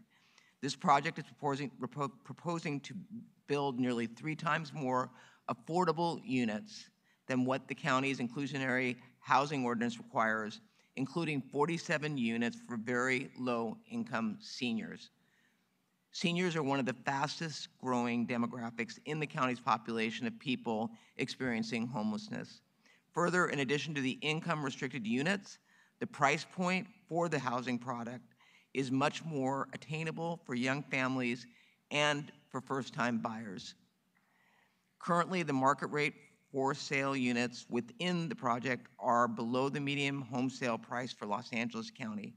I would also note that the original project did not include any affordable housing units. Also, this was to me, a much more thoughtful project than the one that was previously approved in 2009. The previous project was designed with large lots, luxury homes, and extensive development in a significant ecological area.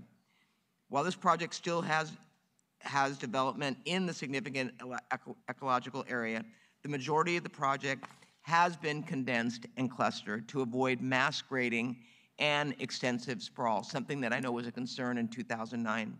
Most of the property is actually being conserved as open space, which will provide connectivity to the city of Santa Clarita's existing trail network, something that this county is working very closely with the city of Santa Clarita on putting forward.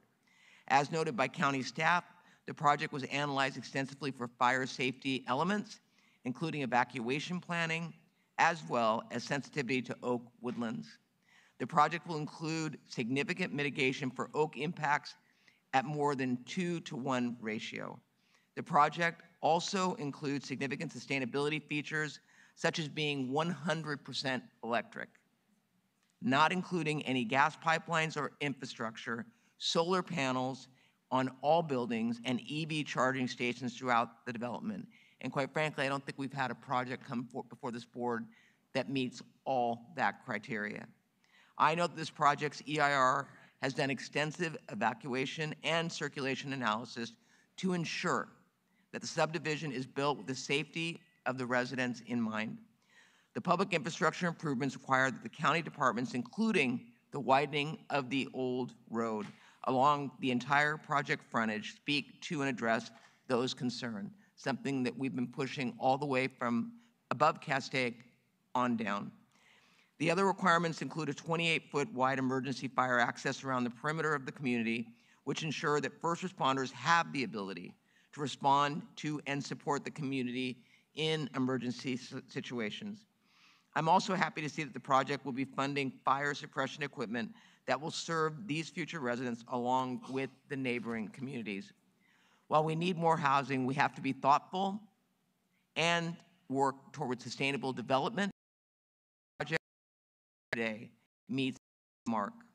With that said, I would like to voice my support for this project and close the public hearing, and I would ask for my colleagues to support me on the vote for this item. Yeah, we're going to do public comment. Will the following individuals please come forward and staff will assist you? Dean Walruff, Susan Stone, Amanda O'Connor, and Cameron Smith. As a final reminder for remote participants to be placed in the speaking queue to address item 4, if you have not already done so, use the raise hand feature on your device or press star 3 on your telephone now. Mitchell Van Beckham, your line is open. Please begin. Good afternoon, Chair Barger and members of the board. My name is Mitchell Van Beckham, speaking on behalf of the Santa Clarita Valley Chamber of Commerce. Santa Clarita's workforce needs more attainably priced housing. The Trails at Lions Canyon delivers, with 510 homes, including 71 affordable units for seniors and working families. This project keeps essential workers and young professionals in our community while strengthening the local economy.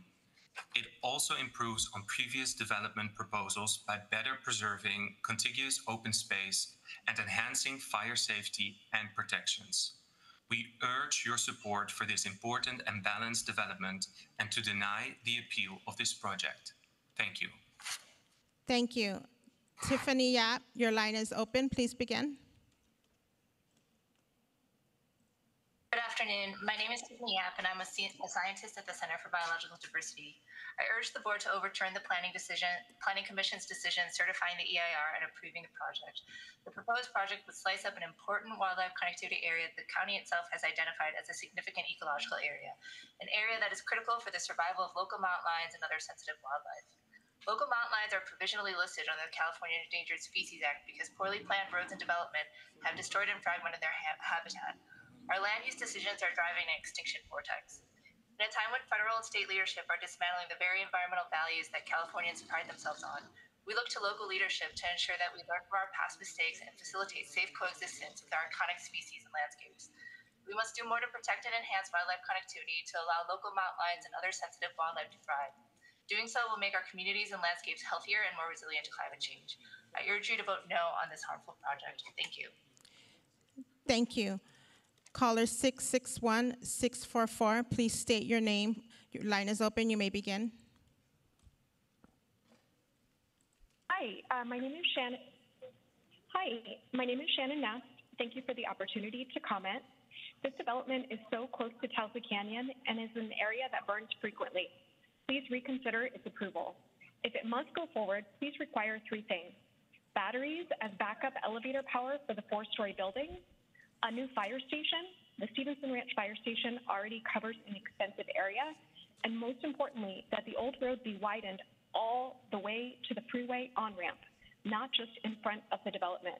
My current evacuation plan involves a pet wagon and a toddler stroller. Evacuation gridlock is real, and it is deadly.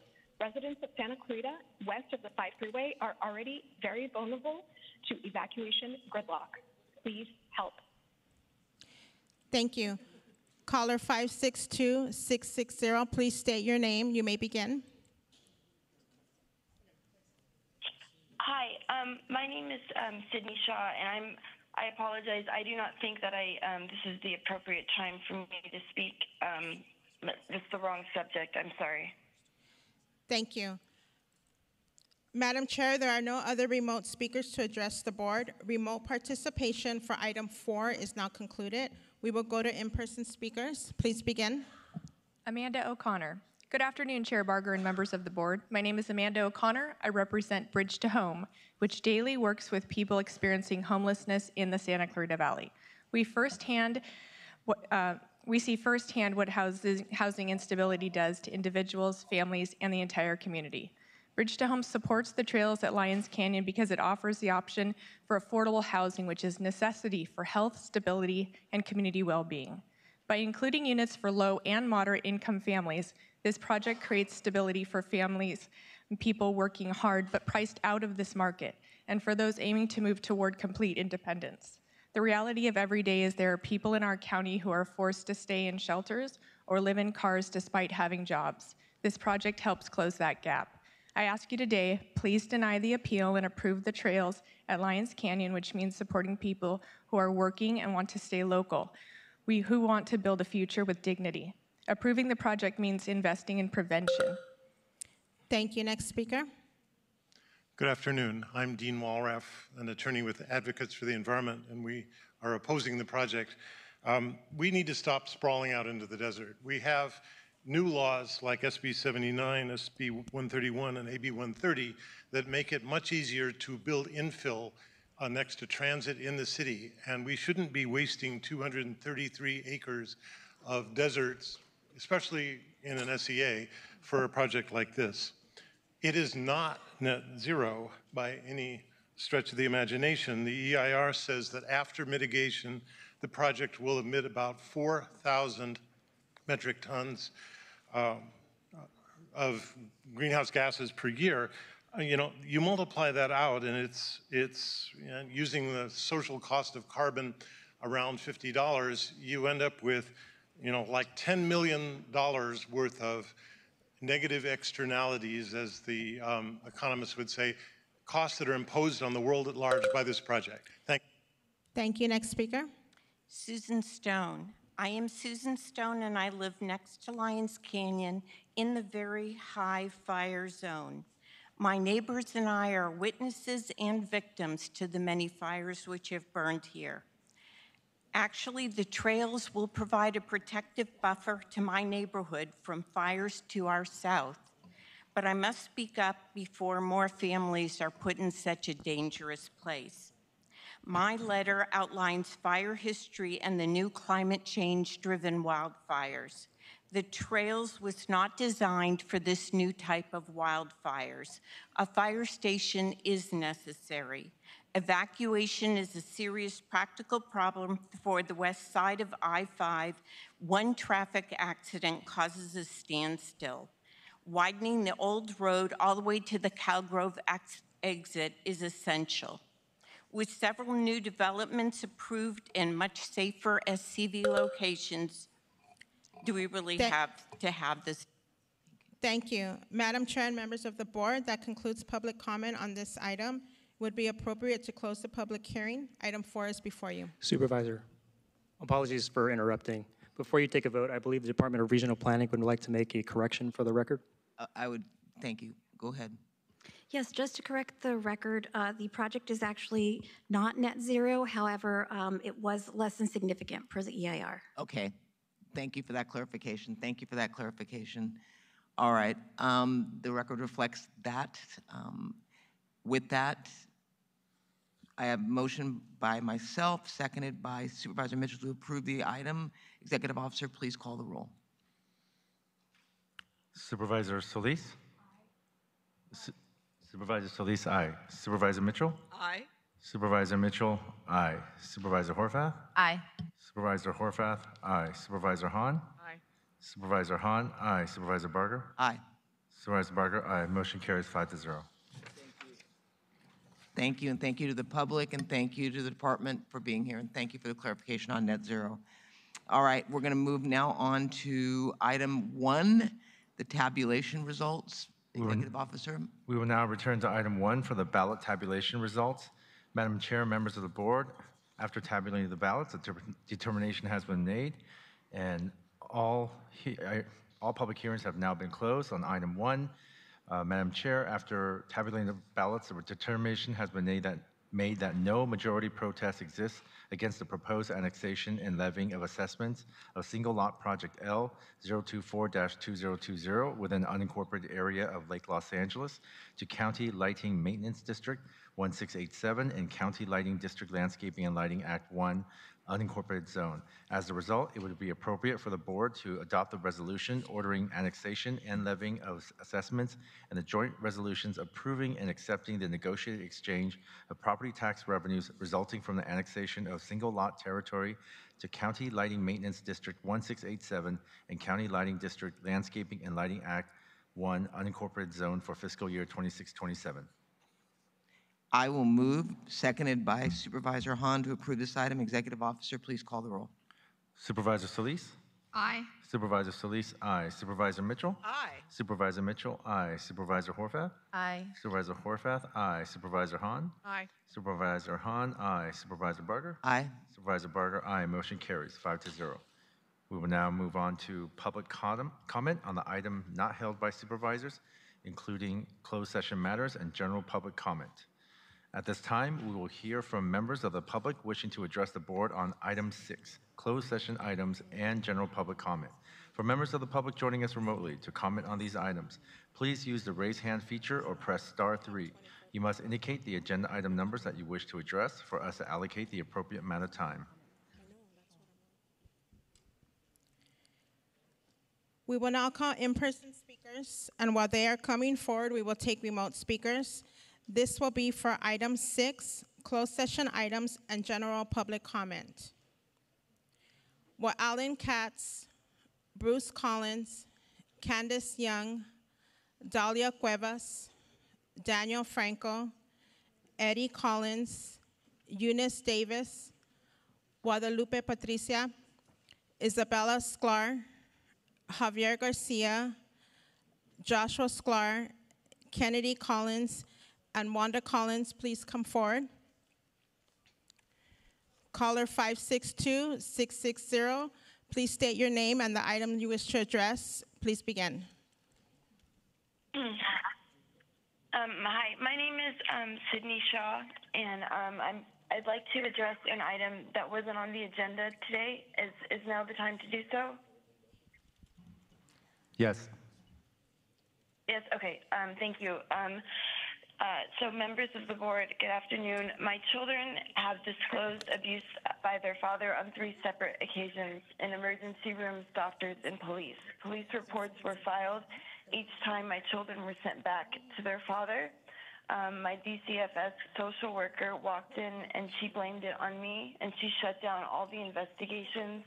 This same worker has filed false reports and statements about me. I have transcripts that can prove it. I have letters from my counselor showing that she was misrepresented and visit logs that contradict her claims.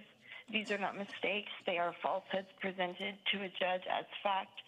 My children hate where they are. They have begged to come home with me, and there's no reason why they shouldn't. And there's no reason why they can't be with my mother. She's fully qualified. She's been cleared, yet placement is denied without explanation.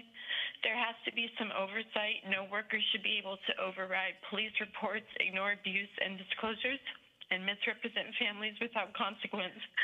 My children's safety depends on it. Thank you.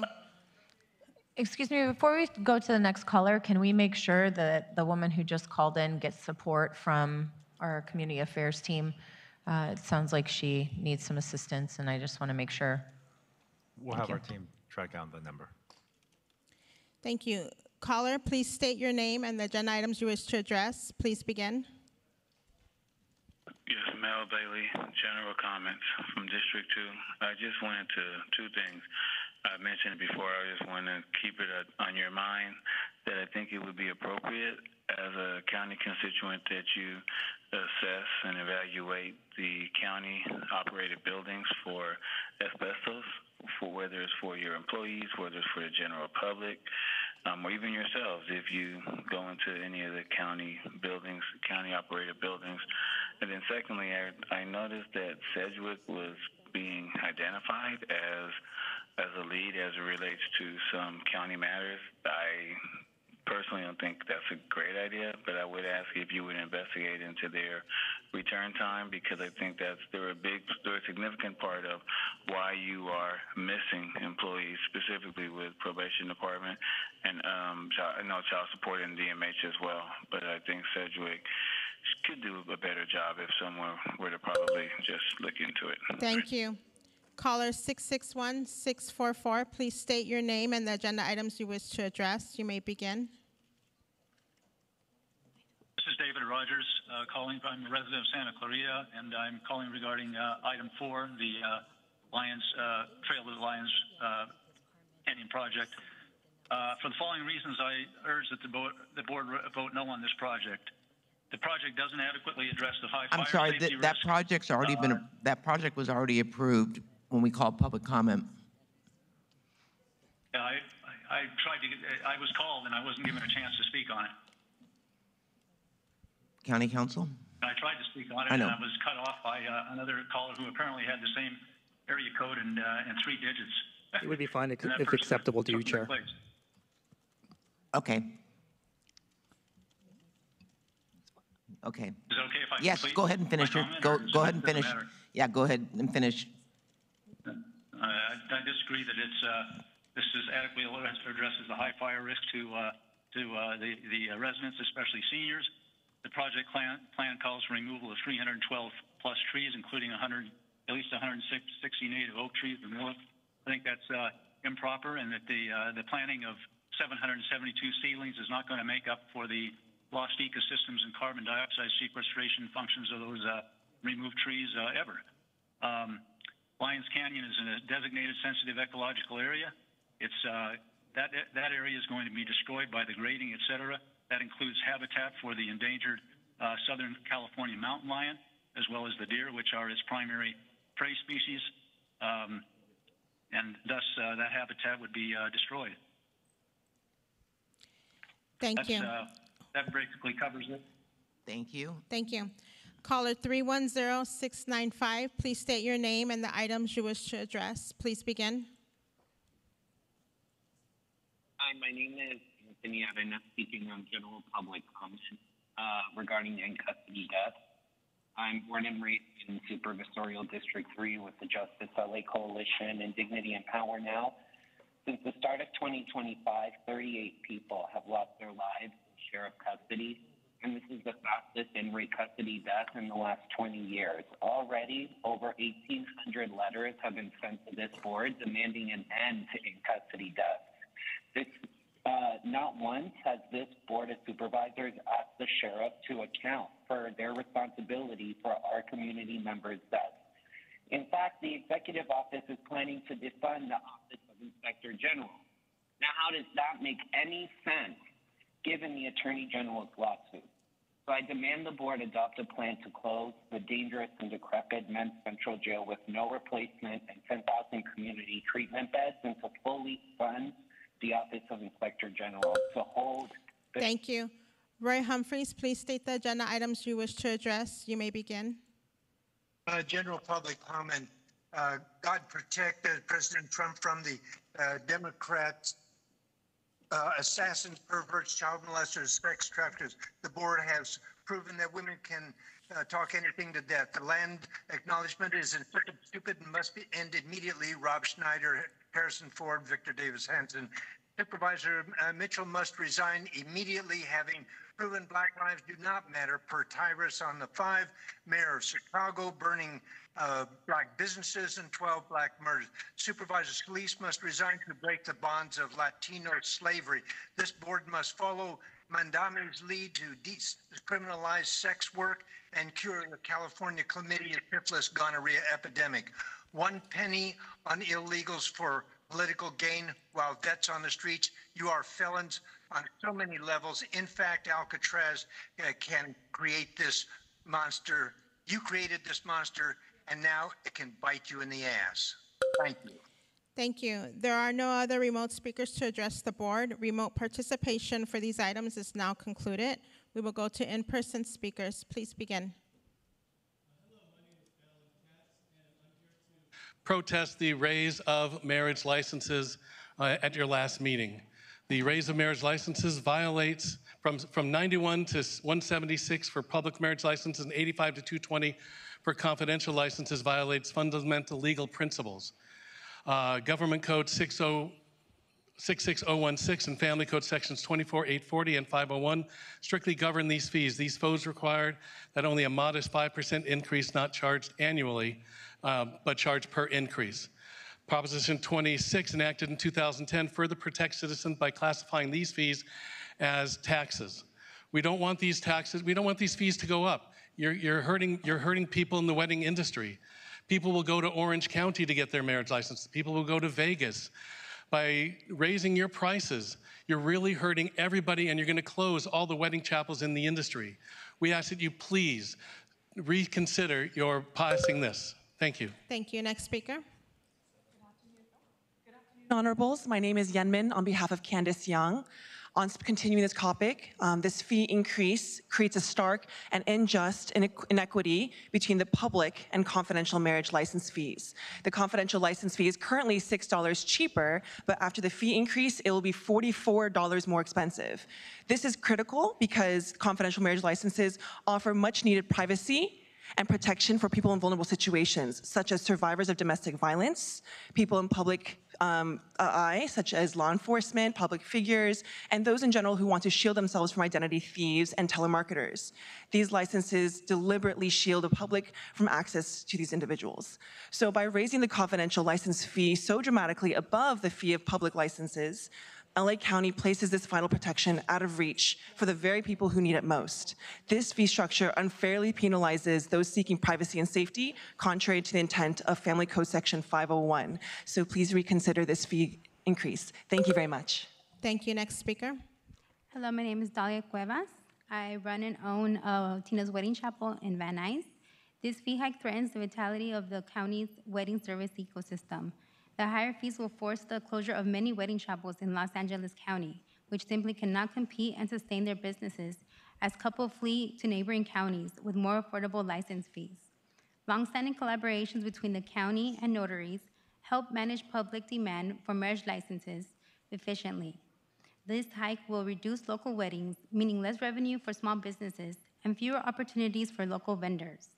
This fee increase creates instability, threatens jobs, and risks turning Los Angeles from a celebrated wedding destination into a place couples avoid.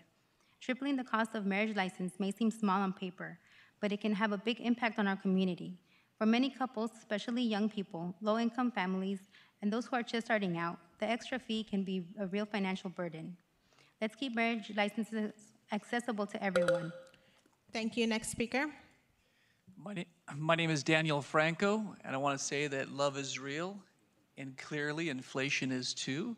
The cost of a marriage license is going up from $85 to $220, and for families or couples that do not have $400 in the bank in savings for in case of an emergency, best not have an emergency while they're in love.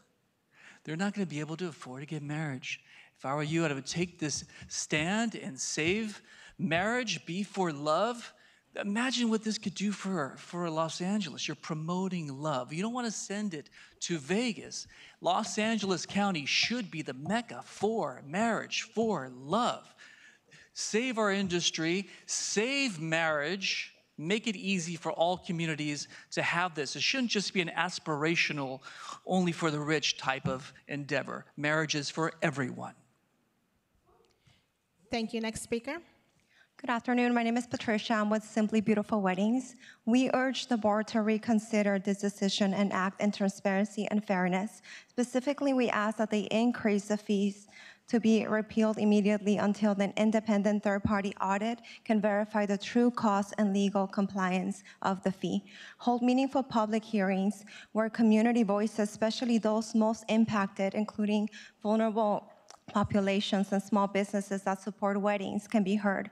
Collaborate with stakeholders to design a phased, reasonable, and lawful fee schedule, one that balances sound fiscal management with equitable access and community support. I just want to say the notaries and the notary program, we issue marriage licenses outside of business hours. We provide essential and affordable services to our community. If you force us to sell a marriage license that is 4 times more expensive than Orange County, we will be put out of business, and it will rob us the opportunity to serve our community. Thank you. Next speaker. Hello, my name is Joshua Sklar with Same Day Marriage Wedding Chapel. I wanted to focus on a few steps here. Except financial potential loss, this hike also harms another vital community, our military families.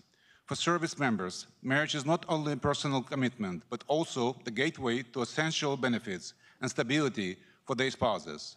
By making this even basic step more costly, the county adds financial stress to those who already shoulder heavy sacrifices. This undermines morale and sends the message that their service is not fully valid. Equally concerning is the effect on bedridden, and hospitalized residents.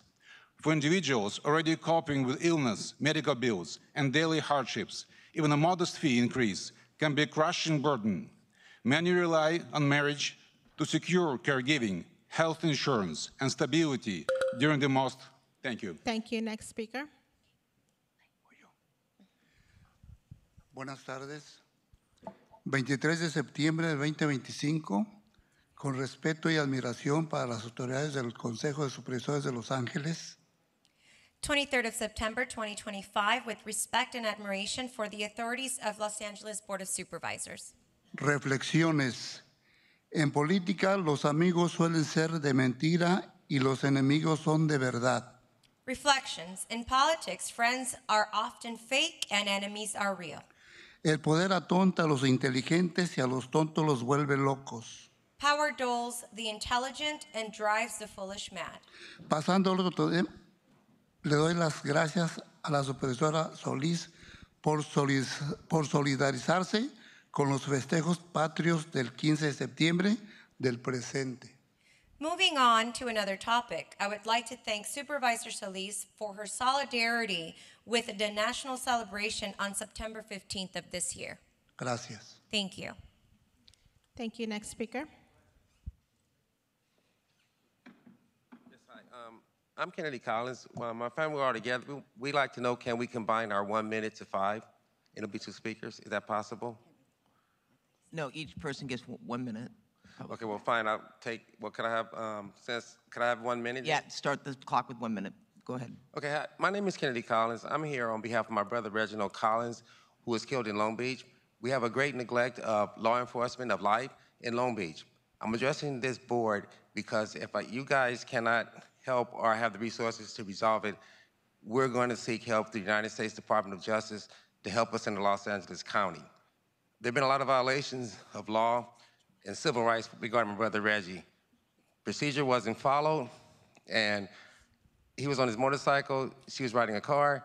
She has issues of driving under influence, and it's a racial thing, and it really needs to be addressed. If you can't help, we're going to the United States Department of Justice.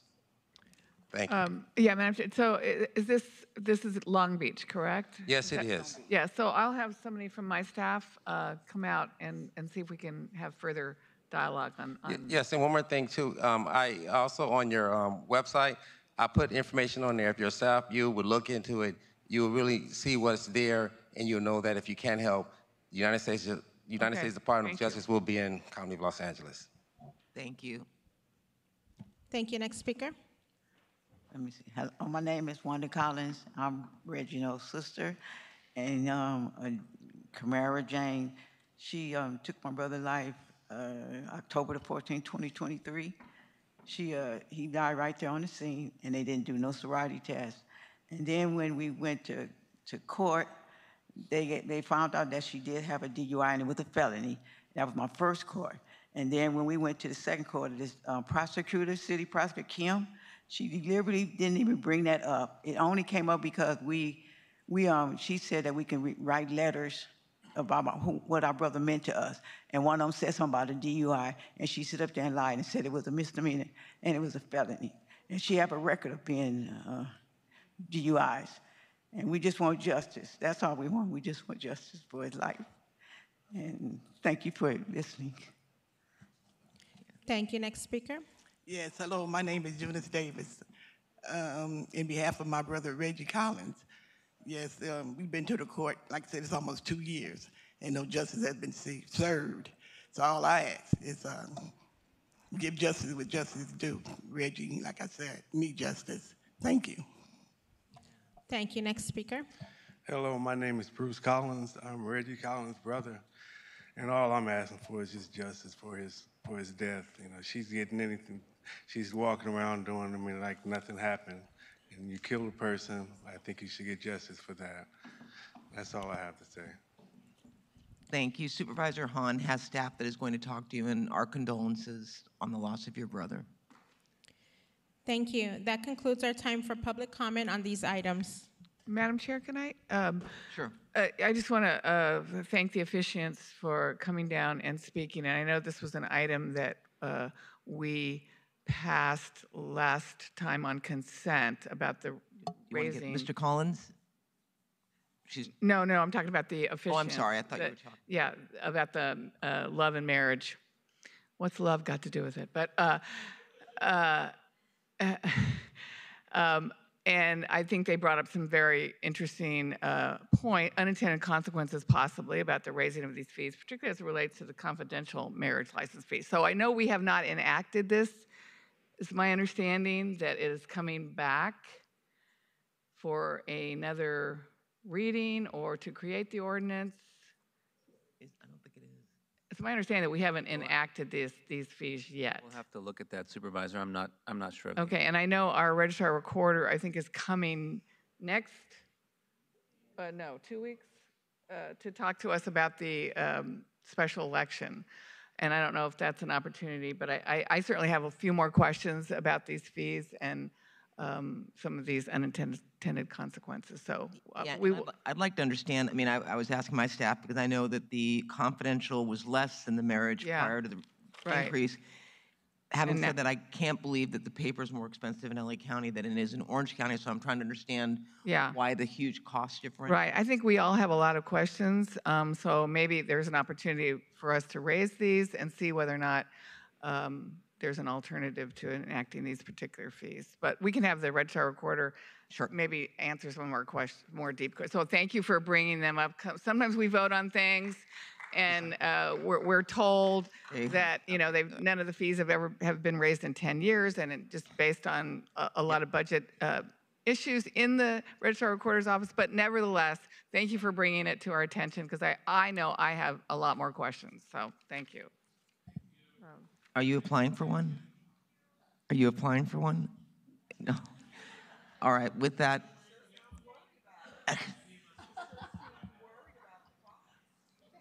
Madam Chair, members of the board, item 6 is before you. Is it cheaper to get divorced? Madam Chair, item 6 is before you. All right, moved by Supervisor Hahn, seconded by Supervisor Horvath to approve this item, with the exceptions noted by the executive officer. Executive officer, please call the roll. Supervisor Solis? Aye. Supervisor Solis, aye. Supervisor Mitchell? Aye. Supervisor Mitchell, aye. Supervisor Horvath? Aye. Supervisor Horvath, aye. Supervisor Hahn? Aye. Supervisor Hahn, aye. Supervisor Barger? Aye. Supervisor Barger, aye. Motion carries 5-0. All right, executive officer, please read us into closed session. Members of the public, the board will now be going into closed session. While the board is in closed session, we will be showing video presentations. Supervisor Solis has a video presentation recognizing Spirit of Mexican Independence Runs Deep in East LA. Supervisor Horvath has a video presentation recognizing Light of Hope. In accordance with Brown Act requirements, notice is hereby given that the Board of Supervisors will convene in closed session to discuss item number CS1, conference with legal counsel regarding anticipated litigation, one case, and item number CS2, conference with labor negotiators, Ephesia Davenport, and designated staff, as indicated on the posted agenda. Okay, I'm giving you that. Okay. All right. Thank you. Ready?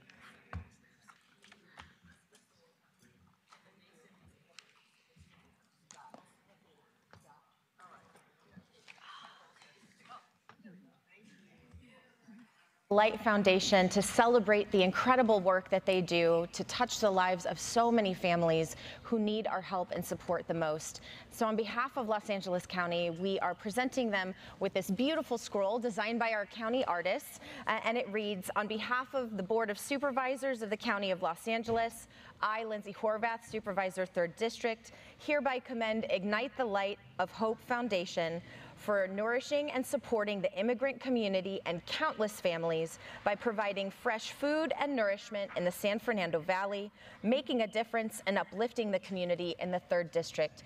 And this is exactly who they are and what they do each and every day. They are a place of safety, they are a place of welcome, and they are a place of support for our families. And we hope that you will support them in the work that they're doing as we are today. Wow, that's beautiful. Thank you so much. I just want to say my thank you, my huge gratitude to you, Lindsay Horvath, for trusting in us and seeing our mission and believing in what we're doing. We're impacting so many lives right now, especially during the ICE crisis, and this is really going to help us tremendously. And I just want to thank you from the bottom of our hearts, and our team here is so grateful for you and your team as well. And I just want to give you a big hug. I mean, I could just show you. It's nice to have a little bit of light in our world in such dark times, and these people are doing that work each and every day, and I cannot thank them enough. Thank you for all that you do. Thank you. Thank you. Thank you, guys. Okay. Oh my God, I'm gonna start crying. Yay. Okay. Yay, thank you. So this is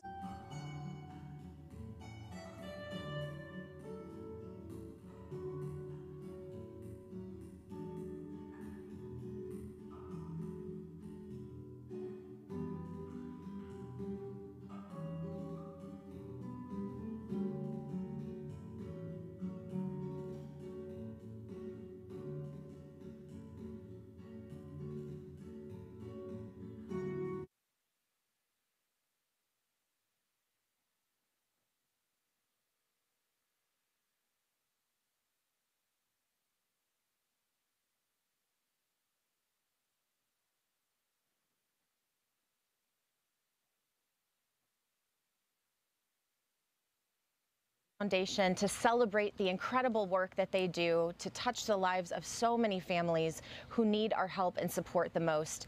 So on behalf of Los Angeles County, we are presenting them with this beautiful scroll designed by our county artists, and it reads, "On behalf of the Board of Supervisors of the County of Los Angeles, I, Lindsay Horvath, Supervisor 3rd District, hereby commend Ignite the Light of Hope Foundation for nourishing and supporting the immigrant community and countless families by providing fresh food and nourishment in the San Fernando Valley, making a difference and uplifting the community in the 3rd District." And this is exactly who they are and what they do each and every day. They are a place of safety, they are a place of welcome, and they are a place of support for our families. And we hope that you will support them in the work that they're doing as we are today. Wow, that's beautiful. Thank you so much. I just want to say my huge gratitude to you, Lindsay Horvath, for trusting in us and seeing our mission and believing in what we're doing. We're impacting so many lives right now, especially during the ICE crisis, and this is really going to help us tremendously. And I just want to thank you from the bottom of our hearts, and our team here is so grateful for you and your team as well. And I just want to give you a big hug. I mean, I could just show you. It's nice to have a little bit of light in our world in such dark times, and these people are doing that work each and every day, and I cannot thank them enough. Thank you for all that you do. Thank you. Thank you. Thank you, guys. Okay. Oh my God, I'm gonna start crying. Yay. Okay. Yay, thank you. So this is for you too. Thank you so much. I appreciate it. Absolutely, absolutely. Thank you so much. Today we are here celebrating and investing in the work of Home Again LA. They are providing critical assistance in these very difficult times to families who need our help the most.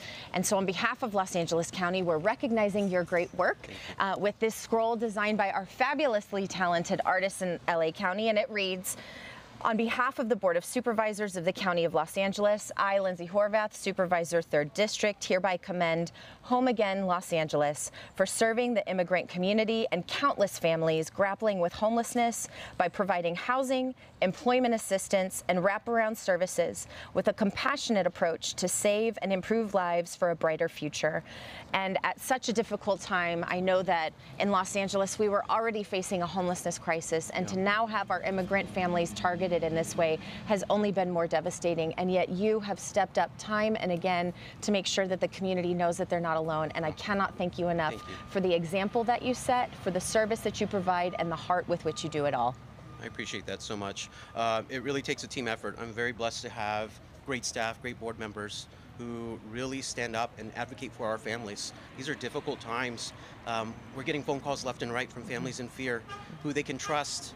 You know, these initiatives that you're supporting and the city here in San Fernando are supporting, it means a lot to us. But I think even those families are scared to contact us, and they just don't know who they can trust. So having your support, leveraging your name, your office, it means the world to us, because people know that they can support Home Again LA. We've been doing it for 15 years, and countless families have been impacted positively and are now back in housing because of people like you. So it means a lot on behalf of my staff, my board, for all that you've done to invest in the community, and look forward to making you proud with these funds that you've allocated to our program. And we'll only see the partnership continue. Thank you for the work that you're doing. Thank This you. is for you. All right. Thank you so much. Absolutely. Appreciate it.